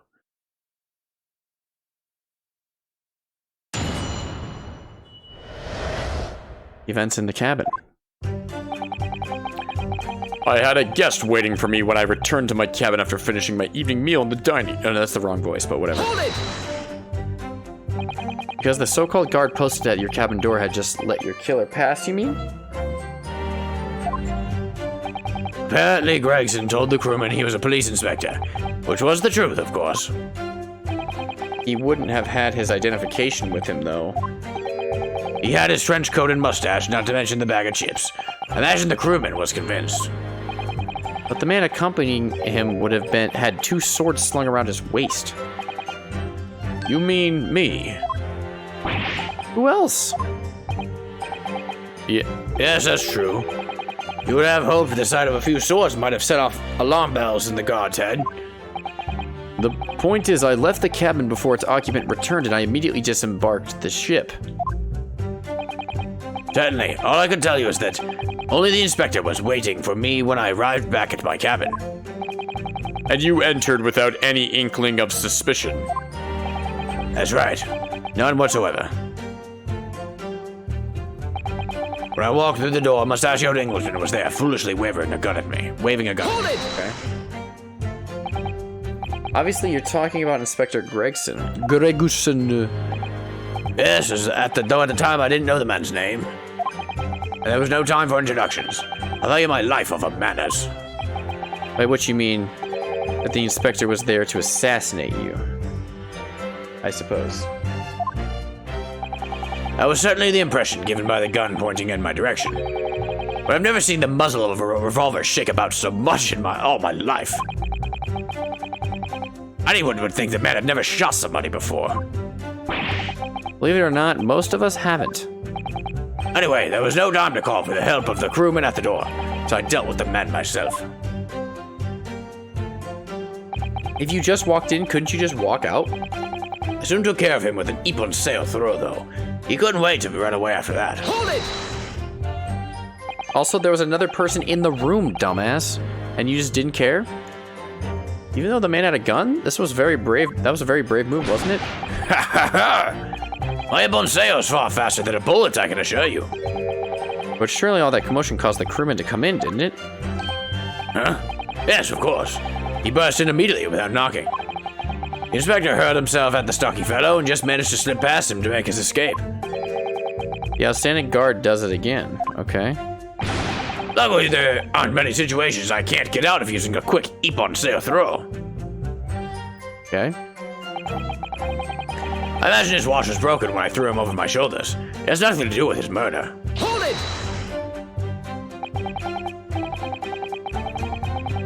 The crown snapped off and the glass covering the face of the watch was cracked. Preferable to the man's head being plunged off or his spine cracking, wouldn't you say? Not that the man was spared for long. A bullet to the chest soon saw to that. But the point is, the broken pocket watch doesn't prove that a murder took place. Absolutely not. All the watch proves is the power of my jujitsu throw. He knows jujitsu. You remember how, like, I called this judge the most Giga Chad judge out of all the games? I don't know if he's Giga Chad anymore. Whatever you say, it doesn't quite ring true that no shot was fired in that cabin. Because there was an obvious bullet hole in that wall. What are you talking about? Huh? That's what the star of your lowbrow detective stories told you, is it? Well, I don't care for such fiction. Huh? Haven't you worked it out yet, you little stripling? No murder took place in my cabin. Okay.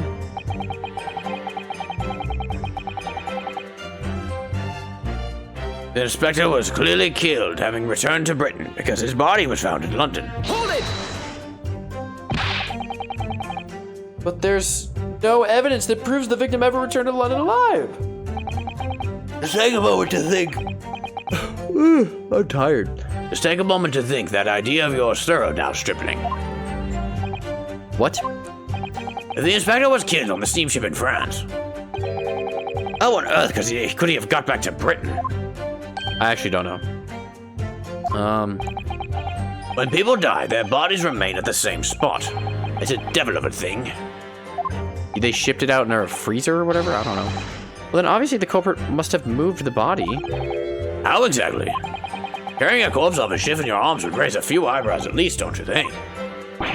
Well, yes, that's true.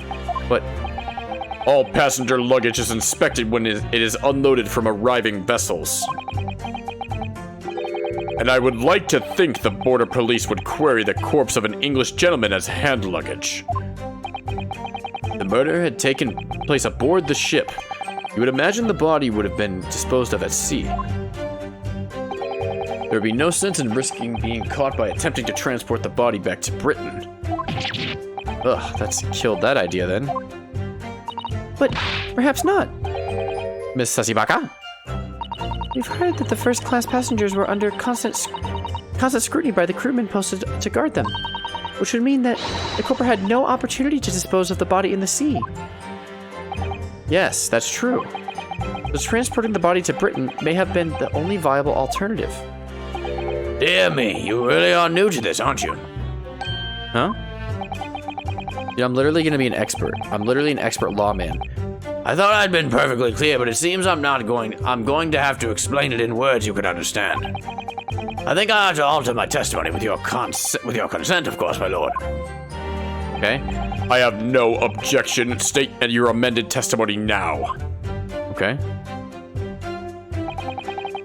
There's no possible way I could have transported the victim's corpse back to Britain. Okay. How could he have done that?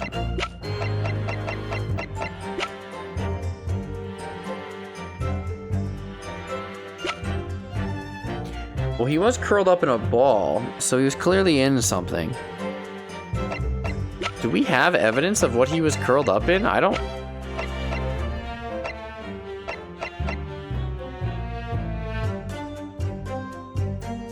Ollie, do I have evidence of this? The frick? Hold it! Huh. There's an idea. Think about it, Stripling. All passengers and crew disembarked at the same time and passed through the same checks at the border. The symposium guests were then driven straight to the hotel in carriages organized by the ministry. And we met you as soon as you arrived at the hotel. Oh, you did? Well then, remind me, did I have a corpse over my shoulder at the time? What? No. So we're in agreement then. I couldn't possibly have brought the inspector's body back to Britain. Unless, of course, they've developed some clever device these days to instantly move things from A to B. I think I figured it out, Ollie. I think. Professor Harebrain's invention didn't actually work, if you remember, Mr. Naruhodo. Yes, of course. The defense has become unusually quiet, I notice. Yes, because there's really nothing more to say. No, I think I know what to say. So that's his story. Well, I suppose if you think about it, whenever you drop a teacup in the office and it breaks, we don't say Mr. Naruhodo must have been murdered there, do we? Is that a veiled threat about what might happen to me if I break another one? Yes, Sussy Baka's gonna go rogue. And the fact is that Inspector Gregson's body was found in the little room on Fresno Street. If he really was killed by in Judge Jigoku's cabin, the body would have been moved somehow, obviously. Transporting a dead body over a country border, that would be impossible for the majority of people. There must have been some special circumstances that made it possible for the culprit then. The symposium. He was a guest, kind of. That would be a vital realization, I think, Mr. Naruhodo.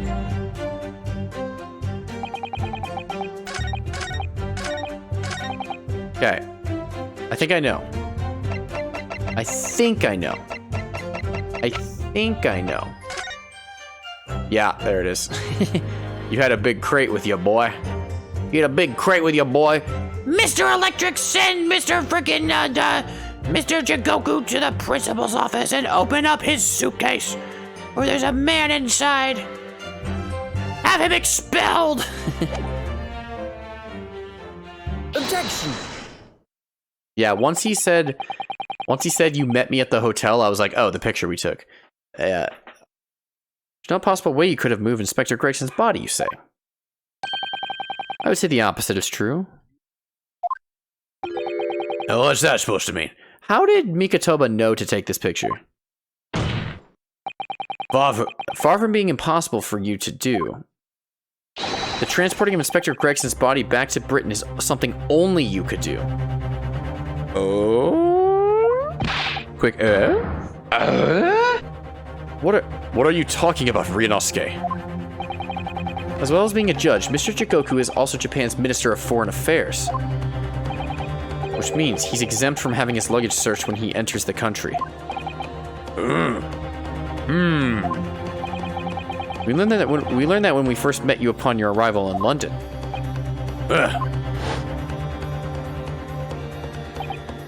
Well, all those passport checks and luggage searches at the border took a rather lot of time. I must say I'm very envious of your ministerial status. You didn't have to go through any of that, did you?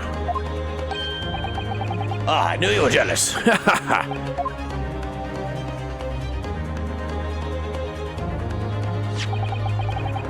I presume you recall this, Judge Jigoku.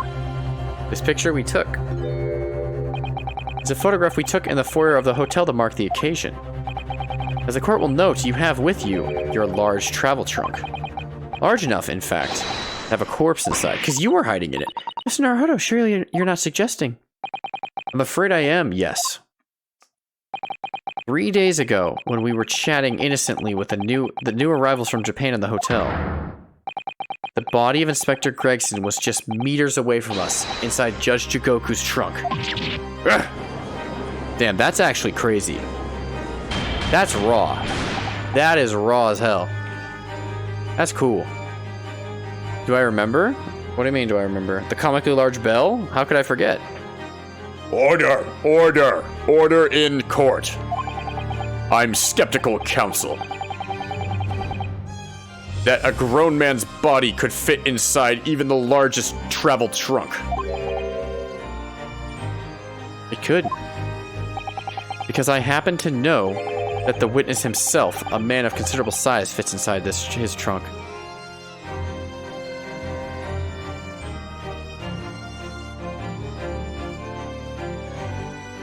I don't remember that, Ollie, but I'm glad I don't remember that. Because I mean, I don't know. I must have just like unconsciously shut that out of my brain. I literally do not remember that. And verifying that would be extremely simple, wouldn't it, Judge Jigoku? Ugh. But inside his trunk, how horrifying. And after we'd spoken with you at the Great Waterloo Hotel, you had the opportunity to visit the apparent scene on Fresno Street, taking your trunk with you in a cab to deposit the inspector's body. I don't have to listen to this nonsense. Dr. Gory, the coroner who examined the body, has confirmed the possibility. She's acknowledged there are signs that steps may have been taken to disguise the true time of death. I didn't figure it out, Ollie. I did not figure it out. I wasn't even thinking. It literally was not even in my brain. The lights were on and no one was home, Ollie. I'm letting you know right now. The onset of the body's decomposition could have been delayed by storing it in a refrigerator. No, wait, wrong voice. Counsel, as I remember explaining yesterday, refrigerators of the requisite size are few and far between. Yes, I'm sure they are. But one place they're certainly found is on large ocean liners. Such ships are equipped with electrical refrigerated cold rooms to keep food fresh in their long sea voyage, and the SS Grouse is no exception. Professor Mikotoba told me about it only yesterday. Well, Judge Jigoku.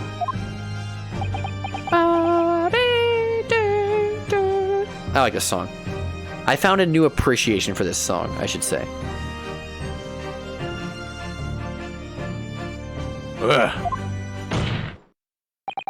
However much you prolong this debate, you can't eliminate the truth. All the evidence points to you being the killer.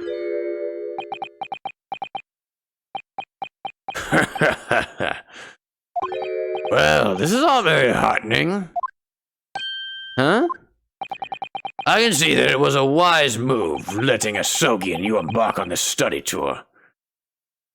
Okay, why? What are you talking about now? Logical reasoning, of course. All court proceedings will be built on logical reasoning in the new century. And I can see that you've both laid firm foundations for that already.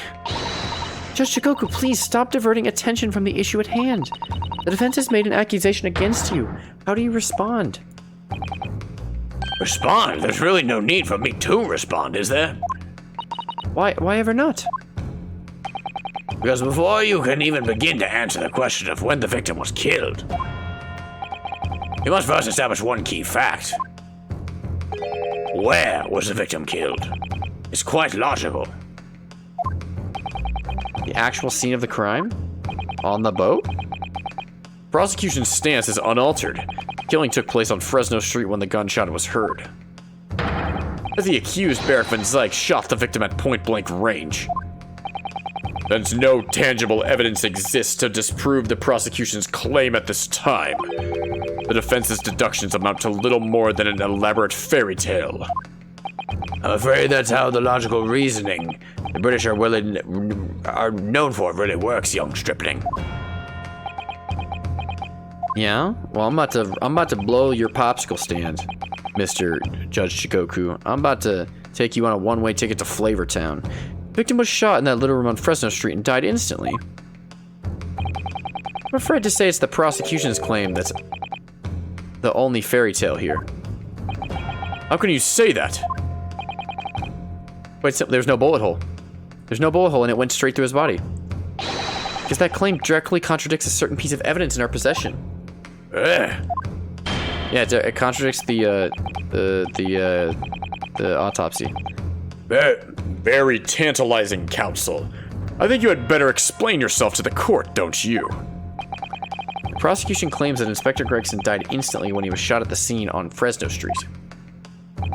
This evidence clearly contradicts that. Wait.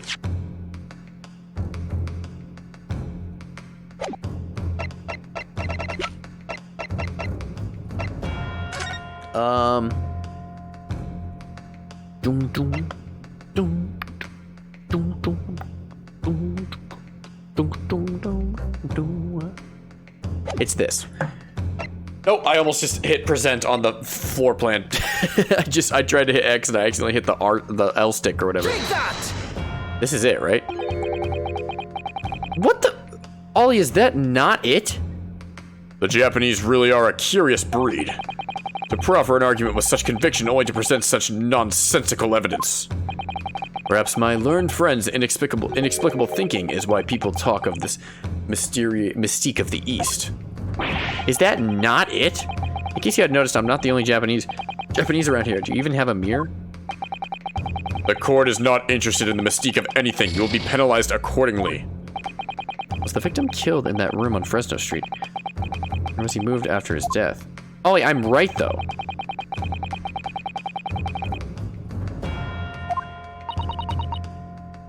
I'm literally right. Are you going to try again? Or can't you hold your hand steady enough to point it out? Think about this logically. Ollie, I'm right, though. You cannot say I'm wrong when I say there would have been a bullet hole because the bullet exited the body.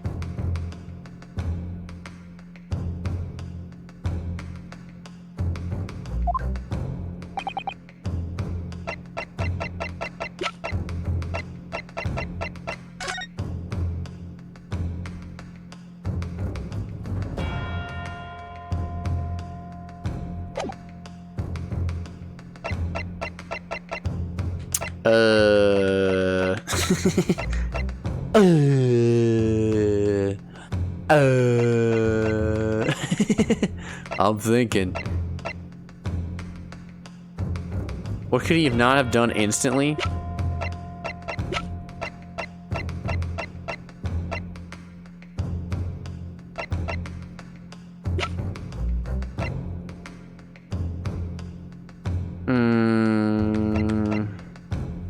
It's not the autopsy report, and I don't know how it isn't, to be honest.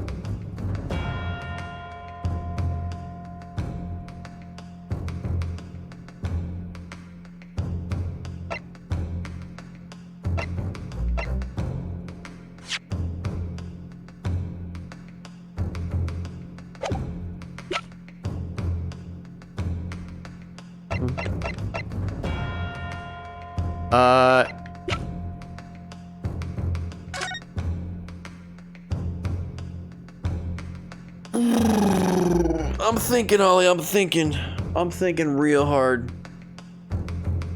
I don't think it's this. I mean, it could be. I guess he curled up in a ball, but like, that's not that absurd for him to fall down and collapse like that. Also, the trunk has blood on it.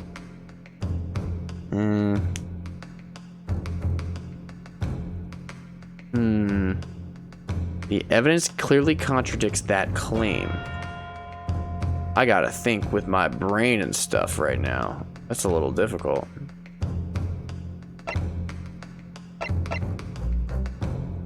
Passports.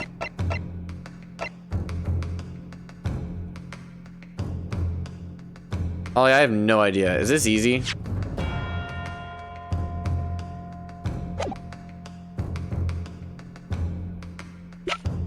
Should this be easy? I don't know. If it's not the autopsy report made perfect sense.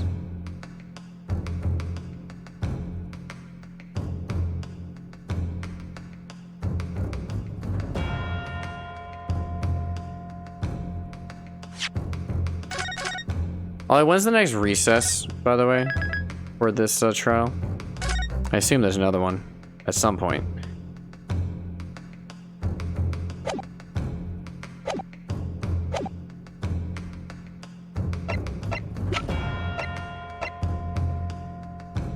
I think not for a while.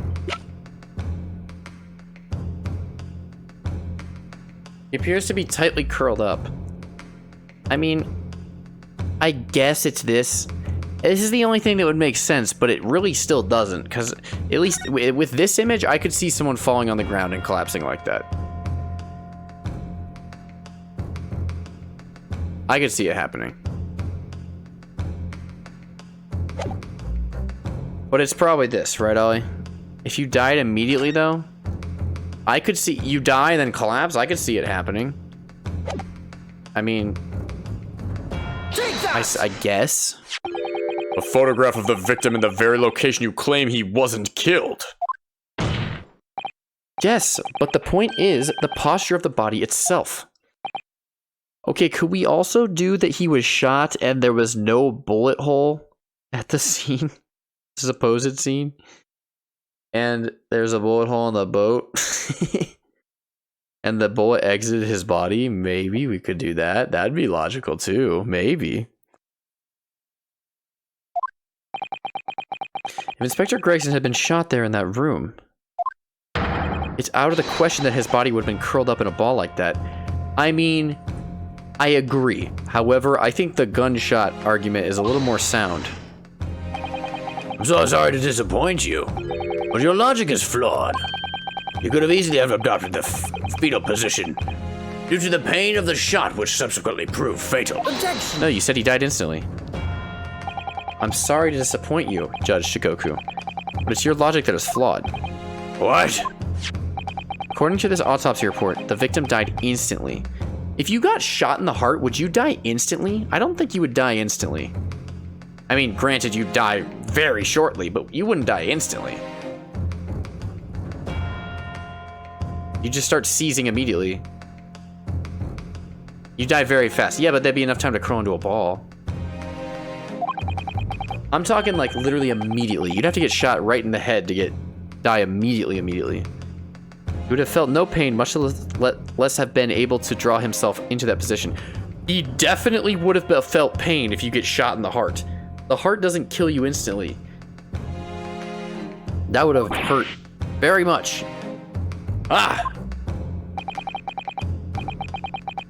Which begs he'd probably die in like 30 seconds or less, though.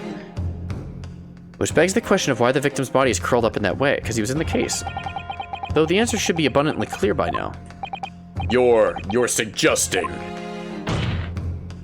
the inspector's body took on that posture ahead of its arrival on Fresno Street, before it was coldly turned out on the floor from the inside of a large travel trunk. No. You're quite right. The shape of the body looks exactly as though it had been kept in a confined space.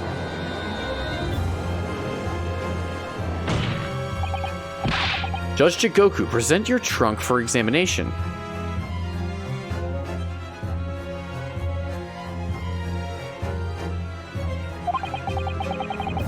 I believe it's very possible that it will contain traces of the victim's blood.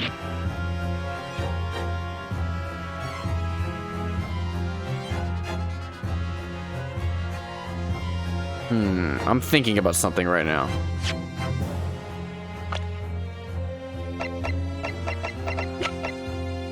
I'm thinking. It's something completely unrelated. It's like a whole different point, but I just want to keep that in the back of my mind. Ugh. Yeah, give me the case, bro. Damn. No. Present my trunk. I refuse. What? On what grounds? I'm the Minister of Foreign Affairs from the Empire of Japan. I shouldn't have to put up with this treatment just because of some stripling's baseless accusations. In other words, Judge Jigoku, there is blood in your trunk. I decline to answer that. As a Minister of Foreign Affairs, I have privileges that allow me to. No. Speak. At this moment, you're not a government minister. You're a witness in a trial in Britain's highest court. Also, hi, Endlink. I don't care who you are or what your status outside the courtroom might be. You will not withhold information. Nothing is more important than the truth.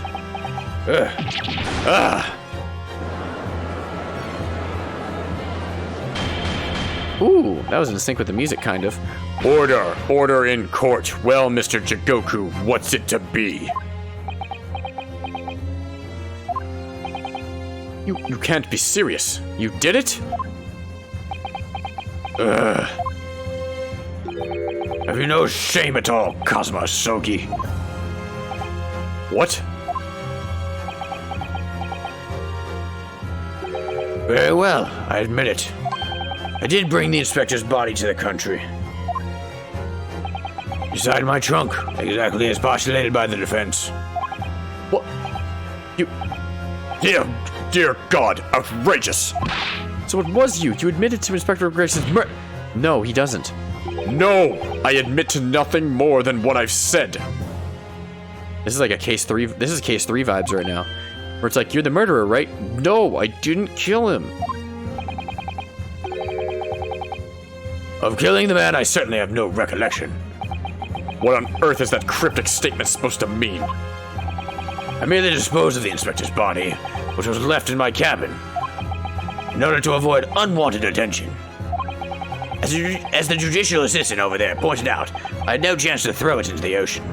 Okay, my question is, why did he...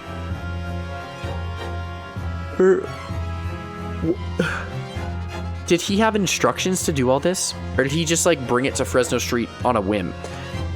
I assume he had instructions for this, but, you know.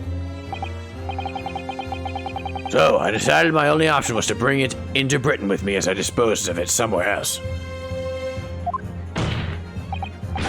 You can't still deny it. If you didn't do it, then who on earth did kill the man? As you know, there was one other person in my cabin that night. He had the opportunity.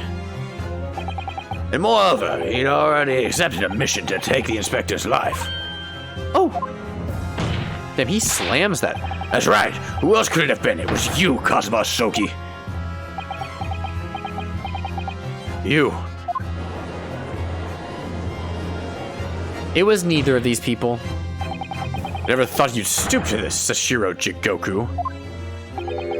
You've taken the words straight out of my mouth. You've taken the words straight out of my mouth.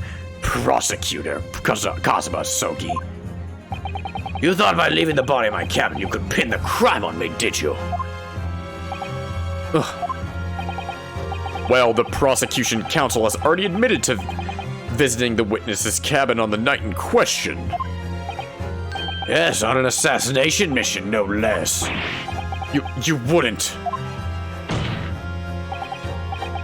So, what do you make of that, young stripling? You've heard my testimony now, and that's all I have to say on the matter.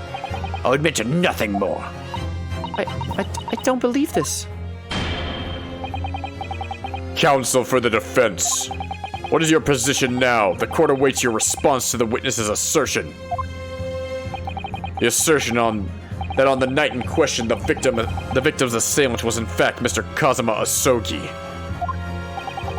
This isn't the dead end it seems to be. The answer's right in front of me. Okay, I gotta think about this. It comes down to Jigoku or Kazuma. Both of them had the opportunity to kill Gregson, but only one of them did it. I don't think either of them did it. I really don't. Well, I mean, I think it's Jigoku more than Kazuma. But, I mean, I'm just a step away from proving who. Very well. The defense is ready to respond to the assertion put forward by Judge Jigoku. The idea that the victim's murder could have been committed by Prosecutor Asogi is...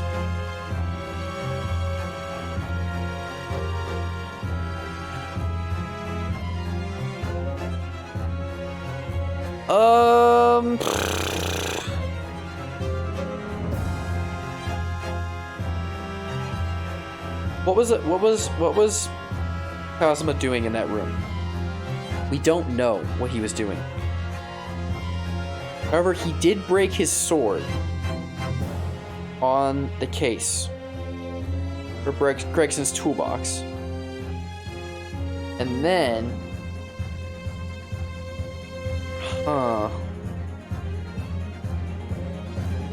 It's definitely possible. It's definitely possible, just very unlikely. I'm gonna say it's possible. I can't see any reason why it wouldn't be at all possible that Kazuma could commit this crime.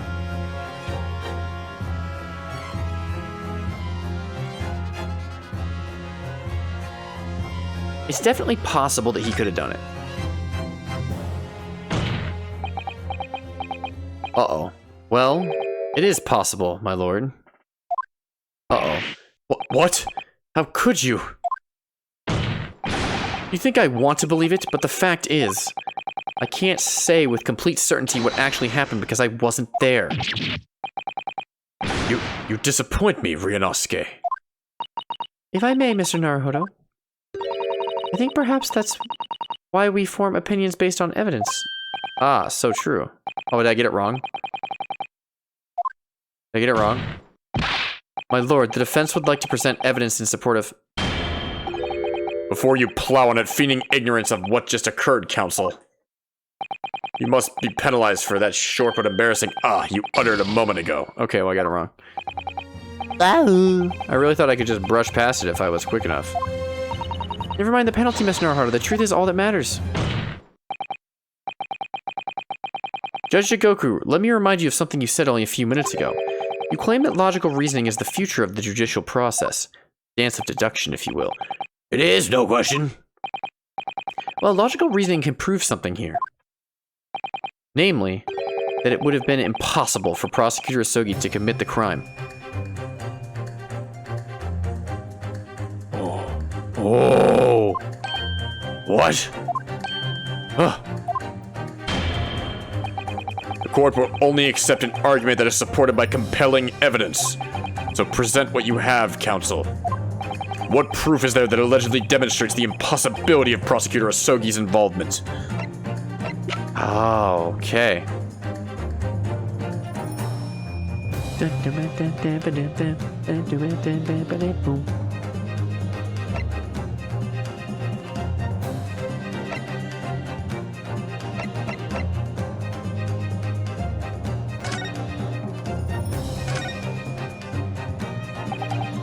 Karma, the great blade.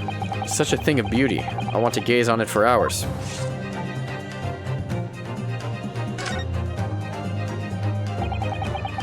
Tip of the greatsword, broken.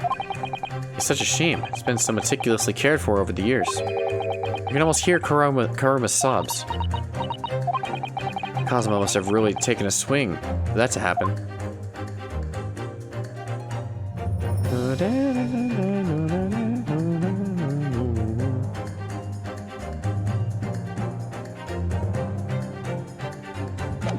Is it that he got killed by a gunshot?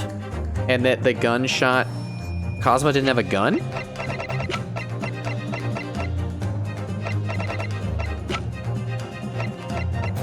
Kazuma did not have a gun.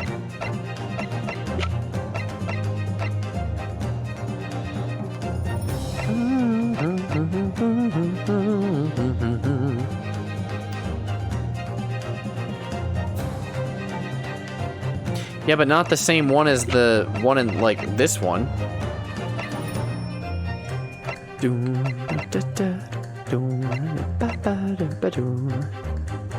The impossibility of Kazuma Asogi's involvement.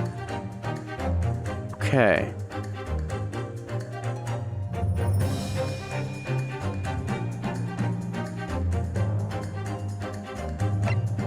Ollie, when I figure it out, will I be like, oh, that makes perfect sense, that was easy? Or is this actually really hard?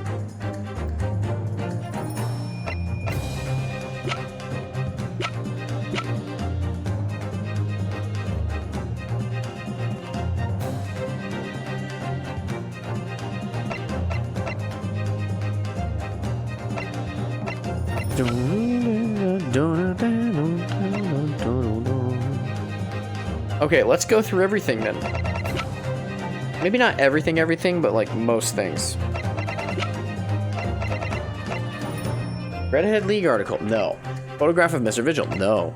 Letter of introduction. I mean, that had the ticket on it. That's about it, though. Dismissal notice, no. Red hairpiece, no.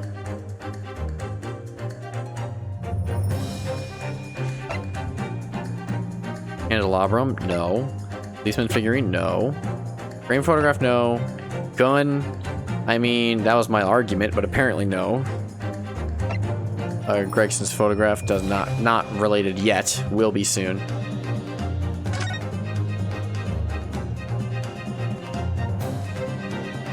You just remembered something? We're out here and he's in there and I'm out here and oh, I just remembered.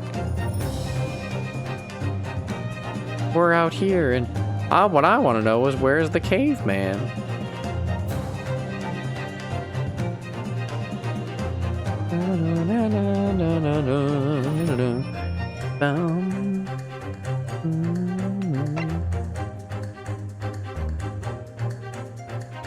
The caliber of the gun used matches that of the standard issue firearms at a member of the judiciary. Ollie, is it this? Is it the autopsy report? You can tell me. I don't think it is, but it's like, it could be. Okay, that's what I thought. I just thought I'd throw it out there so I didn't get stuck. Okay, it's not the crime scene floor plan. It's not the notice board. Not Venus's firecracker.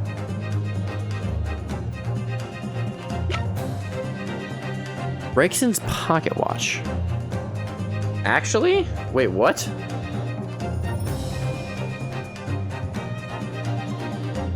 What is wrong, Ollie? What is it? Well, don't tell me the answer.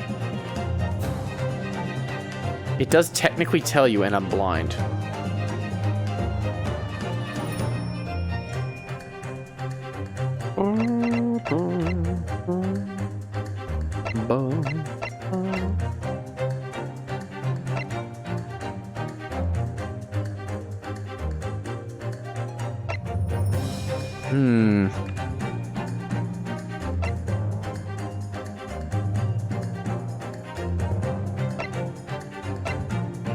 Can I tug it on tears? Can I call Sholmes?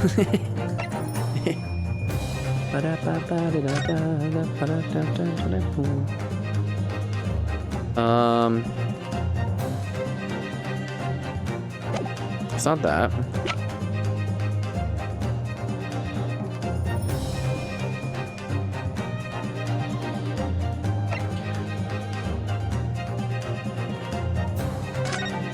Following the departure of the port of Dunkirk, all crew members are required to assemble. Okay. Uh-huh. Not that, not that.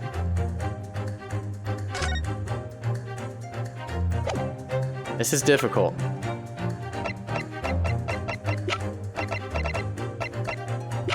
I have a feeling it's like a piece of evidence on these later pages, though, of course.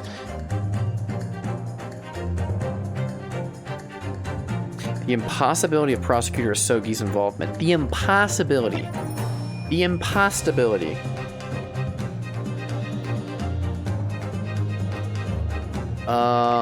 Was Kazuma literally okay.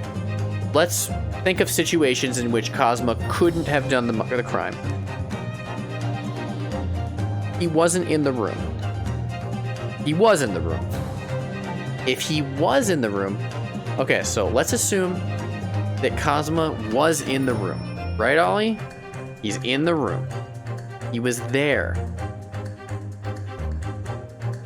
Would it be because he's the assassin and he wanted to surprise him?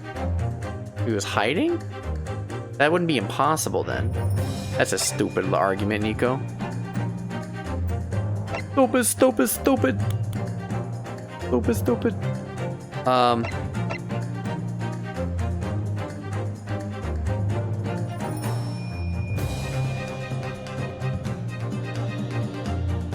Ollie, am I gonna figure this out? Have I even come close? I don't think I have. A reason he literally could not have.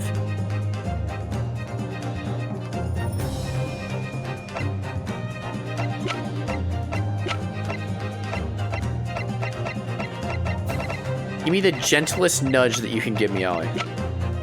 The gentlest. Just a boop. I've been streaming for 5 hours exactly right now. Woo! The gentlest boop.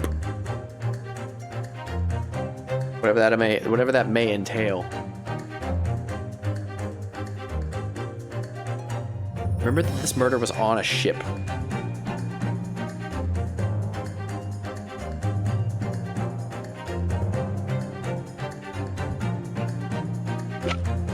No stowaways? Is it the fact that they wouldn't let stowaways or like anyone besides one person in? No.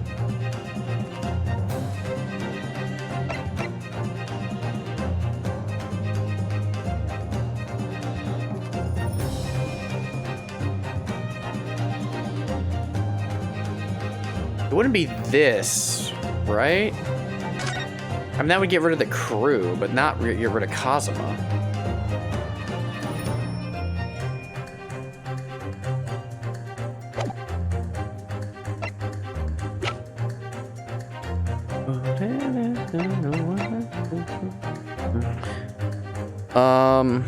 Oh, this is tough.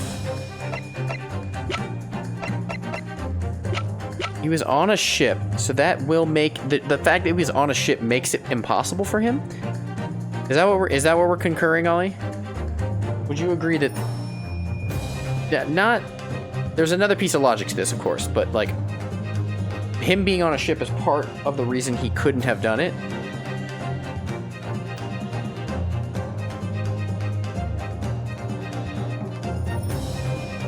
I'm trying to think. This is hard.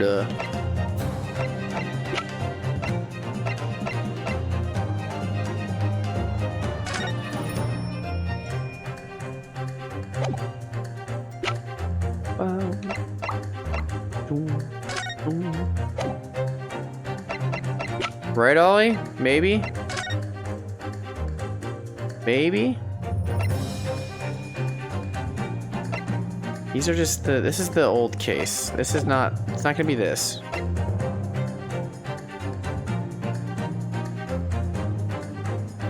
It's not gonna be that, I don't think. Vector's identification?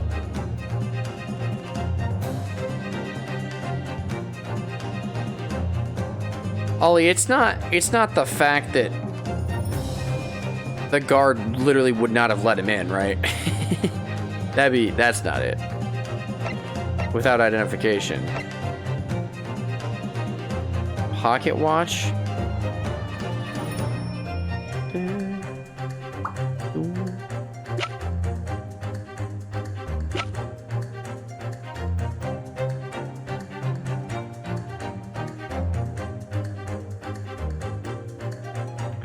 Is it this clock because Cosmo wouldn't have known how to work a clock? And then if he broke at the time, then he wouldn't be able to set it. Ollie, I'm just spitballing here. Come on. Come on, Ollie. You said it's not the autopsy report, right? It's not the autopsy report. We've already been over this, I think. Just remind me. Say if it is or isn't. Get that. On page 3 of 4. Okay.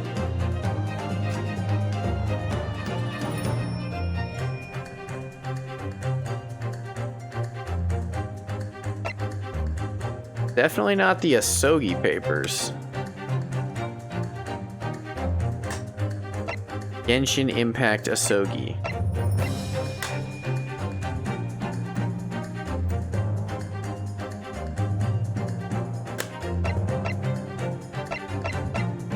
Okay, so I'd have to, it's several layers deep of logic, right? It's not just surface level.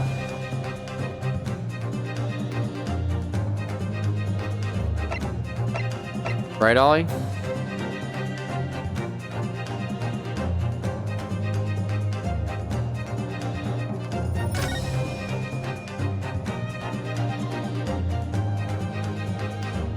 Okay, yeah. Not that. Not that. That's irrelevant. Ollie, it's the trunk, but why? This is the only thing on this page it could be. Right?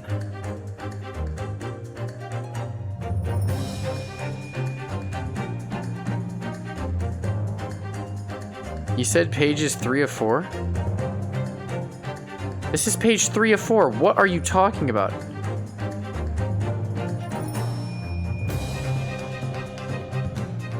Three and oh. You can't say 3, 4 and expect me to not read that as 3 of 4.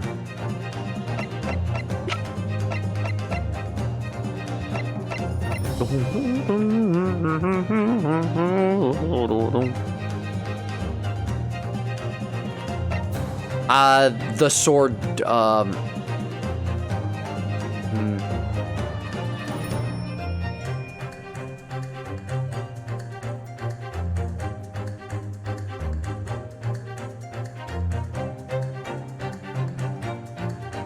Like, Ollie, when you read an online textbook and it's like, what page would you like to go to? It says, oh, the page you're on, and it shows how many pages are in the whole textbook.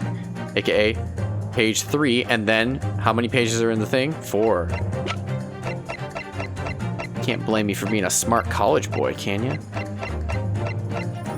It's not this, not this, it's not this, it's not this. Apparently it's not this. It's not this, it's not this. It's not that. Okay, so it's on the last page.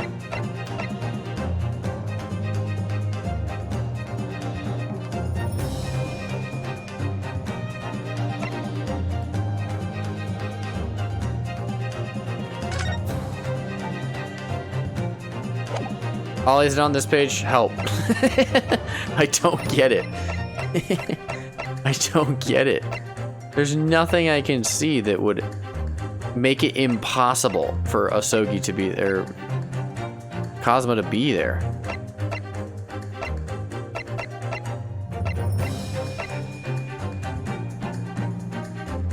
Do you want me to give a little walkthrough? No, I want you to tell me if it's on this page.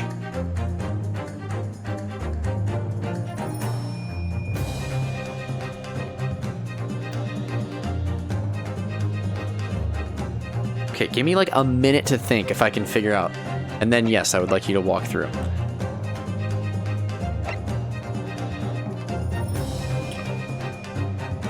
A notice about a practice evacuation to be carried out on the crew of the SS Grouse. The night before the ship arrived in Dover, it was found in Judge Jigoku's cabin.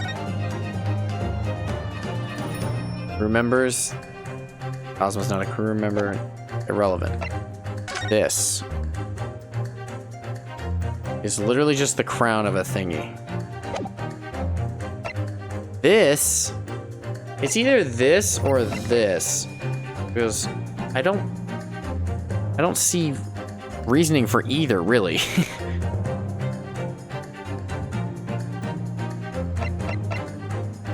Okay, Ollie, it's the sword, right? Why? Explain it. I don't get it. No? What is it then? Is it this? Is it this? Is it this? Is it this? Is it... Fuck. Whew. Oh.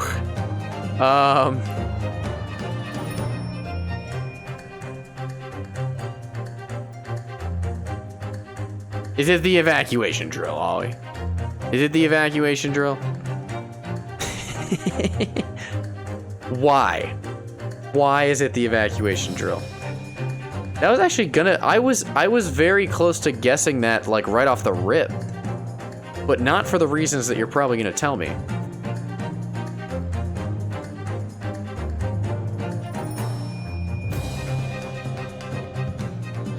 Yeah. Did Kazuma know there was a drill? Kazuma wasn't on the ship during it? What?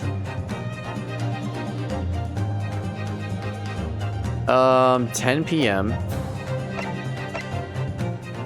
So you're saying he already left?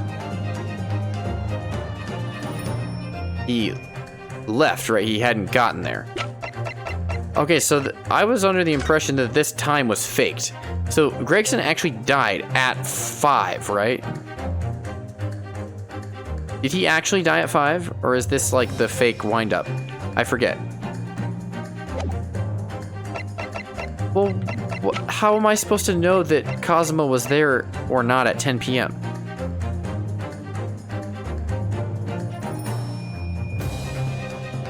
Am I supposed to know that? I don't get it. Like, I mean, I knew something would come up with the time of it, but like,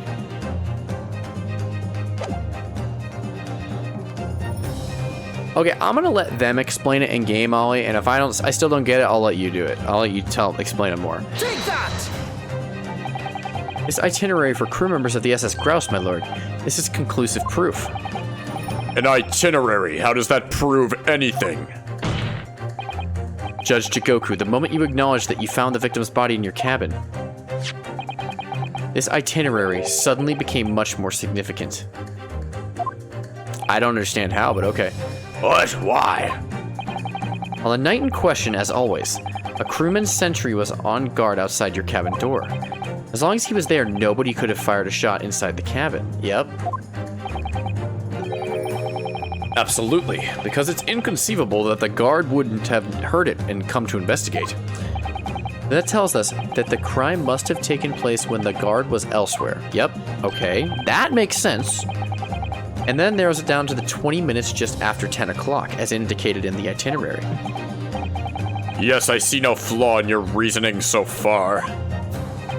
But the crucial point is this: when the evacuation drill took place, the steamship had already put to sea from the port of Dunkirk. I don't ever recall that. I mean, they probably mentioned it, but I do not recall that. Ugh. Now, clearly the murder could have only been committed by someone who was aboard the vessel at the time. It says that in the itinerary? What? No, it doesn't. Oh, follow. Okay, yeah, okay.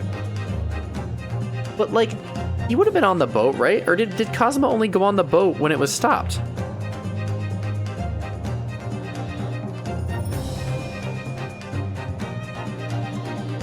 I actually don't know.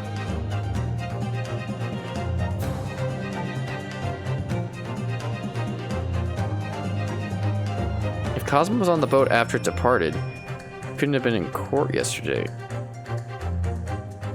Okay, yeah. Okay, yeah. That makes sense, but wow. Okay. Now, clearly the murder could have only been committed by somebody who was aboard the vessel at the time. But Prosecutor Asogi stated in yesterday's proceedings. Did you have to look this up or just save and redo things, Ollie? Or what happened with your playthrough? I didn't come to Great Britain to take anyone's life. I left Gregson and disembarked the ship. I'm supposed to remember that? Spent the night on a boarding house in the town and returned to England the following morning. Okay. Which I'm sure the court will agree is conclusive proof. The Kazuma Asogi couldn't possibly have carried out the killing. Pursuit, though? Hold it. No, absolutely not. I don't accept that at all. Okay, prove otherwise. What do you mean? The boy's just saying that to exonerate himself. We can't trust that he really disembarked the vessel. Okay, well, he was here in court, like Ollie said. Obviously, after he left my cabin, he hid himself somewhere out nearby on the ship. Just waiting for his chance to come back and finish the... No. No, that's out of the question. Isn't it, Kazuma? As the defense rightly recalls, I disembarked the vessel and spent the night in a boarding house in Dunkirk. You could check his signature. I forgot about this. This is logical. However, why was that so difficult? As I said yesterday, I signed my name in the accommodations register book. Couldn't they have just made a piece of evidence that's like Kazuma's signature in the residence book? I don't know. Just like couldn't they have done that? All extremely easy to verify and undeniable proof. There's no escape this time.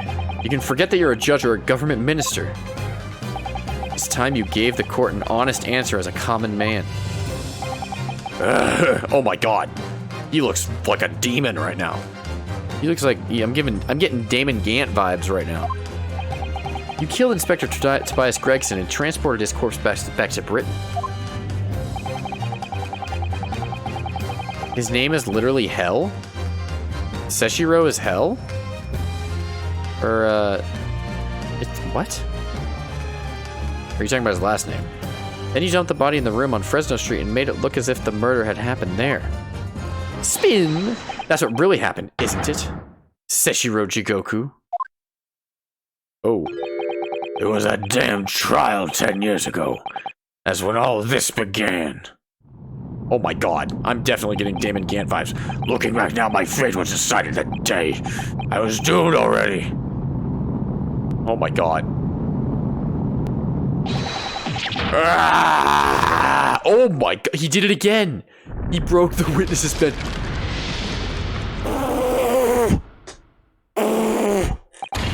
It's over. My life is over. Oh my goodness.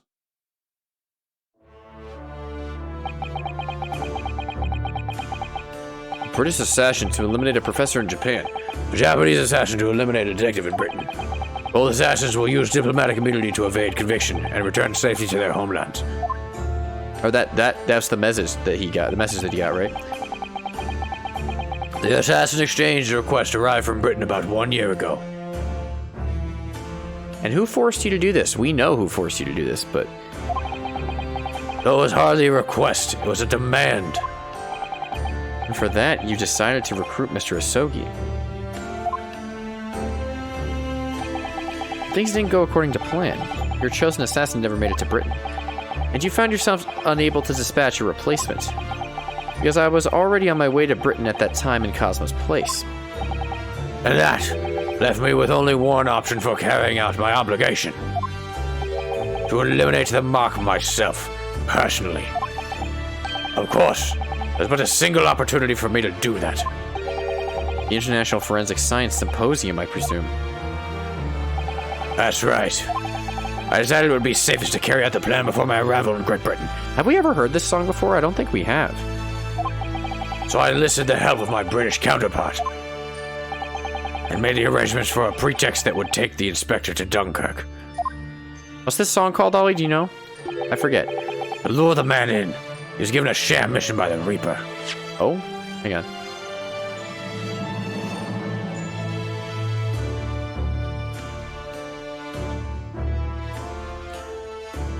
It would be safest to carry out the plan before my arrival in Britain. So I enlisted the help of my British counterpart, made arrangements for... Okay, so he's talking about he made arrangements for the Inspector Gregsy, right? What? With the Reaper? But there's only one person who could have done that. The mastermind of the entire operation. The Reaper himself. Ah. So that means that the assassin exchange was all planned by the Reaper.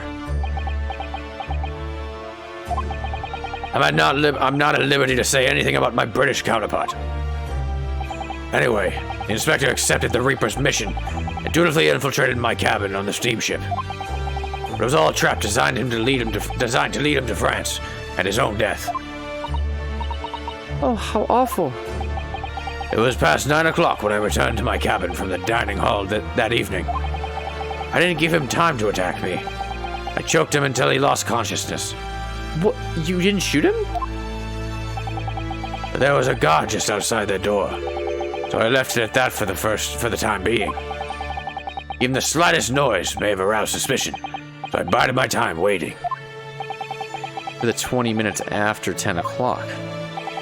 I had intended to finish him by strangulation, but moments before I had the chance. He suddenly came round and went for me in a reckless move. Bang! You shot him.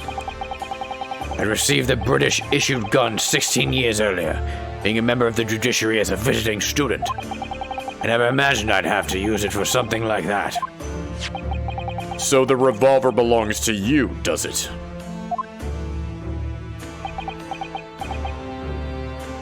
Oh, he's lying. He's lying. And the victim was killed inside your cabin on the SS Grouse. Which begs the question of why you arranged for his body to be discovered in the room on Fresno Street. The young judicial assistant over there has already answered that question. There's no way I could take the body up on deck to throw it over the side. That's precisely where all the crewmen were gathered for the evacuation drill. But before the first-class cabin sentries returned, I took the corpse to the refrigeration room. And then on arriving in Dover, you concealed the body in your trunk in order to smuggle it past border police. I knew I needed to take steps if the police were to be convinced when the body was found in London. Okay. In that case, you must have known. You must have intimate details of Inspector Gregson's intended schedule. Yes, my British counterpart sent me everything I needed to know. The inspector was due at Fresno Street at 5 o'clock that afternoon. Okay, he did have instructions. I was going to say, how did he know to do this if he didn't have instructions? In order to meet with a man by the name of Hugh Boone, from whom he would take back his police identification. I decided that that man would be the perfect person to set up as the culprit. So I took a hackney carriage over there with the body still in my trunk. It must have been just after we took this photograph with you at the hotel then. Yes, I wasn't expecting a welcoming committee. I was more than a little nervous. He definitely looks nervous. On Fresno Street, I spotted a young girl selling little firecrackers. Okay, yes. Miss Venus, of course. I conceived of the candle trick there and then. Okay, that's bullshit. You did not. You did not. That's so stupid. You weren't even in the room yet, and you're like, I need candles, or I need firecrackers. So I donned a simple disguise and approached the girl to buy enough firecrackers to replicate a gunshot. What sort of disguise? For some reason, the inspector had a bright red hairpiece on his own traveling case. So I put that on, although I suspected I drew more attention to myself than I would have otherwise. The hairpiece was found at the scene. The inspector had it ready for the Red-Headed League investigation. I only arrived at the room at around 4:45. So I quickly placed the body on the floor, moved the notice board, and set up my little candle trick. I arranged it so the firecrackers would go off with the bang around 15 minutes later, okay? So that Mr. Boone, who was due to arrive at 5, would walk straight into a trap. Except, at the last moment, I made a careless blunder. What was that? I imagine it was the bag of fish and chips. Oh? Huh? I didn't notice that it had fallen out of his overcoat pocket when I moved the body to the refrigeration room. Okay. I put it back into his pocket the following morning, but... well, it seems the warmth of the heated cabin had accelerated the decay of the fish. Ugh. Anyway, that's everything. All the sort of details of what I did.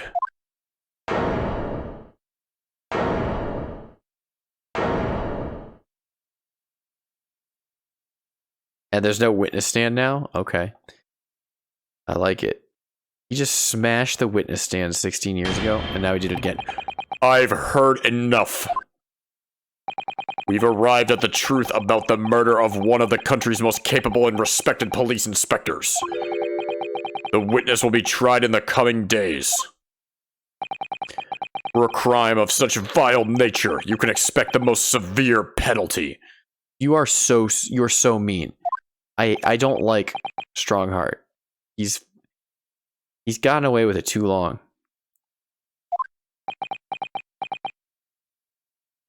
Huh. An exchange of assassins? What a foolhardy idea. No, we're not stopping. Mr. Jigoku, one last detail. Who was your counterpart in Britain? I was literally just going to say, who is it? It's hopeless now. You're literally going to get sent to the gallows regardless. Who is it? You have to say it. Unless he's holding someone else hostage, like if you speak. Nothing you say now can make matters any worse for you. Just tell us. Enough!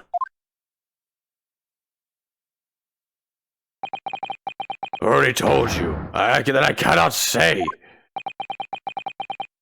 Even though as things stand, you may very well never set foot in your homeland again. Ugh. What are you waiting for? Can't we get this over with now? It's finished. All of it. I've finished. Oh? Then, in the name of Her Majesty the Queen, I now pronounce the findings of this court. Objection. This man before us has admitted to the willful murder of Tobias Gregson.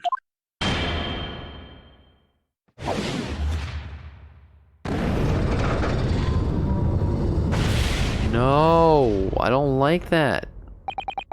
Says Shiro Jigoku, it is the opinion of this court that you should be found. Guilty! And may I remind all those present of the strict confidentiality demanded by this closed court. Objection. Objection. Objection. Objection. Objection. Maybe? Moments ago, Mr. Jigoku signed a written confession, admitting to the murder of Inspector Gregson and the subsequent conveyance of the body. In short, the defendant's innocence has therefore been established beyond doubt. No, it hasn't. Oh, wonderful. Well done, Mr. Naruhodo. Yes, thank you. Something wrong? We didn't finish it. I'm just a little troubled by his silence. The true identity of the Reaper of the Bailey and this extraordinary assassin exchange. We do remain in the dark about these mysteries. However, insofar as the indictment brought against the defendant in this trial, we have reached a conclusion. I have every intent of pursuing both mysteries. You're gonna get yoinky sploinkied, like, in a week from now. As a prosecutor. As you wish now for the formal adjudication. I hereby declare the defendant Barak Van Zykes. Objection! Oh, Kazuma. Kazudaddy. The prosecution calls for adjudication to be deferred. Counsel. The accused's innocence hasn't been fully established at all. And therefore, it would be wrong to deliver a verdict at this time. That is the prosecution's unwavering position. What? But Judge Goku has already confessed. Nevertheless, Barak Van Zykes has committed crimes for which he must be punished. Well, it would appear you have information that the court needs to hear, Prosecutor Asogi.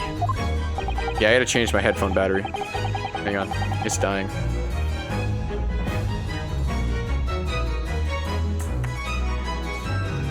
Objection. Okay, so I assume this is like it. Right, Ollie? We can stop anytime we want now?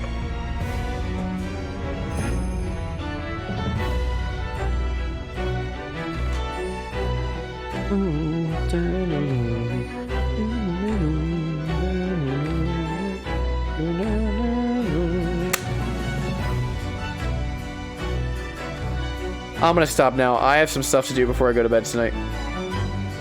I think it'd be a good place to stop here too, actually.